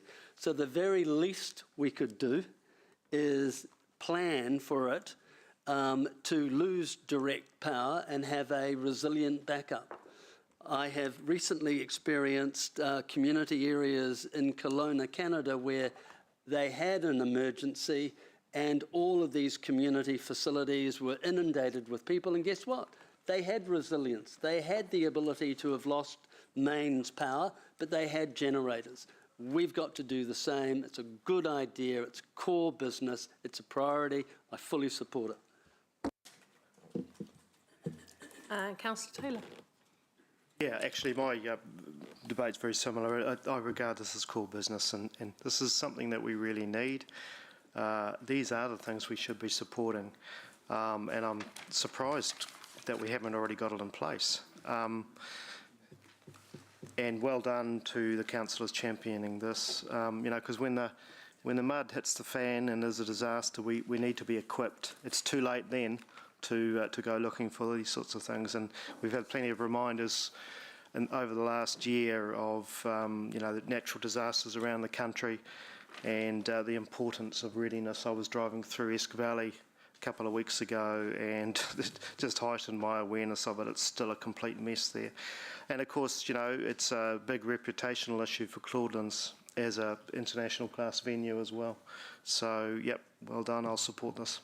Thank you, Councillor Pike. Thank you, Mayor Paula.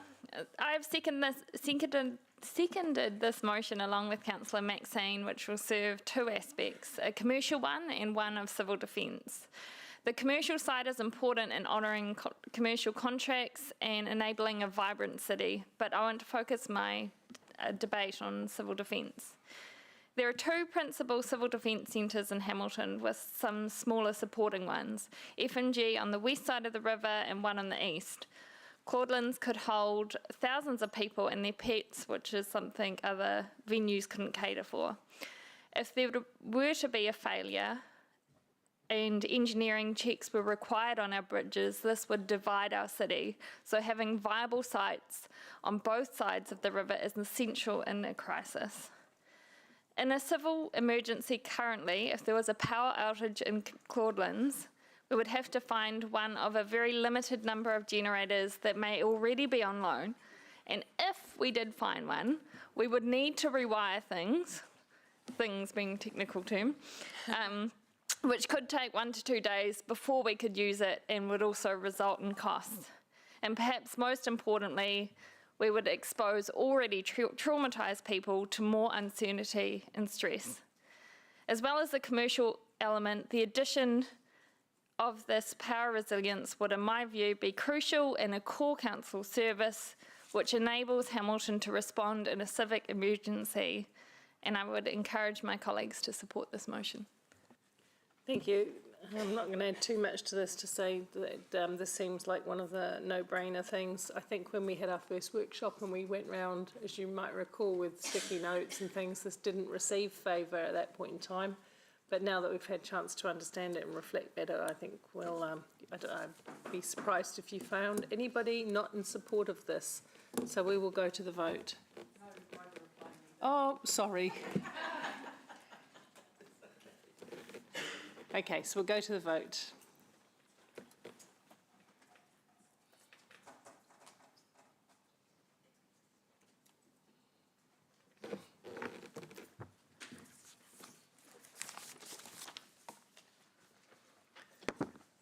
The motion's carried unanimously. Excellent. Moving right along, there's one on the page with the momentum, Waikato's Affordable Housing Trust, that needs a little bit more work. We're going to drop it to the end of this section, potentially tomorrow, because just got a bit of things to do on that. So which brings us to the table 13, the unfunded operating. Which has been amended. Yep, which has been, yeah, you told me that's been scribbled out. Yeah. Has it been further amended? It's coming up right now, Okay. where it takes out table 13. Okay. Can we not do Andrews and my ones? Well, we're coming. Yeah. Can we just, what page is the actual table in Diligent? Oh, sorry, we're not even touching on the table anymore. Drop it. Well, we are. It does say. Approved under Drop it. It does say. No, that's the wrong one. Oh, okay. Okay. This one. All right. Good point. Okay. I think, Andrew, do you want to move it? Or do you? Oh, I attached myself to Andrew, so let him move it and I'll second. okay. So, can you just quickly explain what you're intending to do here, just in a couple of sentences? Yeah, so there is a base budget. There was some more money to bring the services up to standard. I'm saying let's stick with the base budget, but we need to be selective of which projects happen within that. High profile gateway roundabouts we'll keep, small little gardens elsewhere we might have to cut out. So I understand from you, Deputy Mayor, if I may ask, I think this goes to your intent to create a low maintenance. My addition with Andrew's allowance was to, because Evelisa, in response to the question, said that there is work being done, so I want it to come to a briefing and for elected members to understand what the principles of that, because it is, no, you've left out a bit. Oh, no, sorry, you have put, the outcome over time is to reduce the cost, even though there might be a little bump if we are moving, taking out some gardens and putting in concrete or art, whatever it might be. Yeah. So yes, go. Good. Yes. Cool. That's it. Any other questions on that? Questions? You and you're frowning. I'm lost. It's not in any. It's It's not not that one. Yeah. It's been amended. Okay, so we're removing these other ones? Yeah. Which one are we removing? The 2.18 landscape verge maintenance? Yeah. Gone. Okay, gone. And the now one we're going above to it. that. Yeah. Yeah. So if you just go down to, it's almost a brand new one. The two One would argue. landscape ones are gone. Yeah. It commits no additional funding. No additional funding. Just I give a love it. briefing. Okay. Let's go to the vote, please, because I don't think we need to go.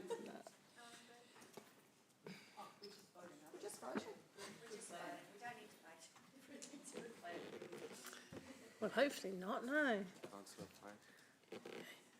All right, thank you, everyone.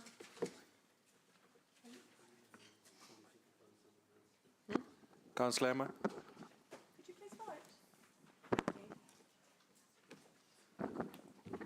The motion's carried unanimously. Thank you. We'll move on to catch pit cleaning, which is a motion proposed by councillor Bidder and not seconded at this point in time. Is there a seconder to proceed? Pardon? Catch pit cleaning. Catch pit cleaning. The handrail, bridge and handrail's gone. It's been removed. There's enough in the base budget. Louise?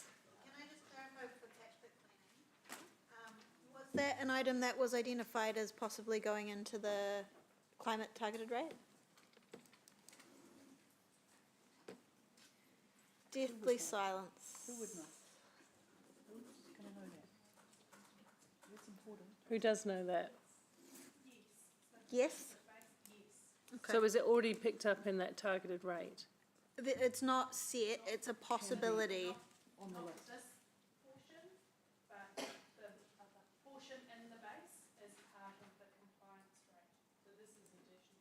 So this is additional spend that could go into the climate rate, So we can have one or the other. because this is additional spend.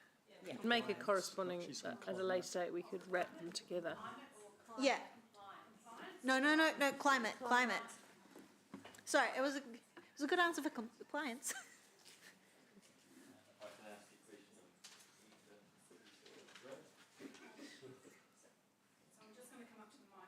So it's easier to hear. Because I thought it said No, it's compliance, okay. it's climate, it's not part of the climate rate. It is not. No. Okay. Okay. It's pretty straightforward. Quick question for clarity. It's your motion, So and we for don't have clarity- a seconder yet. In the base budget, you've got like a 6-weekly program of catch pit cleaning, but the full service is like a 9-week, reverse that, 9-week in the base budget and a 6-week in the full service. So the dates that you've just referenced are for the landscape and vegetation management. Right. So for catch pit cleaning, it's an annual cycle Yeah. of catch pit cleaning.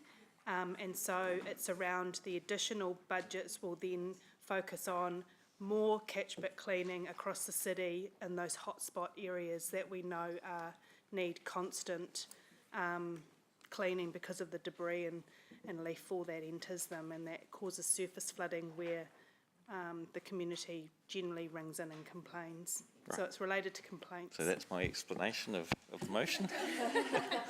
Excellent. Have you got a seconder? I've got a question. Yep.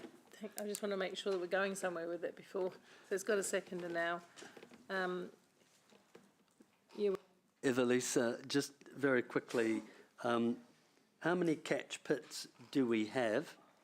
And are you saying that this $5.5 million is going to ensure that each of those catch pits are cleaned?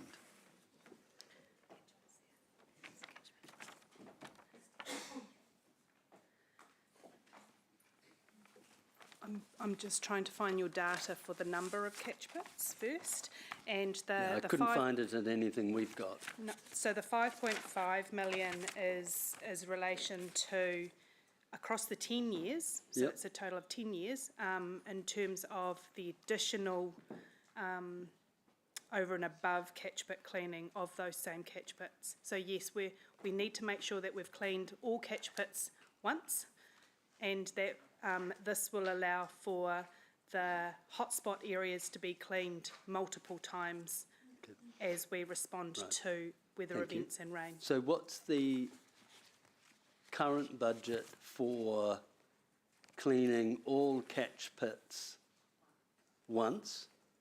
And could you identify to me how many of the catch pits that are in high hotspots there are? So I need to know how many catch pits, and then how many have been identified hotspots.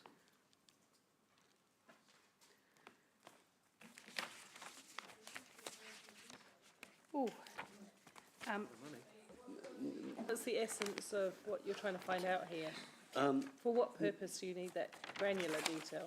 For Just asking. 5,540,000, I'm being asked to spend an additional $5.5 million So you're wanting to know in cleaning. what level of service it delivers? I want to understand what we're already paying for the existing Okay. and how many catch pits that covers.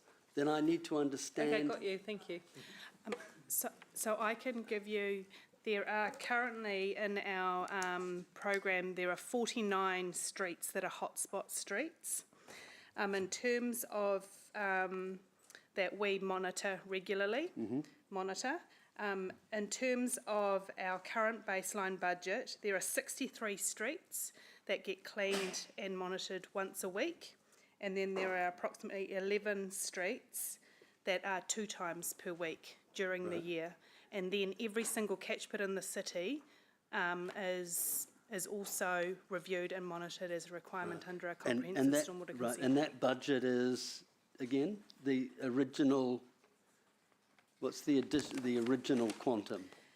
The existing budget, as in for this financial year or for the base? For the base.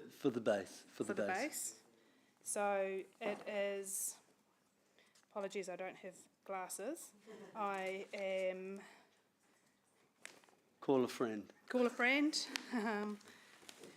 Is it? So at the moment it's 1.4 million or 1.5 million approximately with a revenue attached to that. Or per year? That's per year. In 1 year. Yeah. Okay. And then the So 5 million is across the 10-year Yeah, so period? it's $554,000 a year. That's what the increase is. How many catch pits have we got? And we have approximately 13,300 catch pits and growing with our vested asset. On those certain times of the year in there? It's leaves, it's sediment, it's anything that debris from the road that enters the catch pit that then Can I just say, I'm not going to mention the name of the council, but there was a major metro got caught with their pants down 3 years ago on this, and there was significant surface flooding right across the city, and the CEO asked, and the council's asked for a report on it, and Evelisa probably knows the city. I'm not going to embarrass anyone, but so there are some. There is a good example of where best practice probably wasn't followed, and it caused a lot of grief to businesses and residents as well. Councillor Anna, you've got a question? Yeah, just if this was moved into the base, it still would potentially, it still remains a candidate for the targeted rate, correct? No. No. Okay, thank you. Okey doke. I think Councillor Taylor. Sorry to prolong this one. I'm almost over the line. I just need a gentle push. I just need some encouragement about how this, to what degree this is going to help alleviate flood risk and flash flooding and that sort of stuff. Can you just give me a little bit more?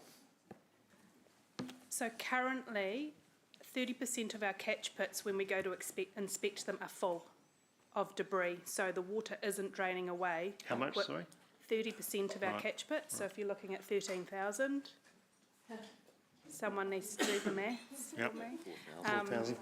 And so it means that we can monitor those catch pits at a higher frequency and empty them so that it alleviates that stormwater when it rains with the intensity of rainfall that we're experiencing. It means that the water flows away rather than trying to find an exit through our modelled paths. Okay, and catch pits along with, what are those big things that get filled up as well? Those big, huge. The sumps, the stormwater devices. Yeah. They're another risk, aren't they? So this is another real contributor to flash flooding. Yeah. So our stormwater system with our road, so anything that's blocked then has the ongoing effect of causing surface flooding, and then the water just doesn't disappear where we thought it would go. Thank you, thank you. Thank you. Let's go into debates, preferably not long debate because it's a fairly straightforward issue. So mover is, Andrew, do you want to start with debate, please? Thank you, Mayor Paula. I think this is pretty sensible. I picked it out because it is looking after what we've got, which is one of our principles, and some of the information we've just heard that 30% of catch pits are full. That sort of makes it pretty easy for me.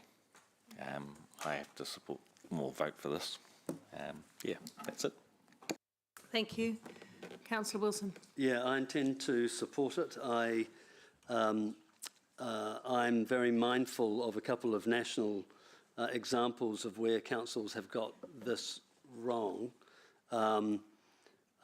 It seems to be a core responsibility, and some money spent up front may alleviate considerable expenditure if we get it wrong in terms of flooding. So this is core, and so I will support it. Although I'm glad we had lots of questions, because although some have suggested this is straightforward, it's still $20 million of funding over the 10 years. If you collect what's in and what's being added, it's a copious amount of money for cleaning catch pits. So I'm glad we had a better explanation. Thank you. Thank you. Any further debate? No? Oh, go Sarah. Thank you to Councillor Andrew and Councillor O'Leary for putting this up. Thank you. Let's go to the vote. Excellent debate, Councillor Johnson. I'm setting the bar for myself. Oh, until something gets to the heart of your passion. Oh my God, we're going to have unanimous. We've had a fair, haven't we? The motion's carried unanimously. Okay, moving on, because I like a good debate is a fast debate. Road and cycleway sweeping. Councillor Bidder, do you have a seconder on that one? Councillor Hutt. You can second that. Okay, Councillor Bidder, it's fairly straightforward. We're adding in the road and cycleway sweeping. So keeping this short, again, it comes back to looking after what we've got. If they're a mess and people can't use it, obvious. Okay. Any questions on that? No? We will go to debate, because if there is much needed. Maybe the system's trying to shut me out. It's had enough of me. I was just trying to ask a question. I'll go. Am I up there? Yeah, go. Oh, yeah, okay. Amongst our cycling budgets, is there any way this can be found from existing cycling budgets, or is a portion of it, given that there's a fair chunk of change going towards cycling? Is there a staff member who'd like to make an attempt at that question? That's fair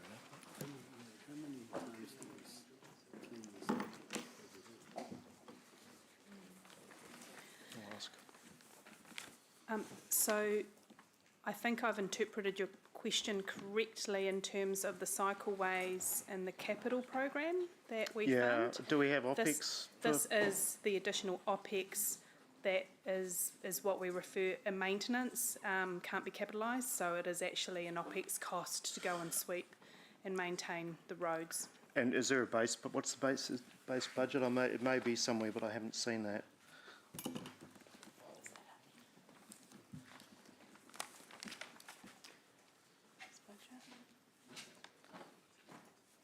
So I'm just finding the data.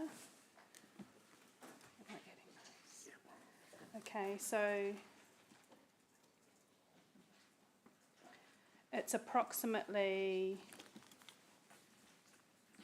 $800,000 in year one to do road sweeping and cycle lane sweeping. That's currently what's in the baseline. So you got 750,000 for road sweeping, 56,000 for cycle sweeping. And this will be an extra 500 roundabout per year. Yes, which it focuses on 145 or 46,000 for road sweeping, and it's looking at around 370 for cycleway sweeping. So it's balancing the portion. Mayor Paula, I signal a foreshadowed amendment just to fund the cycling sweeping, not the additional road allocation. Because I get the argument, but I'll save the 120,000. So can I ask a question about that then? Because not all cycle lanes are separate. Sometimes they're just a green line on the side of the ordinary road. What difference does that make? If he goes if Ewan suggests just cycling and not the whole road? I'm just not sure how you differentiate. Do you get what I'm saying? You're going down the road with a sweeper. And I think that's how we've split the budget. So when you do actually have the separated cycleways, the main truck that sweeps the road can't fit, and so That's my point. It's an additional cost to do those the cycleway bespoke sweeping. little thing. Yeah, it's a little Change. bespoke machine and possibly manual sweeping to keep the catch pits clear and Okay, cool. and intersections. Looks like Deputy Mayor Angela has got a question. Forward. We have, how many sweepers do we have? And road sweepers? One or two?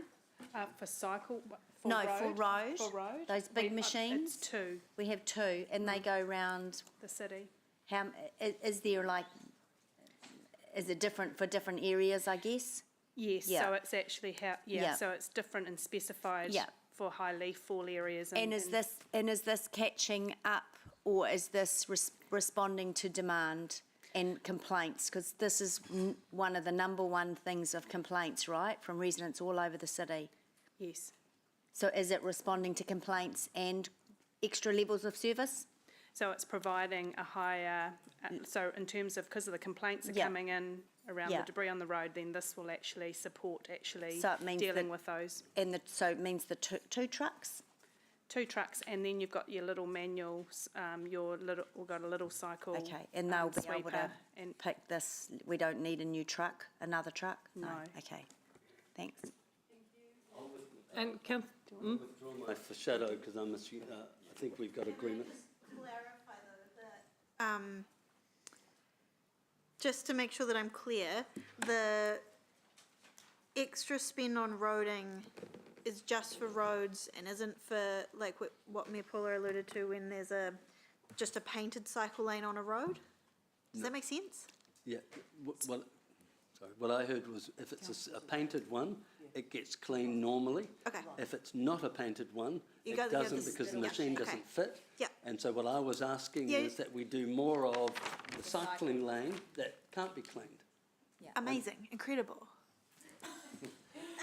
Well, we've already, Too good, I too can good draw to a be- distinction, it's already there, I have to maintain it. It's one of my Okay. principles. Right, like enough Christmas. side debate, So have because you that changed takes the time. quantum? Andrew, a question, and then let's move into debate. It's just that I would like to amend the motion to the addition of a yet to be confirmed OPEX for cycleway sweeping, so we're taking out the road part. Yeah, so it's a 370. Or might need to be confirmed in detail. Amount of OPEX for cycleway sweeping, but not road. What is the quantum, please, that we're talking about there? Because we've got to put it in the motion, surely. So it's an additional, currently, it's based, sorry, Glasses. yeah, I can't see. You could bring them with you. There's a long story behind that. 370. Is it three? So $370,000 per year. So Okay. 3.76. Right, excellent. Populate that. Let's go into debate. And there again, this doesn't seem to me one that needs a massive amount of debate. Councillor Bidder. No moved need. No need. No need. Councillor Wilson. Very quick. This is core because it already exists. I will briefly share my fun anecdote of cycling out to Glenview yesterday. The cycle lane went from this to this, and then back out to this. But in that little extra, 30 centimetres of cycle lane that I had, it was filled with glass. And there was traffic coming, so I couldn't merge out, and I thought, oh, cool. So, yeah, I love glass in the cycle lane. And in my bike to council today, I did see some unknown debris. Might have been a collection of sticks, I'm not sure, that was once again blocking the cycle lane. So, I mean, I'm intimately aware with how frustrating this is, and I thank my colleagues for helping all of us have less glass in our bike tyres. Excellent. Go to the vote, please.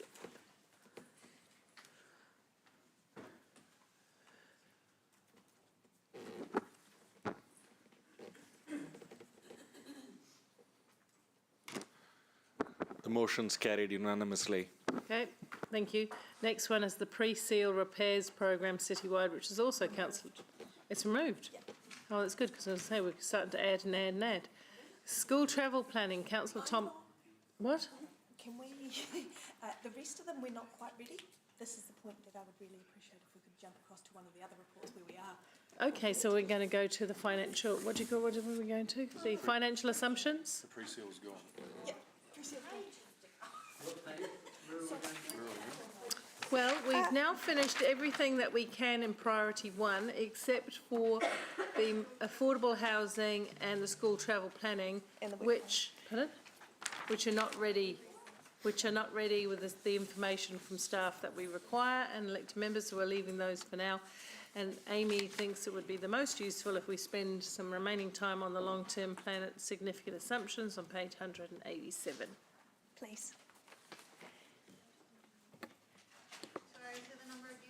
187.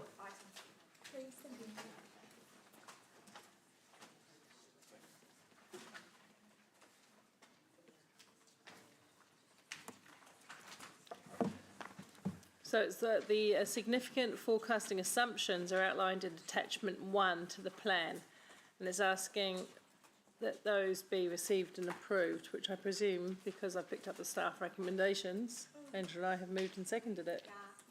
Yeah. Okay, so questions first of all. Any questions? I mean, we should have been able to ask them by now, but Councillor Thompson. Yes. Apologies. Surprise! Oh, God, sorry, I've got like 10 papers here, so I'm just pulling it up. Here we go. So just looking at page 191, long-term plan significant forecast assumptions. Page 191.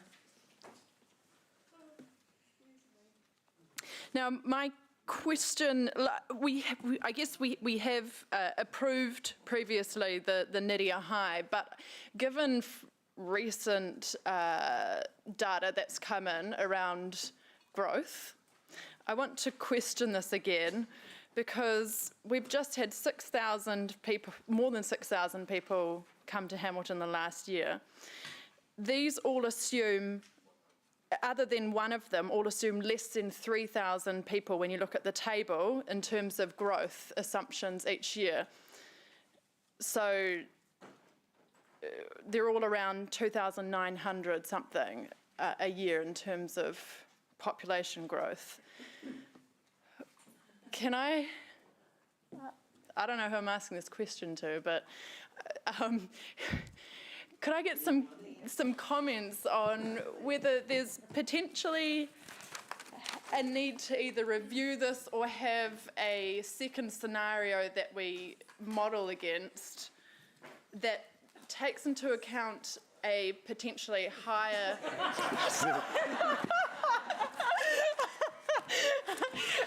a higher immigration policy than what it has here. Because my concern is that we take a 30-year or so long-run average of where immigration is, and then we say that's going to keep happening in the future. But we've got less than half of what we just had in the last year assumed for the next 9 to 10 years.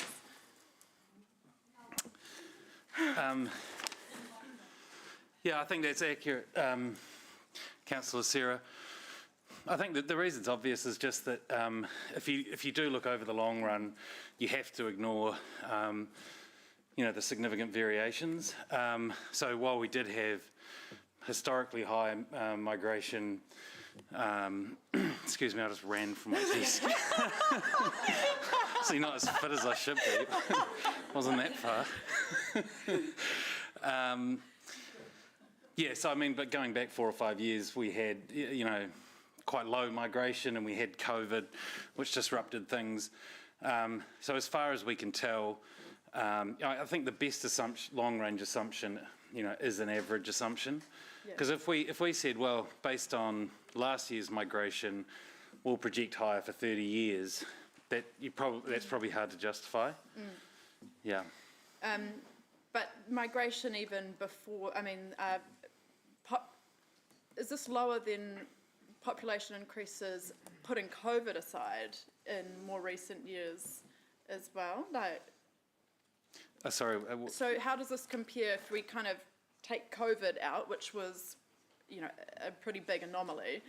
How do these numbers compare then to, say, in the last 10 years, what growth rate has been?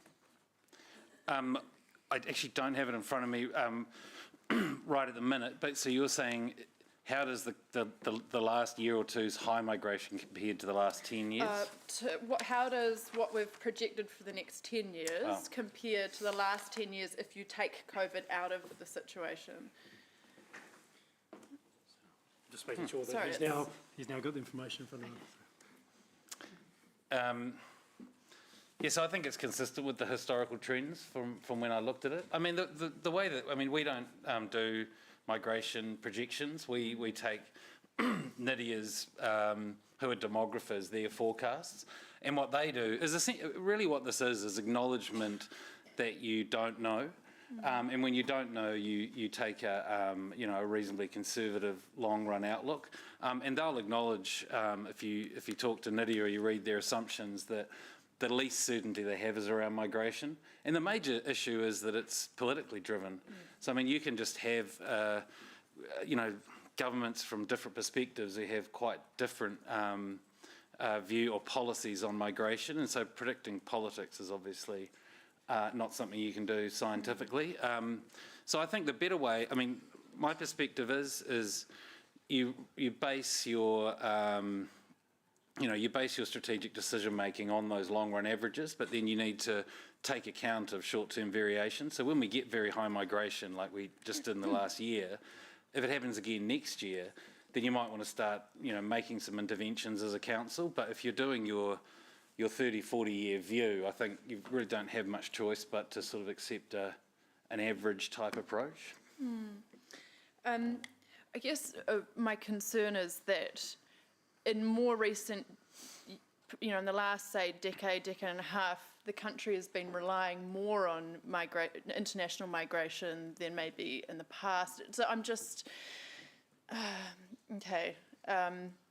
there's been a lot of comments that historically, Statistics New Zealand, I know we're looking at NIDIA here, but that they have under-projected, the net migration numbers.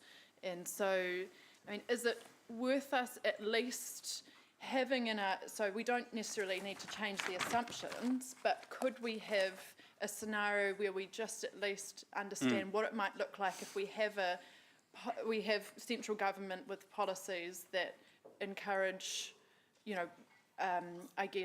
higher migration, international migration, and we actually then are better prepared to respond to that? is that an option for us to look at? It certainly is. And so you're talking about scenarios. You're saying under a high migration scenario, what does that mean for what we need to do to cater for growth and what impact that might have on your capital program, for example? So we did a detailed report on exactly that, maybe for the 2018 LTP. Right.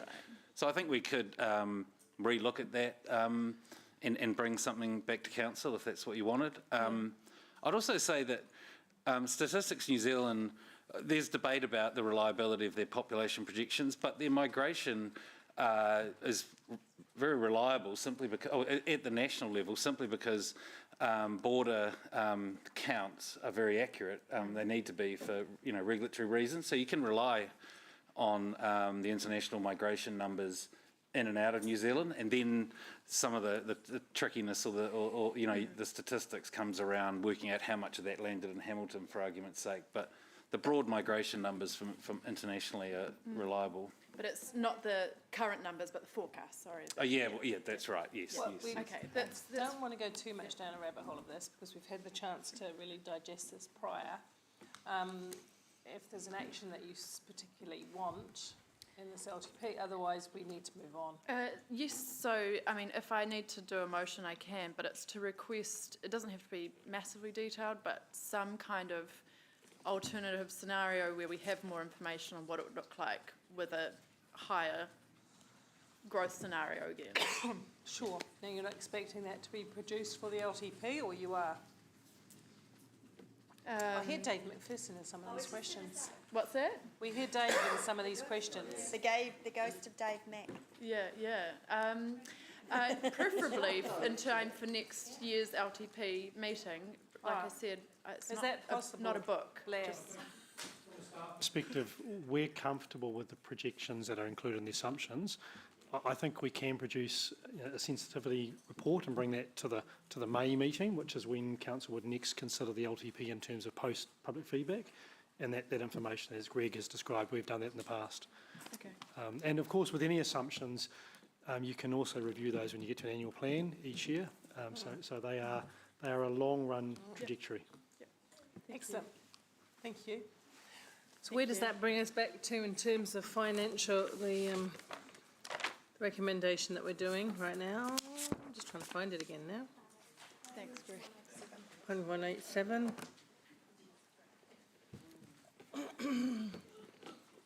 Right, so with reference to attachment 1, it's been moved, it's been seconded. Amended with, do I need to put it in there, Amy? The staff action or? The staff undertook to Can you not have a report to minute the May note? meeting with, okay, yep. Yeah, that doesn't, okay. Any other questions on this? If not, I think that we go to the debate or the vote. Okay, we're going into debate. I personally, as a mover, don't have a lot to say on this. I think I accept the report and staff's interpretation, welcome the additional data when we get it to hand. There you go. That's my debate. Anybody else wish to debate? If not, let's go to the vote.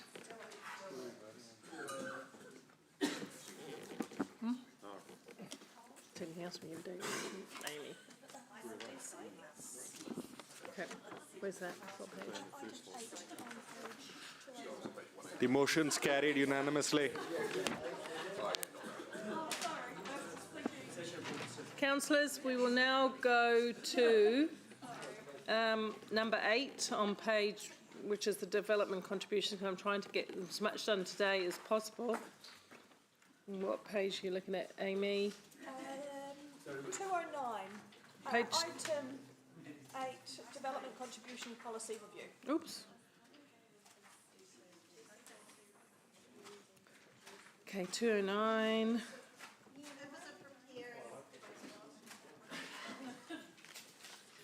Now, if you look at the recommendation here, it's really based, isn't it just based on the current development contributions policy, and we will have a new policy in March that may, plus there was an additional for a little bit more in the budget, wasn't there? Can you explain that? Thanks, Mayor Paula. Yeah, in short, so Council has a development contributions policy which was adopted at the last LTP. There was a small amendment made between then and now, but this is the next iteration of the DC policy. So this is where Council looks at its policy, reviews the provisions in it, and then gives staff guidance effectively on introducing any new provisions as sees fit. There was a development contributions working group, well there is I should say, where a number of where these key questions about what may or may not want to be introduced into your DC policy for effective 1 July next year. And those recommendations that you can see there reflect a combination of staff recommendations alongside the topics that staff will have essentially been given guidance to draft into the DC policy. The DC Plan Review Committee, the working party, also helped inform. That's right. Which they brought through, I can't remember which committee, Economic Development? No. We had it with Finances? Comes through either Strategic Growth Committee, and District Planning Committee, or full council, depending. Cool. Okay. There is something to note also, there's a PX piece related to, thanks Andy, related to this item, which just addresses a specific topic. So suggests that we take that PX discussion before you resolve in relation to the open report. Excellent. You could have said that at the beginning. Oh, sorry. We were trying to do it to get things through before close of day. All right, it's on hold. Is there anything else we can get through? On hold, I missed, sorry, in the excitement I missed what you said. But just procedurally, I was just going to ask how we can move forward with this when we've got some decisions around CBD remission to exactly. get through first. Okay, Yeah. we're putting that aside now. Thank you. Helpful. This Excellent. item has been put aside? Yes, it, Okay. it has for now. Apologies Have we ever- for any confusion. What's that? Which one? Go to the DCPX one is what I was going to. Oh, we'll go to the DCPX one. We'll move into public excluded now? We were going to have to bounce anyway. Okay. We will now chuck everyone out who shouldn't be here and move into public excluded to do the development contributions one and PX. Hopefully. Can we have a quiz on? Make sure the cameras are off. You're moving it, Mayor Paula? Yeah. Second time? Angela, we're doing the... Oh, Angela can second it. You can move it, Maxie. The... Thank you. And a Oh, not that, but yeah. Thank you. Anybody against? No.